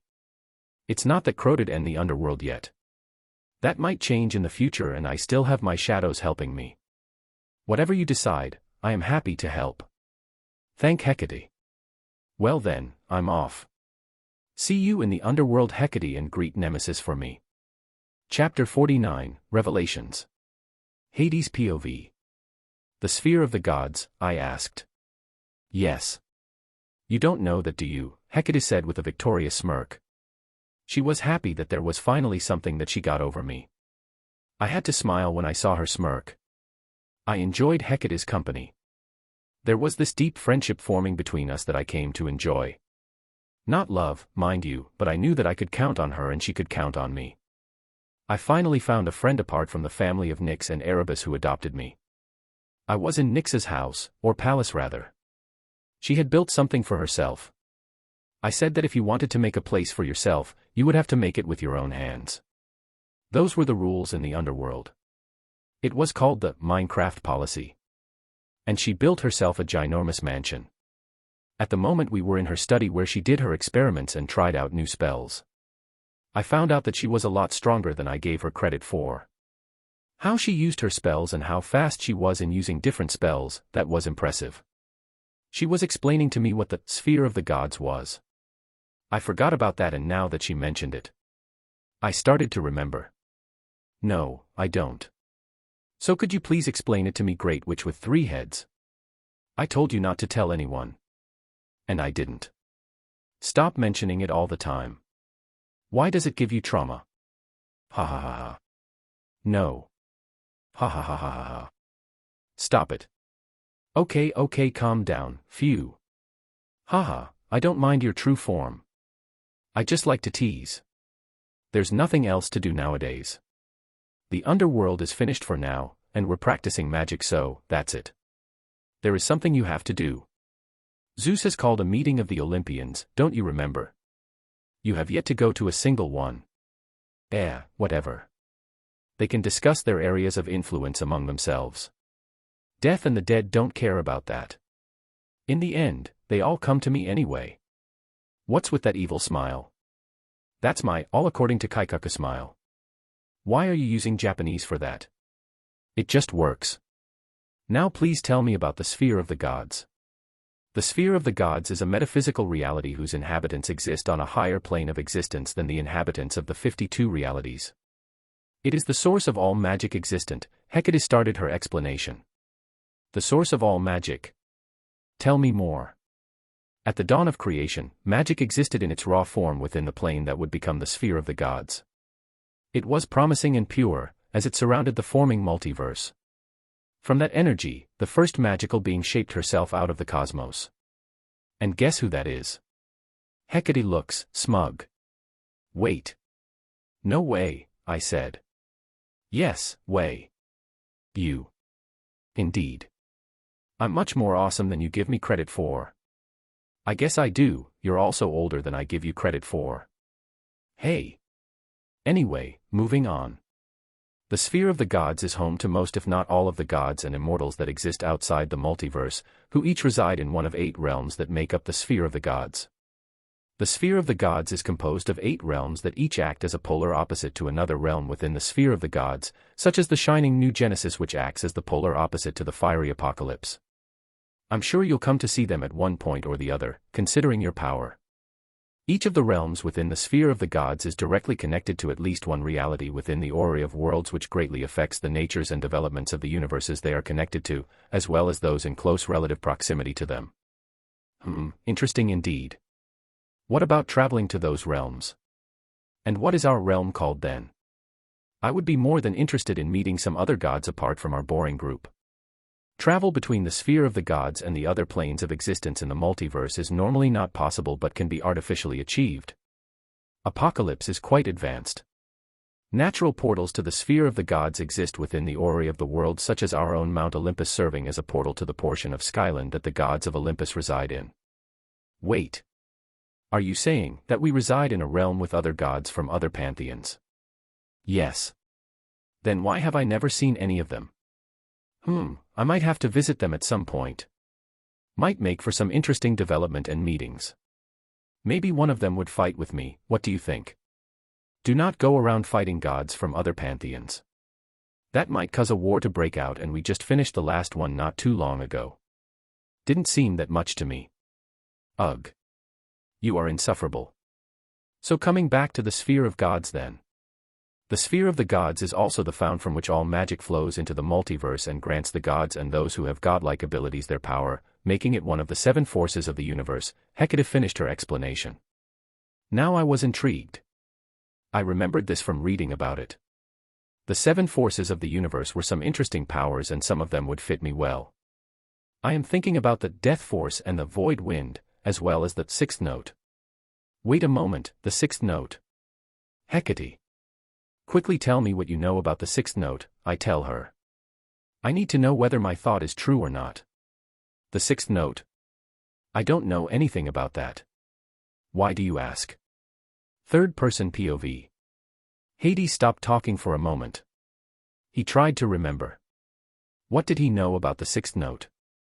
Why did that name resonate with his soul and make his entire body shiver? He felt his heart rate spike and shoot through the roof. His hands began to tremble. He felt like a little boy who couldn't wait to open his presents on Christmas. Hades had no idea what was happening. His eyes were unfocused and it looked like he was looking beyond this reality. He seemed to be amidst some kind of epiphany, or close before one. Hecate was worried. She didn't know what was happening. Hades was sweating. That was impossible for a god. How was he sweating? She started to call out his name to get his attention. Hades. Hades. Hecate. I'm sorry about that. I'll leave now. I'll see you later. Wait. What happened? Are you all right? Can I help you? And no, I don't know. I'll see you later. And with that, he left Hecate's mansion and reappeared in his own. He went to the END. That was where he felt safest for now. The training room was built with the maximum safety and strength his powers could produce for now. And yet the walls were trembling. Hades shook his head. Get a grip, he said, and held his head in between his hands. He was scared. What was happening to him? Slowly his heartbeat calmed down and his hands stopped trembling. He was unsure what happened, and he didn't like that. He liked to know what happened at all times. He was usually the one in control of the situation. But now, he was helpless. And that made him mad. He hated that feeling. It was as if he was back in his last life and... Last life? Why would he? Hades shook his head again. He didn't want to think about it for now. He thought of something to take his mind off of this. And then he remembered the meeting Zeus had called. He was also invited. More like he was called upon. But that might help him take his mind off of things and calm him down. So without further ado, Hades disappeared into his shadow. On Olympus, Zeus, Hera, Demeter, Hestia, and Poseidon were all waiting for Hades, as per usual. Zeus was getting mad. His head was hurting since he woke up today and he could not take any shit from Hades or he would probably snap and another war would start. Hades' throne was suddenly covered in darkness and from it, Hades rose. He sat in a perfect position like he had planned it all along. "I'm here. We can start," he said. "I called you all here today to discuss something. Bring in Prometheus." The door to the throne room opened and in walked Prometheus. He seemed happy for some reason but tried to keep a straight face. He walked to the center of the room and bowed his head respectfully. "Lord Zeus and other members of the council, thank you for having me." "Prometheus, what is the meaning of your visit?" Poseidon asked. "I have been approached by Lord Zeus in a project which interests me very much. He has tasked me with the creation of men. I am here today to ask for your permission to begin this project and wanted to ask for your help should the need ever arise." "What do you mean help?" Demeter asked. "I have a lot to do with making the fields prosper. That is a lot of work for me alone." "Ah yes, Lady Demeter. But think about it. If man walks the earth, then you would have others do those things for you. They would cultivate the field and you could simply watch them and tell them how to do it." "Yes, that would be a great idea," Demeter said, now convinced and happy. "My lords and ladies. I wanted to ask whether it would be possible to give men fire. It would help them tremendously and make them prosper. Having them prosper would be in your interests as well, as gods. I feel like that should be our responsibility," Prometheus continued. "Don't you dare tell us what our responsibilities are and what not," Prometheus, Hera said. "You are not one of the Olympians, so don't get a big head before you do what was asked of you." "Of course, Lady Hera. I apologize if that came out wrong. Please forgive me." "You may leave to begin with your work." "Don't disappoint me, Prometheus," said Zeus, ending the discussion. "Yes, Lord Zeus. I will not disappoint you." Prometheus left the throne room and after the doors had closed Hades spoke. "Ever the charming woman, Hera. But seriously Zeus, what's the reason you want to see this happen? Are you in need of worship? Do the gods not give you enough anymore? How dare you Hades? Make sure to know your place. Zeus is your king," Hera screamed. "Don't get your pulse up, you might suffer a stroke. Now Zeus, tell me, what is your goal here?" "I have no goal." The other pantheons also started their path to advance and evolve their animals further. "We have to make sure we are not left behind and maybe even the first to do it." "Aha. This meeting is adjourned. Hades, stay." Hades raised his eyebrows. He was about to tell Zeus to *ck off when he thought about something. He hadn't been able to concentrate the entire meeting. The feeling he had was not going away and only grew stronger. After everyone had left, Hades and Zeus were the last ones in the throne room. "So, what is it?" "I want you to open up my skull." Ha. Chapter 50, Athena. After everyone had left, Hades and Zeus were the last ones in the throne room. "So, what is it?" "I want you to open up my skull." Ha. Open up my skull. Since waking up I have been having the worst migraine imaginable. And you think opening your skull to let out some steam would help? I am always fascinated by how dumb you can sound. I mean, how is that your first thought when dealing with a migraine? Do you think that there is just hot air that wants to come out? You know what? Let's do it. I can see it work. Hades took out a hammer from his inventory curse. He really had to improve this thing. He had already taken away its consciousness and had it work like that. But it still felt wrong. What he wanted was something like the Gates of Babylon. Yeah, that would be appropriate for him. He better work on that soon. But that would have to wait until he deals with his problem. Hades didn't wait for Zeus' permission. He large-fied the hammer and then swung it full force. That was a bad idea though. Why dash? The hammer impacted Zeus' head and split that skull right open. Brain matter and blood splashed everywhere. Hades activated infinity to keep himself clean. Oh shit. It's everywhere. Oh, Hades, what have you done? Whatever. And then from where the brain used to be, a figure shot out and stood in the throne room. It was a woman. She had dark hair, an olive complexion and gray eyes, which must be associated with knowledge and dignity. Although there is not much of that dignity right now. I am Athena, the goddess of wisdom, craft and warfare. I have been born from Zeus' thoughts dash. Wow wow wow, calm down fancy pants. That's nice and all, but we have ourselves a gory situation here. Hades stopped her from doing her grand speech. Also, what's with all the armor, helmet as well as shield and spear? Where did those come from? I thought you said dash. Forget him, he'll be fine. Luckily the hammer hit him on the head and through the brain. That's his least used organ anyway. But, won't he suffer some lasting damage and then might his personality change? Athena asked. But, as long as the dick is still there, he's still Zeus, believe that. So, should we clean this or? Clean? This?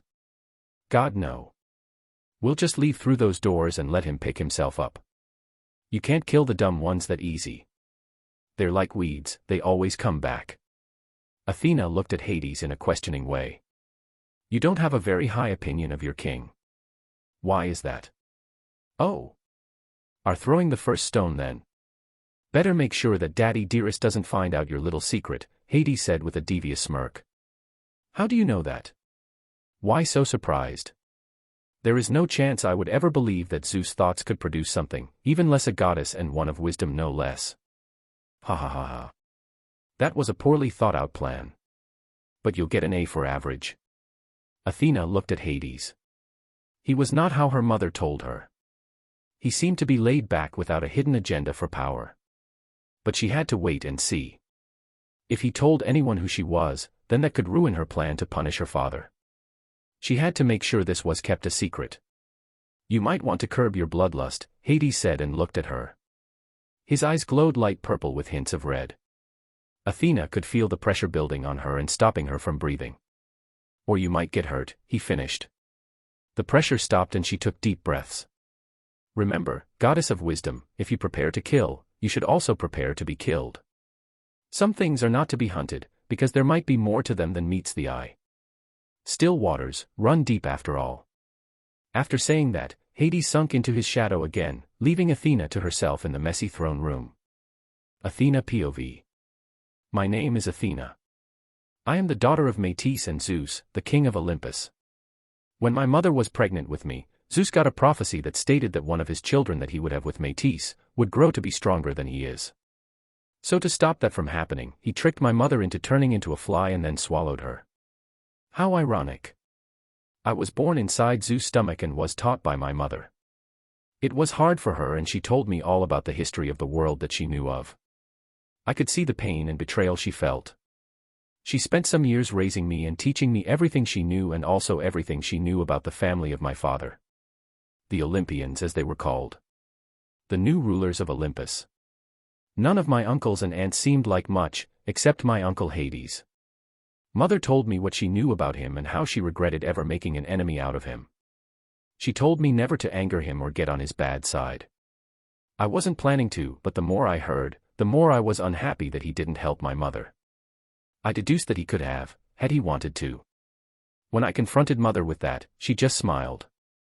She told me that she knew that and this was the reason Hades never punished her. Flashback. What do you mean, he never punished you? Why would he punish you? And for what? I told you about the fear I had that Hades could one day rule Olympus instead of your father. I was afraid he would try to make Zeus look bad. To get ahead of Hades, I told Zeus what I thought and he seemed to agree with me. But after that, his paranoia seemed to increase whenever Hades did something. No matter what, he seemed to be doing everything, just to get the throne after the war with the Titans. I also thought so. And when your father accused Hades of bringing Oceanus on our tail, he just left. I never would have seen this coming. Hades left the camp and did not participate in the war for over a decade. Things did not go well after that. We lost most major battles and when it finally looked like we could win, after Hades had joined our side again, me and Zeus did the same thing again. We got suspicious of Hades once more, and I was sure that he would use all of his accomplishments to get voted as ruler of Olympus.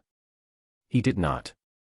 Not only did he not brag about his accomplishments of killing 2 titans at once or killing Kronos, but he didn't even show up.